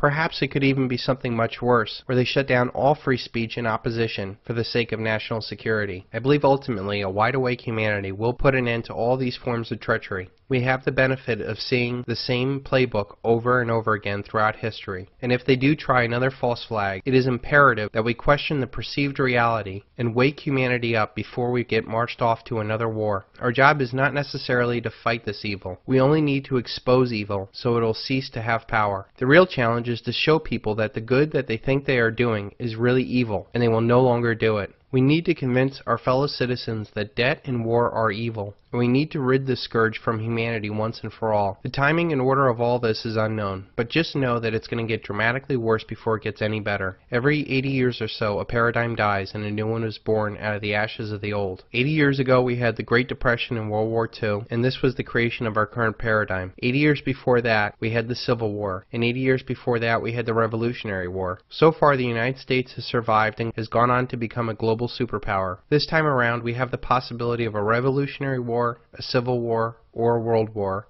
or a combination of all three. There is nothing in writing that says America will go on forever. In fact, given our horrible record on debt and war, this system deserves to die an awful death, so that humanity will never go back down this path again. Only then can we go about creating a new paradigm, one that resonates with who we are, built upon peace and understanding. The dollar collapse will be the single largest event in human history. This will be the first event that will touch every single living person in the world. All human activity is controlled by money. Our wealth, our work, our food, our government, even our relationships are affected by money. No money in human history has had as much reach in both breadth and depth as the dollar. The dollar is the de facto world currency. All other currency collapses will pale in comparison to this big one. All other currency crises have been regional, and there have been other currencies for people to grasp onto. This collapse will be global, and it will bring down not only the dollar, but all other fiat currencies, as they are fundamentally no different. The collapse of currencies will lead to the collapse of all paper assets, and the repercussions to this will have incredible results worldwide. Thanks to globalization and the giant vampire squids of the Anglo-American Empire, the dollar is the world's reserve currency. It supports the world economy in settling foreign trade, most importantly the petrodollar trade. The money is then recycled through the City of London, not to be confused with London, and Wall Street. This fuels corporate vampires that acquire and harvest the world's wealth. The corporate powers then suppress real assets like natural resources and labor to provide themselves massive profits. This fascist, statist, collectivist model provides the money into the economy to fund an ever-increasing federal government. The government then grows larger and larger, enriching its minions with jobs to control their fellow citizens. Finally, to come full circle, the government then controls other nations through its military-industrial complex. This cycle will be cut when the mathematically inevitable collapse of the dollar happens. In order for our debt-based money to function, we must increase debt every year in excess of the debt and interest accrued the year before, or we will enter a deflationary death spiral. When debt is created, money is created. When debt is paid off, money is destroyed. There is never enough to pay off the debt because there would not be $1 in existence. We are at a point where we will either default on the debt or create more money in debt to keep this cycle going. The problem is, if you understand anything about compounding interest, we are reaching a hockey stick moment, where the more debt that is incurred, the less effective it is, and this leads us to hyperinflation. There are only two actors needed for this hyperinflation: the lender of last resort, the Federal Reserve, and the spender of last resort, the government. These two can and will blow up the entire system. I believe that they will wait until the next crisis and the whiff of a deflationary depression before they fire up the printing presses. That crisis is coming very soon, as we can only kick the can down the road so long. Money and emergency measures will be worn out. The fact that none of the underlying problems that caused the 2008 crisis have been resolved. The only thing different from the 2008 crisis is that instead of corporate problems, we now have national problems. In this movie, Greece will play the role of Lehman Brothers, and the United States will play the role of AIG. The problem is there is nowhere to kick the can down the road, and there is no world government to absorb the debt yet. This leads me to the top 5 places not to be when the dollar collapses. Number 1 on this list, I believe, is Israel. This Anglo-American beachhead into the Middle East was first conceived by the most powerful family in the world, the Rothschilds, in 1917. The Balfour Declaration said that there would be a Zionist Israel years before World War II and the eventual establishment of Israel. Israel has not been a good neighbor and has always had the biggest bullies on the block at its back. When the dollar collapses, the United States will have much more on its plate, both domestically and internationally, to worry about this non-strategic piece of land. This will leave Israel very weak at a time when tensions will be high. This very thin strip of desert land will not be able to stand the economic reality of importing its food and fuel, or the political reality of being surrounded by nations that don't care for it. Second on this list I feel is Southern California. The land of fruit and nuts turns into battlefield Los Angeles. 20 million people packed into an area that has no food and water is not good, to say the least. Throw on top of it huge wealth disparities and the proximity to a narco state, and this does not bode well. We have seen the riots for Rodney King, but what will happen when the dollar is destroyed and food and fuel stop coming into this area? Number 3 on this list is London. The land of Big Brother and the former empire of the worldwide slave and drug trade will suffer heavily. The stiff upper lip that the British elite ingrained in their subjects will not work anymore as the British population explodes. People will sacrifice and unite for any foreign enemy, but not if that enemy has always been the British elite. The Anglo-American Empire may pull off another false flag to distract its population on another Emmanuel Goldstein like in 1984, but I feel this collapse will happen before they can pull it off. This will make all eyes point at the British elite as solely responsible for this catastrophe. We have seen massive riots for soccer matches with hooligans. What will happen when the food and fuel gets shut off to this tiny island? Number 4 on this list is New York City, another large urban area living too high on the dollar hog. New York City is the area I moved out of in 2008. There's little doubt that all of the wealth in New York, New Jersey, and Connecticut is a derivative off of Wall Street wealth. The savings and investment for an entire nation and much of the world flows through that financial capital. As the world wakes up to the massive financial fraud, this could lead to the destruction of capital like you've never seen before. This will have tremendous effects on the regional economy as people driving Mercedes suddenly wonder where their next meal is coming from. The 5th and final place not to be when the dollar collapses is your local metropolitan area. Urban areas in general are a very bad place to be during currency collapses. Too many people packed into tight areas, totally unprepared and dependent upon a dollar paradigm is the last place you want to be when the dollar collapses. You can ignore reality, but you cannot ignore the consequences of ignoring reality. Ayn Rand. To sum it up, those areas that lived highest on the hog in the dollar paradigm will most likely be the worst places to live when the dollar collapses. Most that live in urban areas will probably pass this off as doom and gloom, but rest assured, this dollar collapse is happening. It is a mathematical inevitability. We will not be as fortunate as to muddle through this collapse like we did in 2008 when it was a corporate problem. This time around it is a national or a global problem. The global Ponzi scheme has run out of gas as demographics decline, as abundant cheap oil declines, as our global power declines. This comes at a time when we reach our exponential or collapse phase of our money. The irresistible force paradox says, what happens when an unstoppable force meets an immovable object? We are about to find out when infinite money hits a very finite world. America is still deep in denial, which is the first stage of the awakening. This denial will be wiped away when the dollar collapses. For now, the economy is still functioning and food and fuel are still available. The lights turn on and American Idol is still the center of attention. Americans still have the illusion of wealth and normalcy. They are still stuck in the false left-right paradigm and think that some other sock puppet will turn things around. When the dollar collapses, all American illusions will collapse with it. Deep denial will turn into deep anger. The violence I expect in all urban areas in the United States will make all other global riots pale in comparison. America is deeply infused with arrogance, denial, narcissism, drugs, and violence. There is no other society that I know of that has the degree of intensity and combination of these factors. So here are the 5 reasons why American riots will be the worst in the world. Number 1, arrogance. Don't let anybody make you think that God chose America as his divine, messianic force to be a sort of policeman of the whole world. God has a way of standing before the nations with judgment, and it seems that I can hear God saying to America, you are too arrogant. If you don't change your ways, I will rise up and break the backbone of your power. And I'll place it in the hands of a nation that doesn't even know my name. Be still and know that I'm God.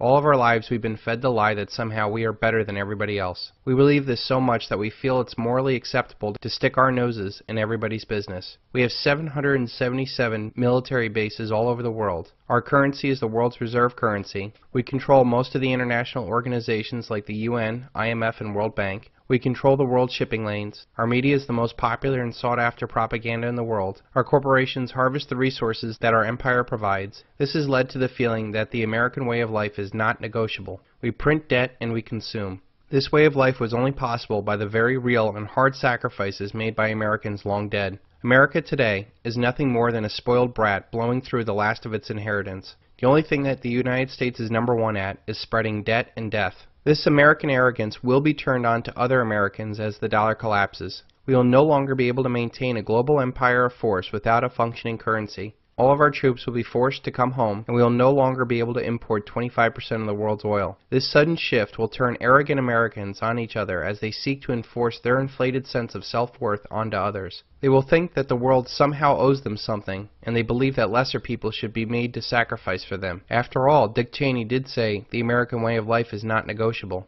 Everything is fine today, that is our illusion. Voltaire. The second factor, and what will make American riots the worst, is denial.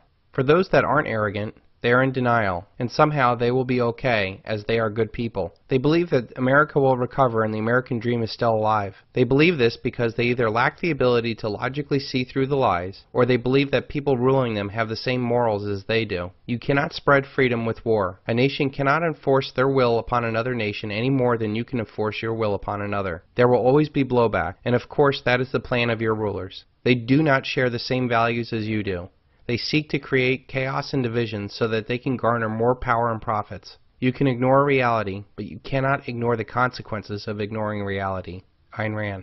The dollar collapse will end the ability of the average American to deny their active or passive participation in the dominance of the world by spreading debt and death. When people's entire life savings are wiped away, they will wonder what their life has been all about. All of the missed times with their family, connections with others, have been stained by the pursuit of material gains. Only when everything is taken from them will they start to see the real importance of life. Many will not be able to come to terms with this coming reality. Those that are aware and prepared stand a great chance of making it through this paradigm shift and thriving. Number 3 on the list is narcissism. The amount of narcissism in America is epidemic. The fascination with celebrities and their clothes consumes so many women. Men are addicted to worshiping sports figures. We have a fear of competition, and we view others as enemies. This leads to shallow and transitory relationships. Americans consume their way into debt as they try to create an outer facade to hide the inner void in their vapid lives. The baby boomer generation is known as the me generation. Their obsessive pursuit of material possessions was matched by their embrace of debt. The dollar collapse is going to hit the baby boomers the hardest, as they're forced to come to terms with the trail of pain that they have left in their wake. Broken families and debt are just the tip of the iceberg. The war and the debt machines they enabled and unleashed upon the world is a much harder reality that they will have to deal with. The real problem is the sad fact that most of them will be too old to get a second chance on life. Number 4, drugs. Millions of Americans have turned to drugs to fill the void of their true purpose in their lives. Instead of dealing with a past hurt or seeking a higher purpose in their lives by helping others and using their natural talents to make the world better, people turn to drugs. The worst kind of drugs are the ones that people believe that are making them better. Powerful psychotropic drugs like selective serotonin reuptake inhibitors, or more commonly known as SSRIs or antidepressants. These drugs are extremely powerful and can cause psychotic breaks that lead to violence if they come off them too soon.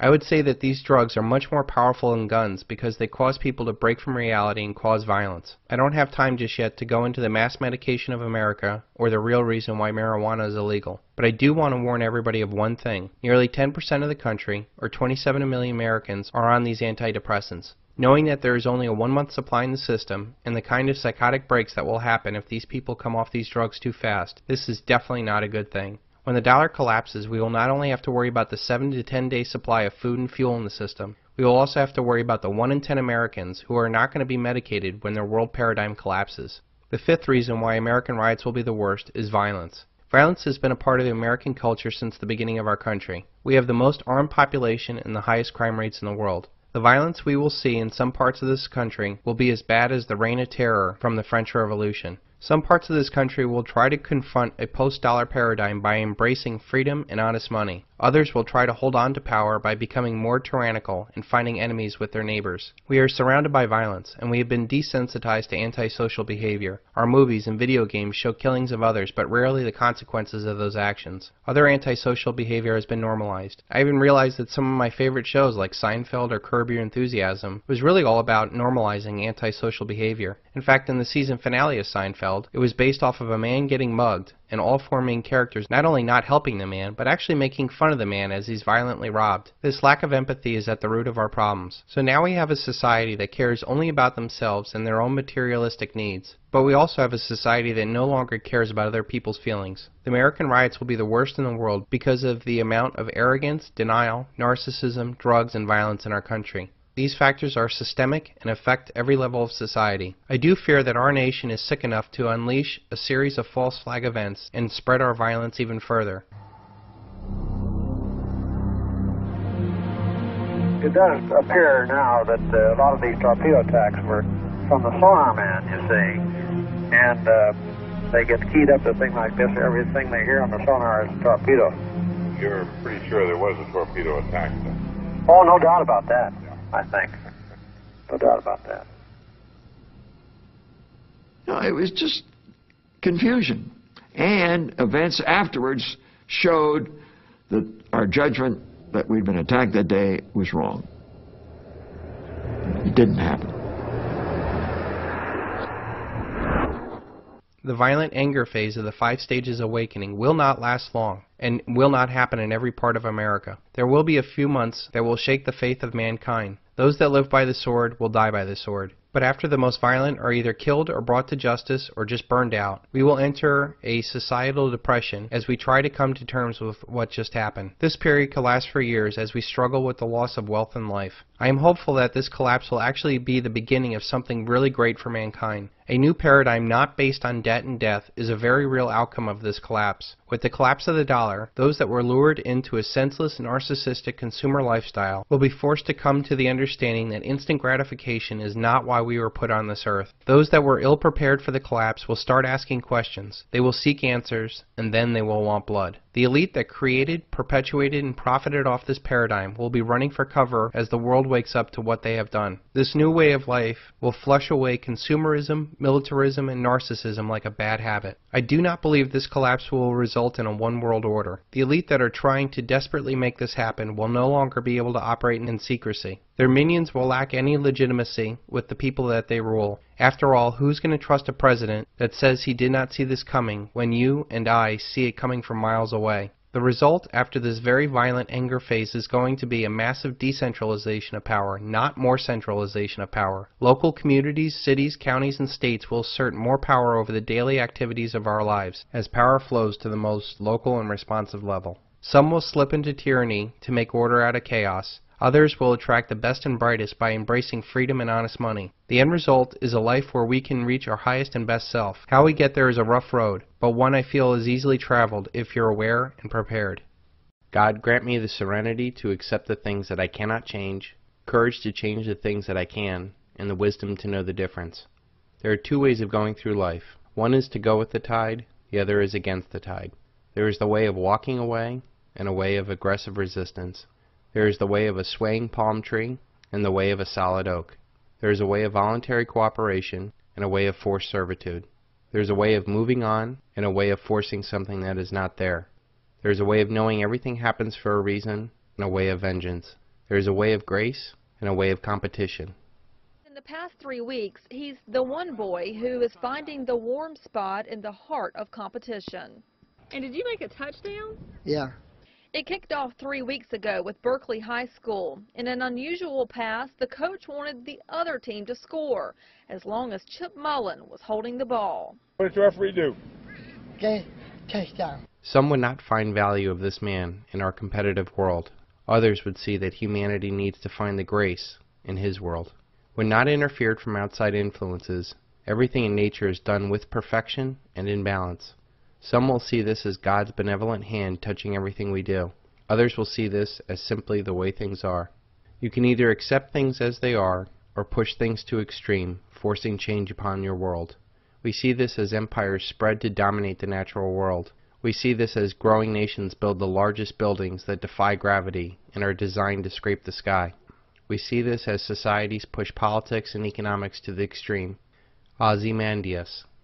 I met a traveler from an antique land who said, "Two vast trunkless legs of stone stand in the desert. Near them, on the sand, half sunk, a shattered visage lies, whose frown and wrinkled lip and sneer of cold command tell that its sculptor well made those passions read, which yet survive stamped on these lifeless things. The hand that mocked them, and the heart that fed, on the pedestal those words appear. My name is Ozymandias, King of Kings. Look upon my works, ye mighty in despair. Nothing beside remains. Round the decay of colossal wreck, boundless and bare, the lone and level sands stretch far away." We laugh at the towers of Babel people created and worshipped, and yet remain blind to the towers we construct and worship in our own lives. It seems that humanity is driven for some reason to do things that defy nature of balance and peace. We spend so much time, effort, and money on things that have no permanent value, and worse, things that do not bring us any joy or happiness along the way. The Egyptians used tremendous amount of blood to build pyramids on the backs of slaves. The Romans built the world's largest empire, only to rot from the excesses it brought. Even today, the American Empire, the largest and most powerful empire the world has ever seen, rots and will eventually collapse. And for what? All hail Americanandius, the empire of empires with full spectrum dominance. Oh, how the world shudders at how mighty it is, and the cries of despair for the fear of its wrath. What will future generations feel about us when the American empire collapses and fades from the natural world?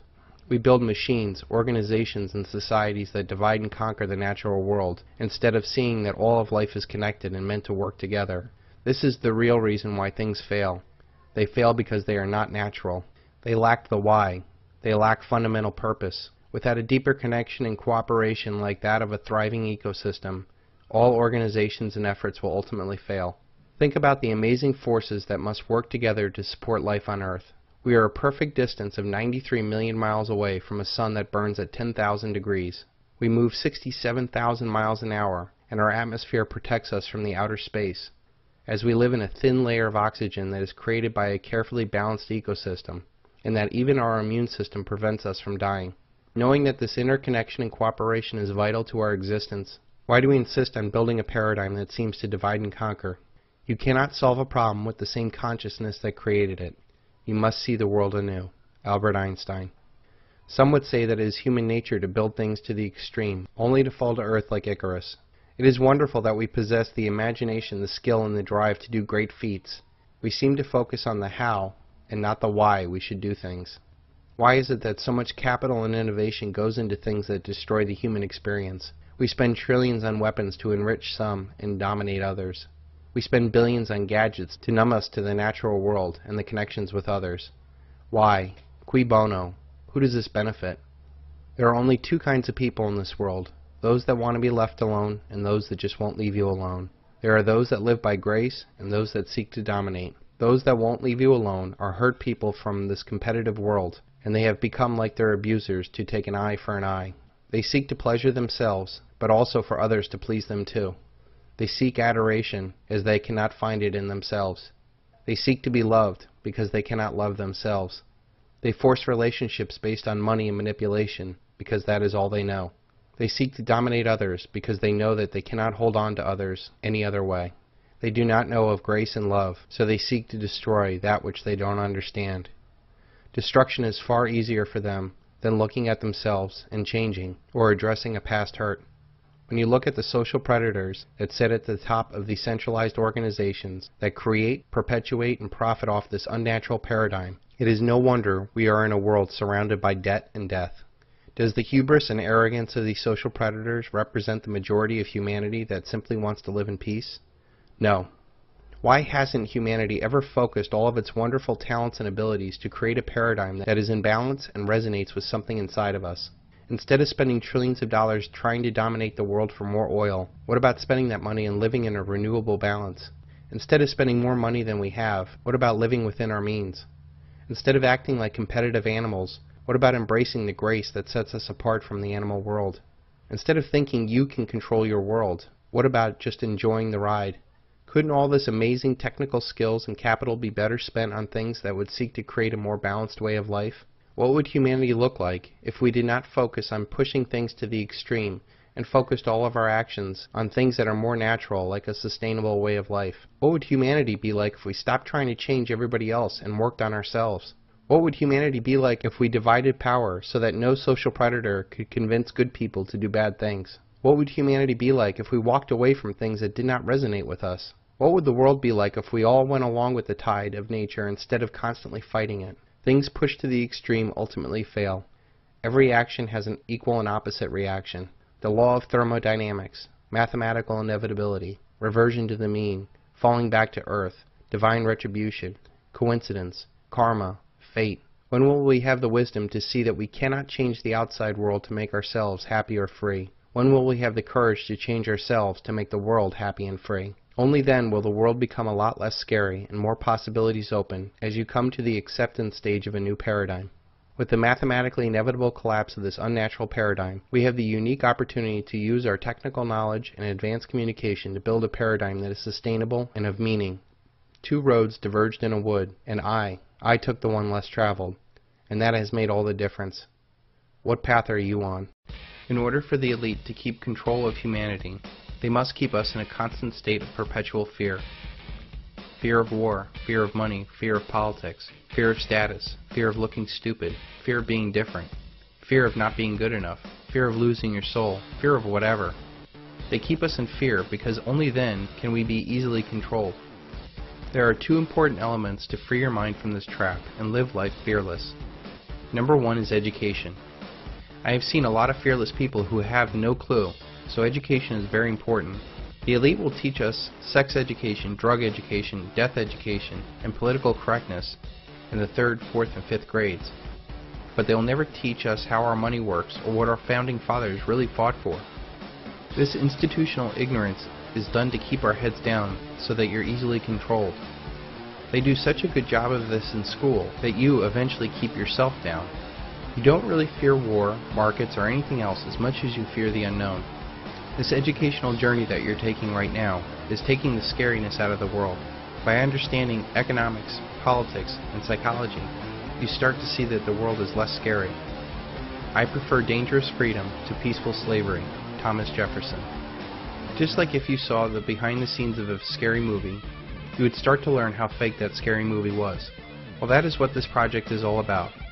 A big behind the scenes look at our very scary world. What could be more scary than the horrific possibility of a worldwide dollar collapse? This single event will have more effect on humanity than any other single event in human history. Quadrillions in wealth will be destroyed. All commerce will end because there will be no money to do business with. Food and fuel will stop being transported. Social chaos will ensue, leading to massive uprisings in all corners of the world. Nations will most likely go to war over natural resources. In short, our highly connected world will fall apart and millions, if not billions of people will die of starvation, disease, and war. Pretty scary stuff, huh? It is only scary if you're not aware and prepared. The second thing that is most important for you to become fearless is to really believe in yourself. This is not some Stuart Smalley daily affirmation, although this guy is now a United States Senator. It is a real, deep, educated belief in yourself. The kind of belief that you will only listen to your inner voice and ignore all other voices that are trying to hold you down. To really believe that you are special, that you do have a purpose, that you're not going to let anyone or anything hold you back from your destiny. Having the ability of the trivium to rationally observe, logically think about a solution, and having the ability to explain and persuade other people about your idea will get you through a majority of life's problems, or at least keep you ahead of the crowd. It's kind of crazy to think that most people in your own personal life really don't want you to succeed. They don't do this because they're really against you. They do this because they're not really for themselves. They're afraid that somehow your success will make them look or feel bad. Misery does love company. When you see that the ones that are trying to hold you back are fearful little people, it makes it so much easier to step out on your own. The reality is there are a lot more forces out there that are for you than there are forces against you. Your job is simple. Decide and commit to what you are going to be and walk that path the best that you can. Once you walk fearless, people will recognize this in you and help you realize your goals. I am living proof of this. and I hope to inspire others to take this journey too. A journey of 1,000 miles starts with a single step, Lao Tzu. Once you're aware and prepared, getting to your desired goal is as simple as taking that first step in confidence. Write down where you want to be and what kind of life you want to live. Really take some time to think about what your ultimate goal in life is. It might help to think what would make you a compelling movie if you were the main character, or what would you want to be on your deathbed. It doesn't have to be huge, but it has to be real with you. What would your life look like if you were fearless? What would your family look like if you lived life with passion? What would our communities look like if you inspired others? What would our nation look like if we were once again the land of the free and home of the brave? When you see this progression, you see that we're not really fighting to change the world to make us free or happy. The answer has always been inside of us. We are the masters of our own mind and world. It is impossible to think that 7 billion people trying to manipulate others on what people should do is a rational plan for happiness. No one knows what will make themselves happy, much less anyone else. If we saw that in our own mind is our freedom and happiness, and left others to find their happiness, the world would be a better place. Once you fully accept this as your definite chief aim, no one on earth can hold you back. And only then will you be able to live life fearless. You may or may not be surprised to learn that I actually had 4 Facebook accounts. The main one was for my wife, so that she could have a husband in the Facebook world. The other 3 were accounts that I had set up for Don't Tread on Me and the Sons of Liberty Academy. I never really used them, but they were there. The only high point I ever had of the whole experience was my first birthday with Facebook, when I received over 100 happy birthdays from people all over the world. The reality of the whole Facebook experience is that it never really seemed real. Despite how many friends you have on Facebook, the fact is we are very lucky to have a handful of real friends in our lives. Having more superficial electronic contact with others does not improve our lives. If anything, it detracts from it, as life becomes less human. LOL pales in comparison to the real laugh out loud of sharing an experience with a friend. The more LOLs we share, the less it means. Sooner or later, everything is just an electronic dance of acronyms trying to fulfill some missing part of your soul. When consumerism was first sold to the world, it was designed to get us to buy stuff we don't need in an effort to feel better than others. Soon, everyone determined their worth not by the strength of our relationships, but by what we were able to consume. You give up relationships to work more, to have a better life. The more we worked, the more we bought. The further in debt we went. The combination of work and debt made our relationships worse, which compelled us to work more and buy more. This self-fulfilling loop spun out of control in our society for decades as people worked harder and harder to look or feel good. Consumerism was a psychological process led by Edward Bernays, Sigmund Freud's nephew, to keep post-World War II industries humming after the war. Industrialists employed Madison Avenue to transform society from sensible people with strong relationships into superficial spenders looking for the next high. Advertising links our subconscious desires with products. Take the cigarette, for example. Subconsciously, it is a form of power and rebellion. The reality is, it is a weakness. Soon we began to buy products not for the utility of the product, but to say to the world, I bought this, and the ad says that I'm cool. And while everyone you know may own the fanciest clothes and the best cars, you will own the companies that sell them. If you want to know what heaven really is, Murray, try being God. The bankers that backed all this up needed this spending to create more debt in order for their Keynesian Ponzi scheme not to collapse. This plan worked well for many decades, but as the boomers age, the party is over for consumerism and the check is due. What is the next thing if people are broke? How could they keep the masses from waking up to the wasted lives they had led chasing after nothing? The answer is, let them amuse themselves to death. Facebook is the ultimate expression of narcissism. Where else can you go and expose everything about yourself like a prancing peacock? I mean, you get your 15 minutes of fame every minute. Facebook is, when you boil it down, one big look-at-me fest. Look at my pictures, look at my car, look at where I am, look at my wife, look at my life. The ultimate irony in the social network is that nobody really cares, because it's not about them. Oh sure, they'll say nice things, but deep down they don't care at all. The narcissism is so rampant in our society that people would step over a real relationship to update their status. The answer to the question, what's on my mind, is usually nothing at all. Facebook is also full of shameless promotion. The stuff that isn't vapid on Facebook is probably promotional. corporations, promoters, stars, small businessmen are either promoting their services or networking to get ahead.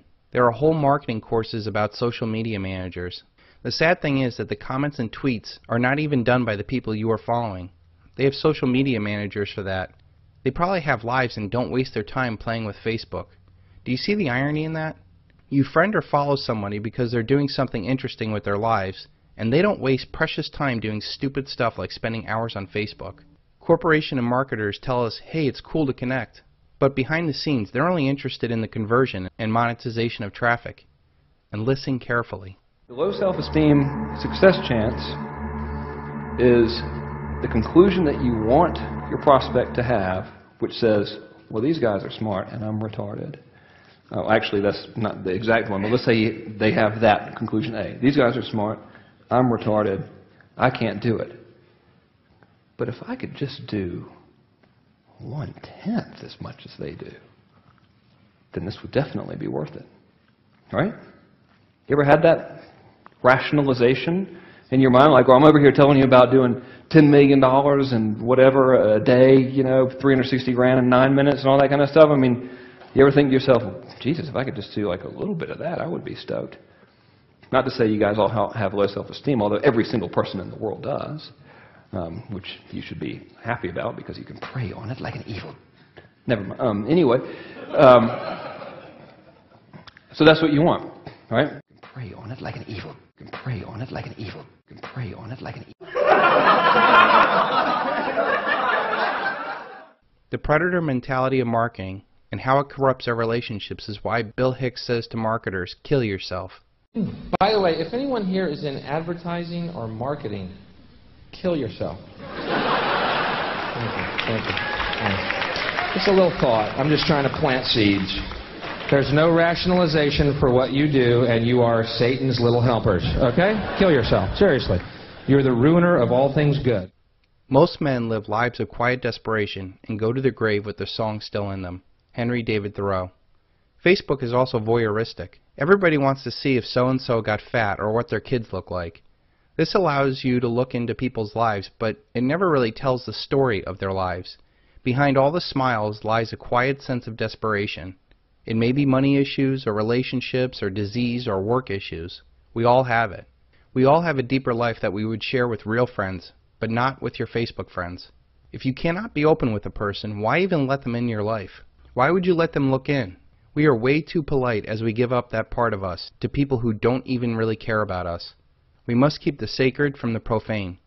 Since we put ourselves into this petri dish of social voyeurism, we force ourselves to put on a mask. We intentionally mask what we really feel for many reasons. We may not want to upset someone, or we may want to impress somebody. The problem comes when we wear a mask so much that we lose who we really are.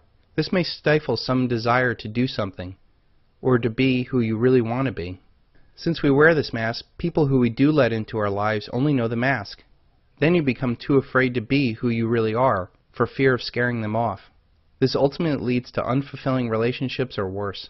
Now, before you Facebook people get all upset, Facebook does have some good qualities. Yes, it is cool to connect with old friends and share pictures. Your Facebook life is reflective of your real life.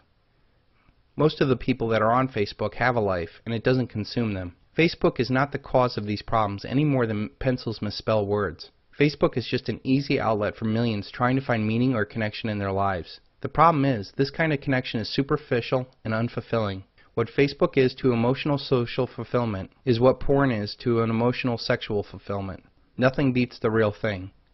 If you really want to connect with people, quit texting and commenting and pick up the phone and talk. Video chat is even better because so much of our communication is nonverbal. We can judge a person's emotions within seconds of seeing them. So much of our communication is lost through this electronic filter. The best way to communicate, of course, is face-to-face. The best conversations I've ever had in my life occurred when I got together to have a drink and just talk. These connections energize us because it is what we are meant to be doing. We are visual, emotional, and spiritual beings wanting to connect on a deeper level with meaning and purpose. If your life does not have meaning or purpose, look at the friends you keep. Facebook acts as a tool towards that purpose. It is a sad substitute for the real thing. Real communication about real issues is hundreds of times more powerful than the non-emotional niceties that pass for communication on Facebook. Do you realize there's a whole generation of humans that thinks this is normal? The criminal elite know that if they take away the meaning of words, it incapacitates our thought. If you cannot speak, you cannot think. If you cannot think, you cannot figure things out. If you cannot figure things out, you will never see that you're a slave. If you cannot see that you're a slave, you'll never rebel. If you cannot rebel, you'll never be free. And if you cannot be free, you'll never fulfill your purpose on earth to be your highest and best self. Until they become conscious, they will never rebel. And until after they have rebelled, they cannot become conscious. George Orwell. How long will it take for a computer algorithm to become your friend? Don't laugh. People think that Bitcoin is real money. Look at your Facebook contacts and tell me that the majority of the connections could not be programmed. Subject A is sad. An algorithm spits out, cheer up, it'll be okay. Or tell me about it. Or I'm here for you. Or I love you. If the contact is that vapid, and this is truly a narcissistic experience, who wouldn't like to have a bunch of yes men as friends? Mental masturbation to distract you from a hole in your life? The more this narcissism persists, the more it turns into psychopathic behavior in the real world. The biggest promoters are the ones making the biggest bucks. All of a sudden, people think psychopathic narcissistic behavior is the key to success. Look at some of the shows like Jersey Shore or Real Housewives. They are nothing more than the normalization of psychopathic behavior. People figure it's going on all around them and they think that it's the way it's supposed to be. Well, it's not, and we must keep this out of our lives. We have seen many people mistaken the attention and kind words from friends online and throw that against the people in your real life. Your wife isn't doing it for you? Well, you have girls online that think that you're the best thing since sliced bread. Your husband moody? Well, your ex-boyfriend recently divorced and is so supportive. These serve as temptations that we just don't need in our already stressful lives. This bleed into the real life is where the electronic experience gets dangerous. How many times have you been in the room with someone and they're checking their email while they're talking to you? The constant rush of connection has become all too prevalent in our lives. I fear if things don't change soon, we'll become isolated little bits of nothing. First, we became disconnected from nature and never really saw the amazing sight our world has to offer. We hardly look at the stars anymore and see how small we really are. Then the family got ripped apart when the father left home for a job to provide for his family. Then the wife had to enter the workforce to keep up with inflation and the Joneses. Now children are even separated from their friends from this electronic void of never knowing what a true friend is. What chance will they have in life? What kind of future are we building? Instead of seeing how small we are in the real world, we are pushed to us being the center of a narcissistic virtual world. Then there is the burnout experience from all this constant back and forth. Responding to people's comments, likes, and dislikes is tiring. Then you have to think, did I say this right? How will they take this? I can imagine at some point this becomes real work to balance all these quote-unquote friends. Everyone is always looking over your shoulder and all in your business. If anything, wouldn't it get boring? Don't we have anything better to do? One other thought I would like to explore is how many of your friends are because of circumstances or real friends. We are friends with schoolmates, co-workers, families, and neighbors by circumstances. They're in your life and they're agreeable enough to spend time with. For the most part, you never really get to know them, or you really don't want to get to know them. If you're not living with these people, how many would you still pursue in real life? One interesting thing that I found working on this project and consulting with people, I tend to have deeper conversations with the one-on-one calls that I do than most people have in their real lives. I have no time for superficiality and often ask tough questions and challenge people. It instantly breaks through the mask we all wear. It gets to the real issue and the real person asking it. I think once you get beyond the mask, you can become real friends and have deeper relationships. You should not be afraid to try this with your people in your life. You will either have less negative people in your life, or you will have deeper relationships with the ones that you love. I predict that there will come a time when people will quit all this vapid social networking and reestablish a real life. I believe that the crash of the dollar will coincide with this. We will no longer be able to get something for nothing and give up everything real for that nothing. Then we will have a new day where we can get back to something that really matters. A smaller, slower, more local life is in your future. That, of course, is after a massive social upheaval. Those that have the strongest real relationships will be the ones most likely to succeed. Do yourself a favor today. Go into your Facebook account settings and deactivate Facebook. Don't worry, everything will be safe for a couple months. Blow past the creepy Mary and John will miss you pictures, and post a link to this video as the reason why you're doing it. See how many people even notice that you're missing. See if someone will try to actually find you in the real world and contact you. If they do, they're probably a real friend and someone you should really get to know better. I started to say a prayer out loud, and it was something like, oh God, please, if you can help us out of this situation, you know, I'll be very grateful, you know, and I'll do what I can, you know, to repay you for this debt that I will owe you. And I remember Pat saying, O'Neill, quit praying. You know, God is not the one to help you now. This is reality. This is what we need to focus on. I don't want you to go into some la-la land, not pay attention, and then get killed.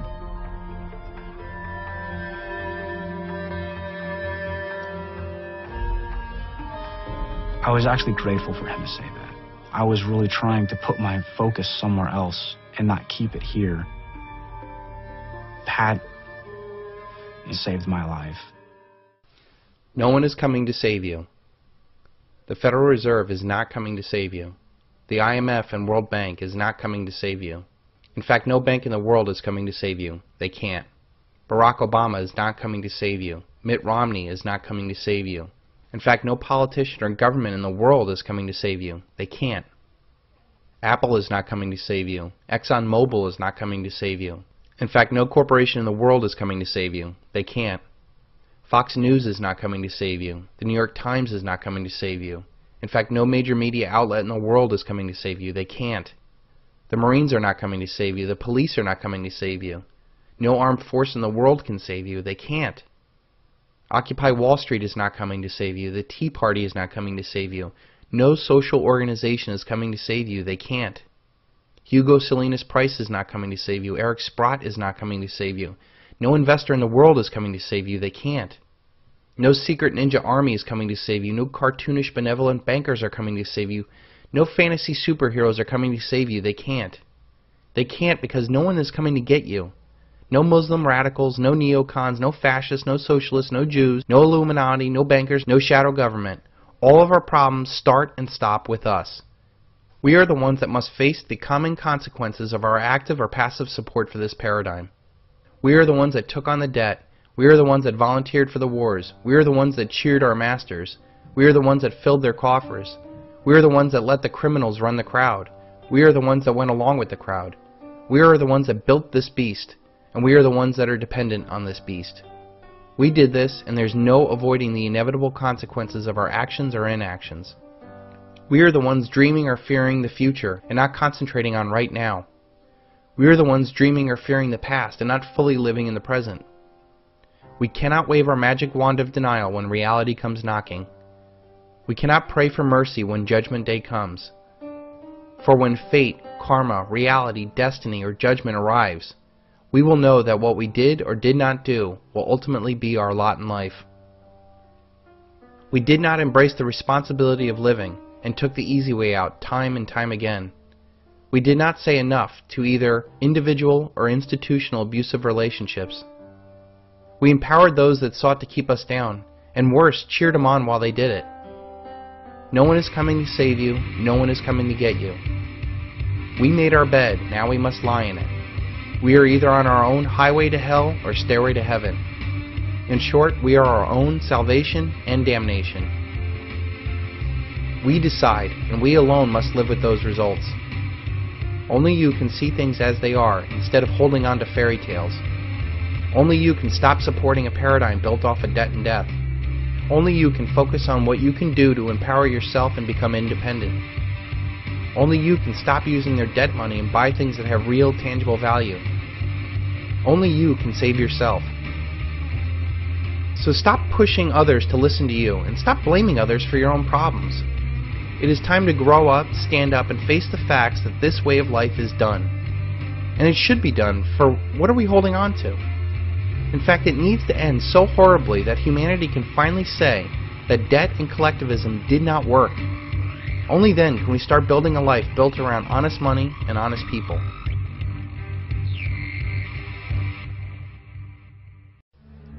I did everything you asked of me, and now I'm not good enough? I went to school, studied long hours, worked hard, interned. You told me how special I was, and that if I just worked hard enough, I would be rewarded with the American dream. The dream we've come to know as a decent paying job that would pull me up the ranks of society. You told me to invest in my education, but I have nothing to show but thousands of dollars worth of debt and a piece of paper that says I'm smart. I did all of those things, and now you say that I'm not good enough? The best jobs I can find are jobs which not only do not resonate with who I am, they make me feel underpaid, underappreciated, and with no purpose, place, or direction. I cannot buy a house, I cannot buy a car, I can't even start a family. But I now see what the problem is. You wanted me to follow your path because it benefits you.